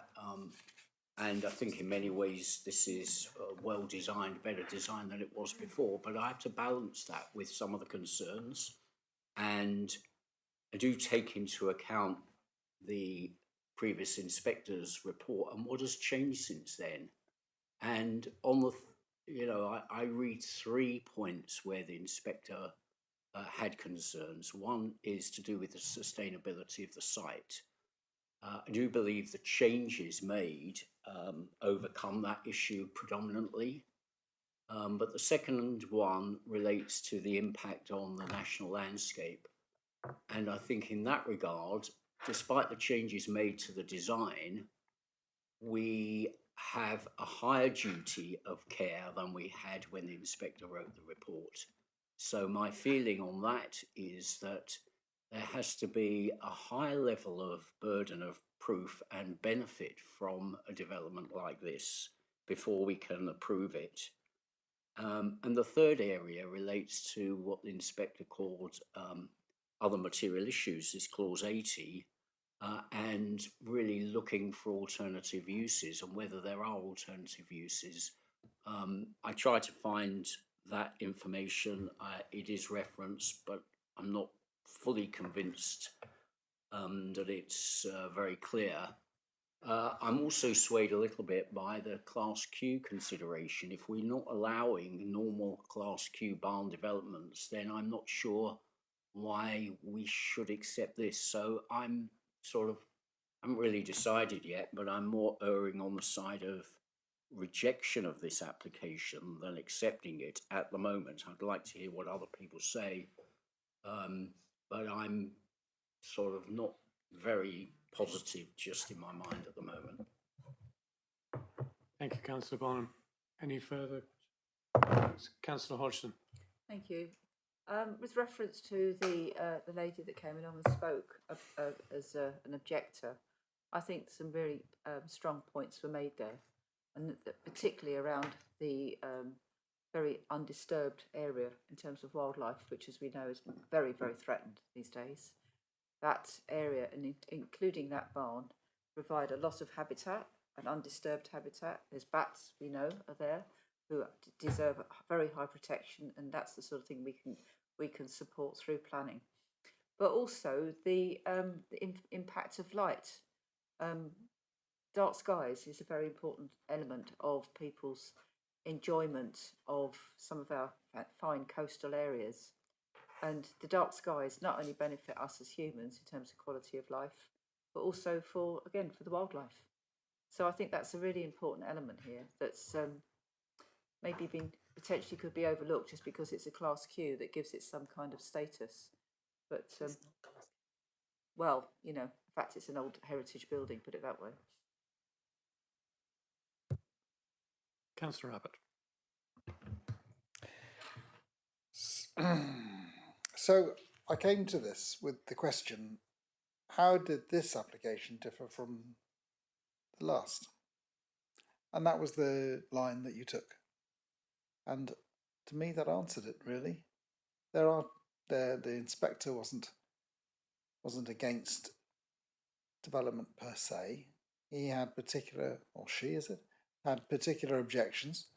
And these have been addressed, and this is not an overly expansive development. It's within that building shape, and they are living with the constraint of whatever window sizes there are there at the moment, which may not be original, but that's the way the buildings ended up.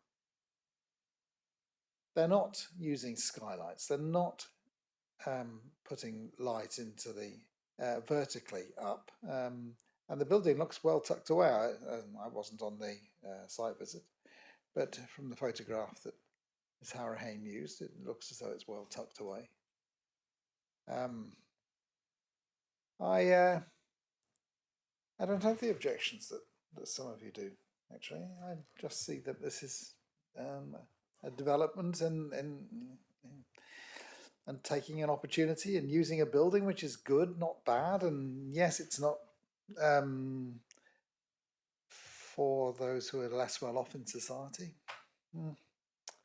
That's never going to happen here. So actually, I propose to accept in line with the officer's recommendation.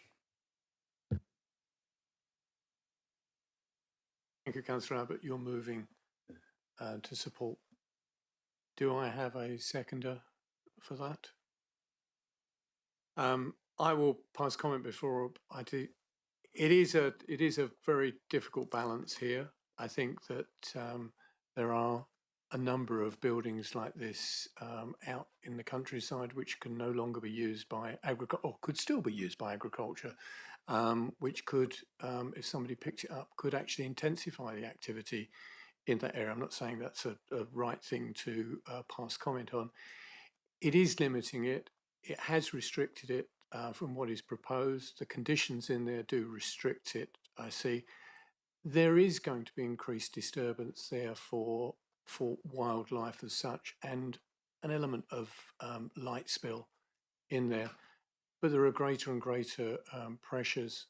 And I think what we have to consider is that we look at each of these, as we always say, on its merits, and each application as it comes forward. The last committee had a barn which, similar size, was not in a condition to be converted and fell out, and that was rejected. I think this is one to be considered, to be looked at, to be controlled in the way it is. It has controls on it. It is not a class Q. That's the reason the application has come forward. So it is a balance. On this one, I've looked at it, I've listened to all of the comments, and I'm prepared to second Councillor Abbott's recommendation of conditional approval on this one. Members, any further comments to be made on this? If not, we have a proposer and a seconder for conditional approval as per the officer's recommendation. Can I please have a show of hands for conditional approval?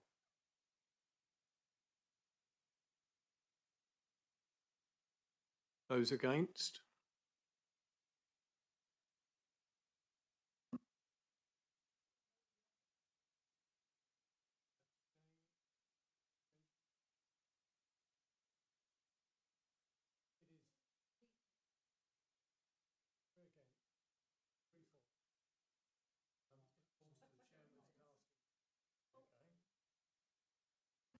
Apologies.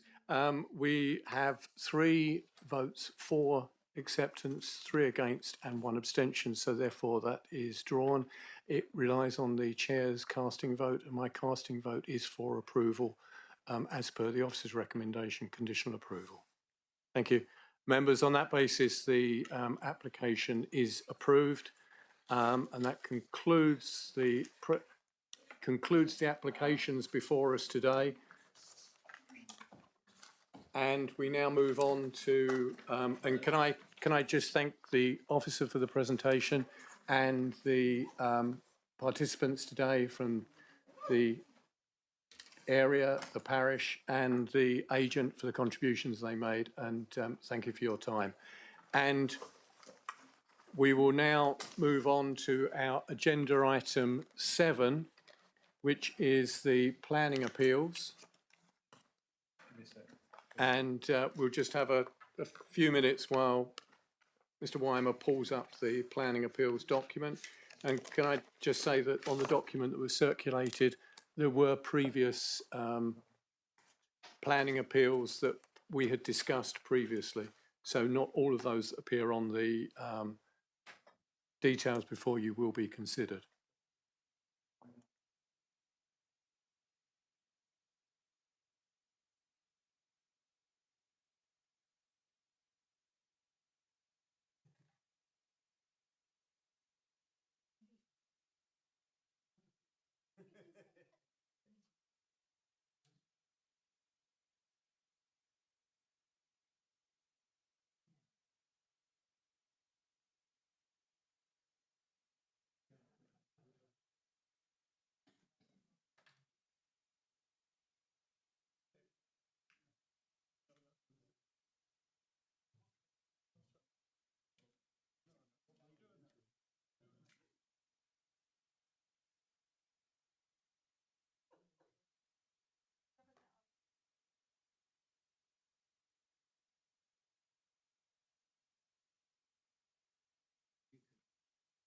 Right.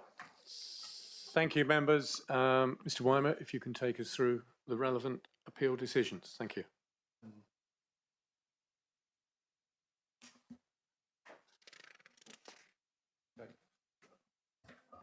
Thank you. As Councillor Long mentioned, the report in front of you has all of the appeals that should have been this month, but also included all of December's that went through December. So I will just go through the ones that weren't on December, because I'm sure you don't want me to waffle on through 15 appeals. I'm sure that would be. So I'll do them in order of the report. The first one is a TPO application for the tree circled in yellow on the plan here. It was to do quite a significant reduction of canopy in Stoke Gabriel. The inspector basically considered that the tree's in good condition. There was no real justification for the works, and in balance, they considered that the works would result in harm to the character appearance of the area and insufficient justification for them to be for the works to carry on. It was to do with they felt that in time the tree would result in a loss of amenity, but at the moment it clearly didn't. So that was the second one. Is at Westlake. It was a barn conversion. The application was refused on the basis that the building wasn't capable of conversion. It's Class Q, sorry. It was refused on the basis that the building wasn't capable of the conversion within the limitations of the permitted development right, and the work shown on the plans to provide parking and access track go beyond the scope of the Class Q permitted development right. This wasn't one of yours, was it, Richard?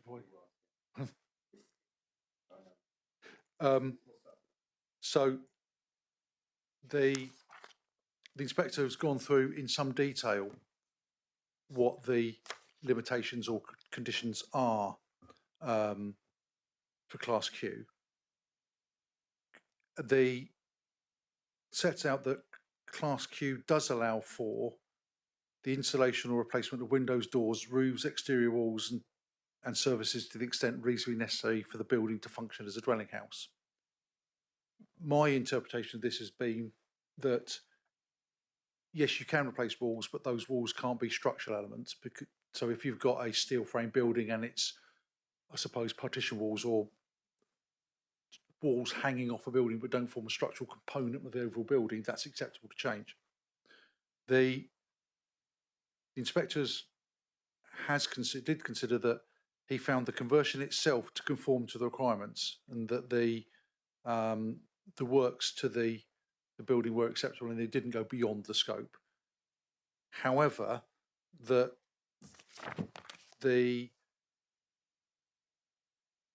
plans showed that there was additional works in terms of hard standing and driveway, and concluded that was outside of the Class Q and dismissed the appeal. I have to say, I think there was if the inspector came to the conclusion on the first instance the barn was curable, I'm surprised it wasn't approved with a bit on the bottom saying this just relates to the building and the Class Q Commission doesn't relate to the works. So I'm slightly surprised that that it was actually dismissed for that matter, and I'm assuming it to be a relatively straightforward matter for the applicant to come back in with just dealing with those issues. It's an odd one. It's not something I would necessarily expected the inspector to get to. So if you look on the plans, it was so consider the building was all fine. It was just this little bit at the top that said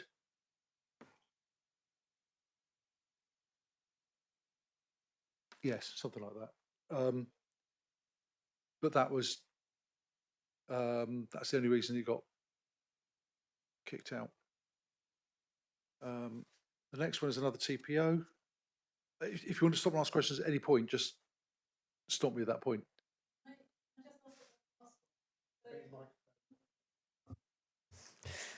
I always think we're sort of, this is a closed session at this point.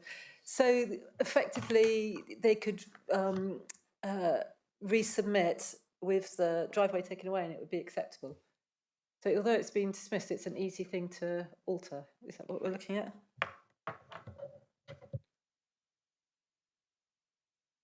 The inspector has clearly considered that the barn is capable of a Class Q conversion. I think what would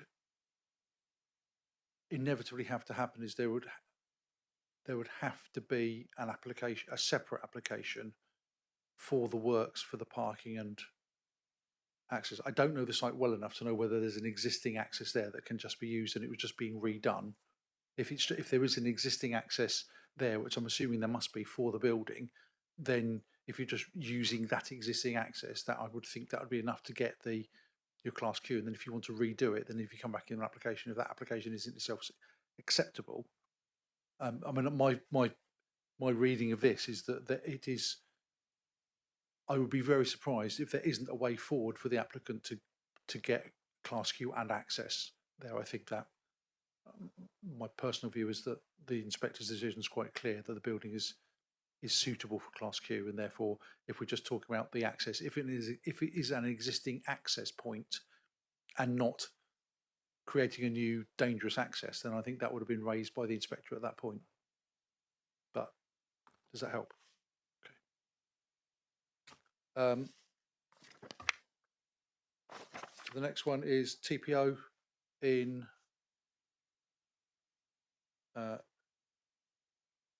quality plans.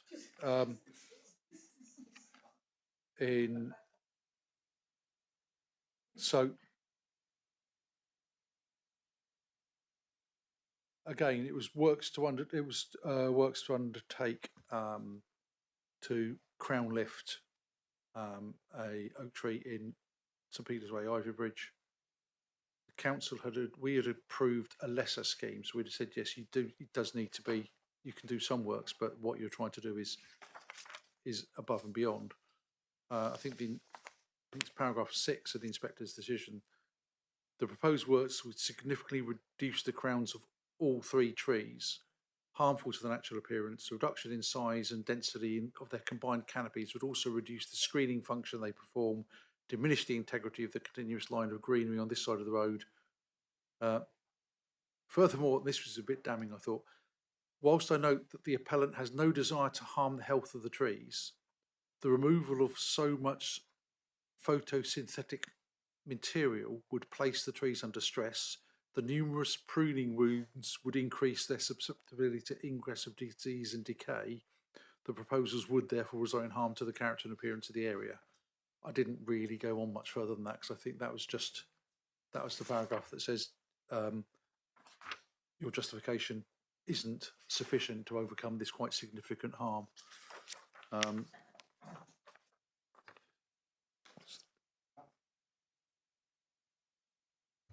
Priory Close isn't anywhere near St Peter's Way. What you were showing may have been the wrong. Have I got the wrong plan? You've got the wrong plan. Apologies. Charles Hankin Close is on St Peter's Way. 17 Charles Hankin Close is just on. I've got the wrong east plan. side. Yeah, apologies.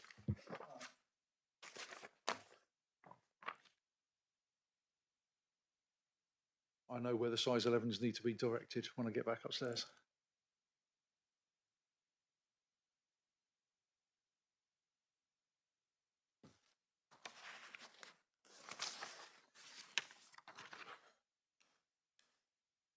I don't know where to start with this one. So, another one of yours, Richard?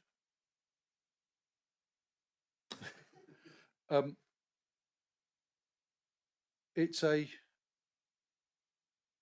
private Class Q for the conversion of agricultural buildings to 4 dwellings. So that's it's near Lee Mill. So that's the building. That's the proposal.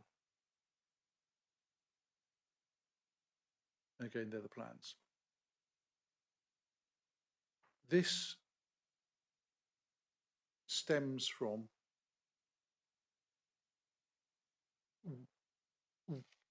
the council considered that the building didn't benefit from permitted development rights under Class Q on the basis that development had been carried out under Part 6, agricultural PD, on the holding within the last 10 years. There were clearly prior notifications were submitted and building works, I would say, substantially completed. The applicant argued, which ultimately the inspector accepted, that whilst they did have approval under permit or acknowledgement for the council that prior approval was not required under Part 6, that what they'd actually built wasn't in accordance with the details submitted to the council. It was slightly different footprint, slightly different openings, and slightly higher. So therefore, what they had done is they had constructed a unauthorised. What had been constructed was unauthorised, not authorised by the Class Q, and therefore the works under not authorised by Part 6, and therefore the works under Part 6 had not been carried out, which the inspector concluded that there was a material difference between what had been built and what the details of the Class Q what the details of the Part 6 had provided. There was a material difference, and therefore they hadn't carried out any work under agricultural development. What was done was an authorised building that was now lawful through time. Therefore, they were able to do the Class Q. I suspect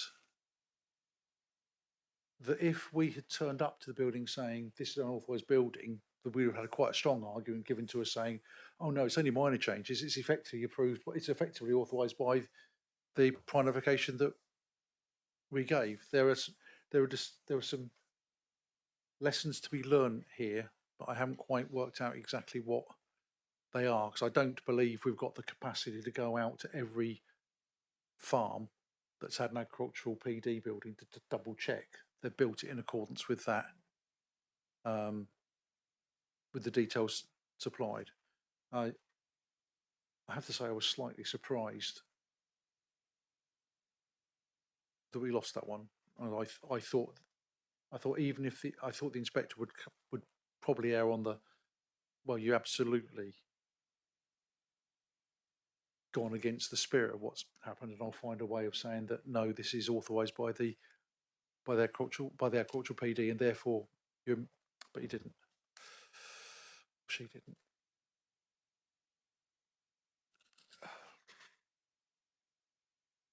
Sandhills in Salcombe.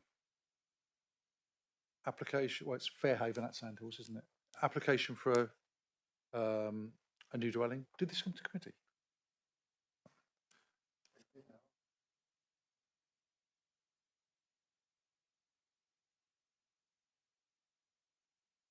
So the appeal was dismissed fundamentally because of the effect on the inspector agreed with the council that the effect on the character and appearance of the area, particularly being in the national landscape,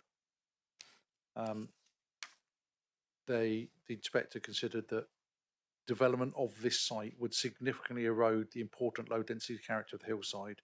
Even a single story dwelling would be visible from multiple views in the area. And it's basically confirmed that it would have a quite significant effect on the local landscape character. So overall, considered that as a harmful impact on the character contrary to policy.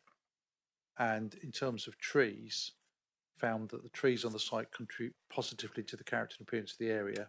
Permitting this proposal would inevitably create pressure on the future of the trees. The loss of the protected trees would conflict with policy Dev 28, and the loss of the trees would then just exacerbate the impact of the character area. It's quite interesting, this one, because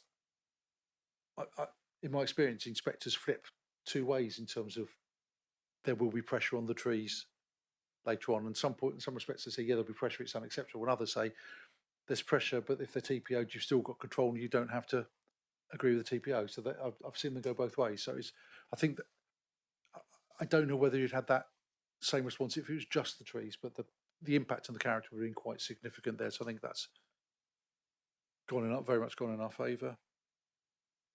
I'm sure this one's been to committee more than once. So it's application for temporary retention agricultural workers caravan. It had previously been approved and dismissed at appeal on the basis there hadn't demonstrated there was an agricultural need. You may recall this is one where the need arose because the previous bungalow was sold, or the previous dwelling was sold because I think I recall this right. They sold some land off for development. When they sold that, for whatever reason, they hadn't secured a right of access over that land to get to their land. So their land then became landlocked. So they then had to effectively sell the house to fund purchasing the access. That's right, isn't it? To purchase the access to get to so they could continue to farm.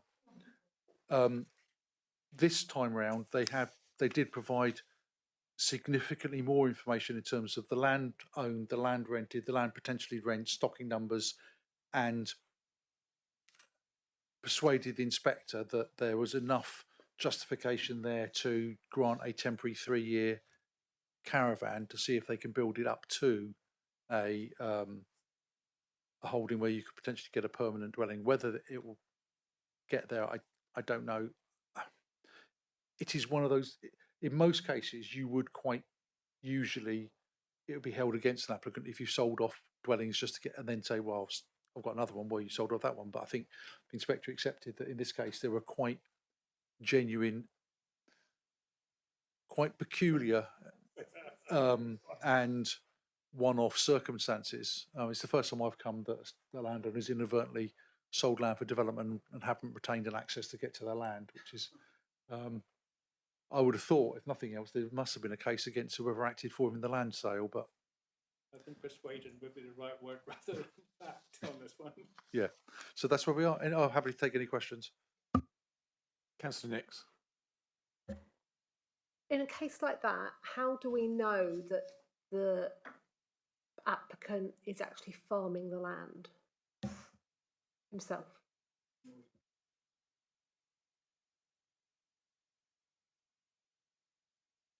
In most cases, we'd rely on Chambers's interview with them to tease out the details of who's doing what. In this case, we said there was no justification, and clearly the inspectors take it on face value of the documents that's put in front of him. Councillor Allen. Just sort of looking at a few of these appeals and other things that we've looked at, would you say there's been a sort of an increase of people who want to develop barns or people who want to develop sort of rundown buildings that they put in an application they think they won't get, it goes to the inspector gives reasons why, or sort of justification reasons why it was turned down. They can then come back and use those reasons to put in another planning application addressing those reasons, and then it will have to go through because they've addressed those reasons. Have I made sense? Yes. Yes, good. I don't think there's been an increase in that, if I'm honest. I think for as long as I've been doing this job, there's always been situations where, I can say this from when I was the other side of the fence as well. Quite often, applications aren't shaped by the agent or the architect. They are a client coming to saying, this is what I want you to get. This is what I want you to make an application. And the agent say, I don't think you'll get that. I don't care. I want to try and I want you to do the best you can to get me what I want. So an application will come in. And quite often it's, I've been dreaming about this for 40 years. I want you to try and get it. And if I don't get it, I'll try it and appeal. And for the 30 odd years I've been doing this, you'll always get situations where an appeal is dismissed, but you can see there's just clearly 2 or 3 points that need to be addressed and the development would be acceptable. Does that happen more often now than before? I don't think so.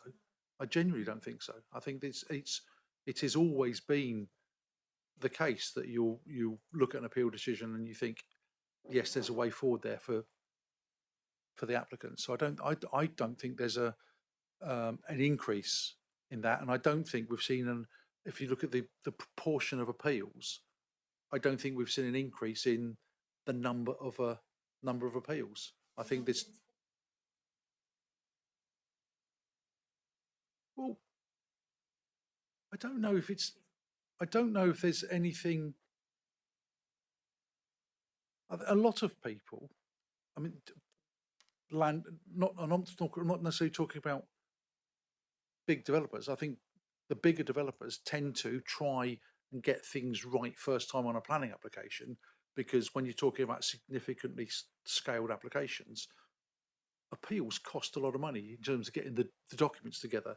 But if you're talking about small landowners who just want their either householders who want an extension or landowners who want a single house or a couple of houses, I think generally speaking, people's view is, I'm going to try and get what I really want. And because if I don't put an application in for what I really want, I will never know. If I put something in for a lot smaller and that gets approved, I will never know, well, would I have got permission for it if I put in for one? So I don't think using the appeal process is devious in any way. It's not a loophole, because it's thoroughly assessed by an inspector.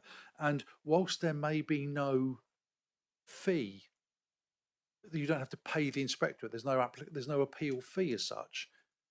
It still costs money to pay a planning agent or an architect to do your appeal statement, to do any further documentation you need following a reason for refusal. So it's not like a free hit, and there's no cost to the applicant. But no, I genuinely don't think there's a higher proportion of we'll go to appeal and then see what happens. I haven't got figures in front of me. That doesn't feel like it's on, and I still think I'm not seeing a significant rise in dismissed appeals. I think our success failure rate, if you look at it that way, I think it's been broadly similar for the last 4 or 5 years. Right. Thank you, Mr. Weimer. I think that concludes our item 7 on the planning appeals. As usual, we have item 8, update on the undetermined major applications, and the standard form there is for noting, and if you have any questions on those, to contact the relevant officer directly, unless anybody has any questions on that at the current time. Councillor Hodgson.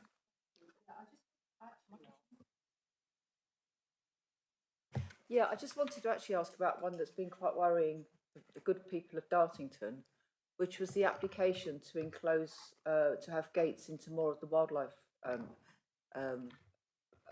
hedgerow, wildlife corridor on St Mary's at Shinners Bridge. The reference number, the appeal. Is that one of the ones on the majors report? It's not on this. It wasn't on this list. That's why I'm wondering what's happened to it, because it went through September or something like that. I think Councillor Hodgson will take that offline with. Yeah. What I was going to ask is whether or not we actually made any. Are we invited to make a comment when an appeal gets put? Do we make a statement? Can I have a general conversation after we talk about that? Okay, but I'll have to do it really quickly because it's getting dark to feed my pigs. Okay, we'll conclude. At that point, we've concluded all the business for today. So I am going to close the meeting and thank everybody for their forbearance today and all of the debate and discussion and questions. And I will now close the meeting. Thank you, everybody. Thank you. Thank you. Oh, very good.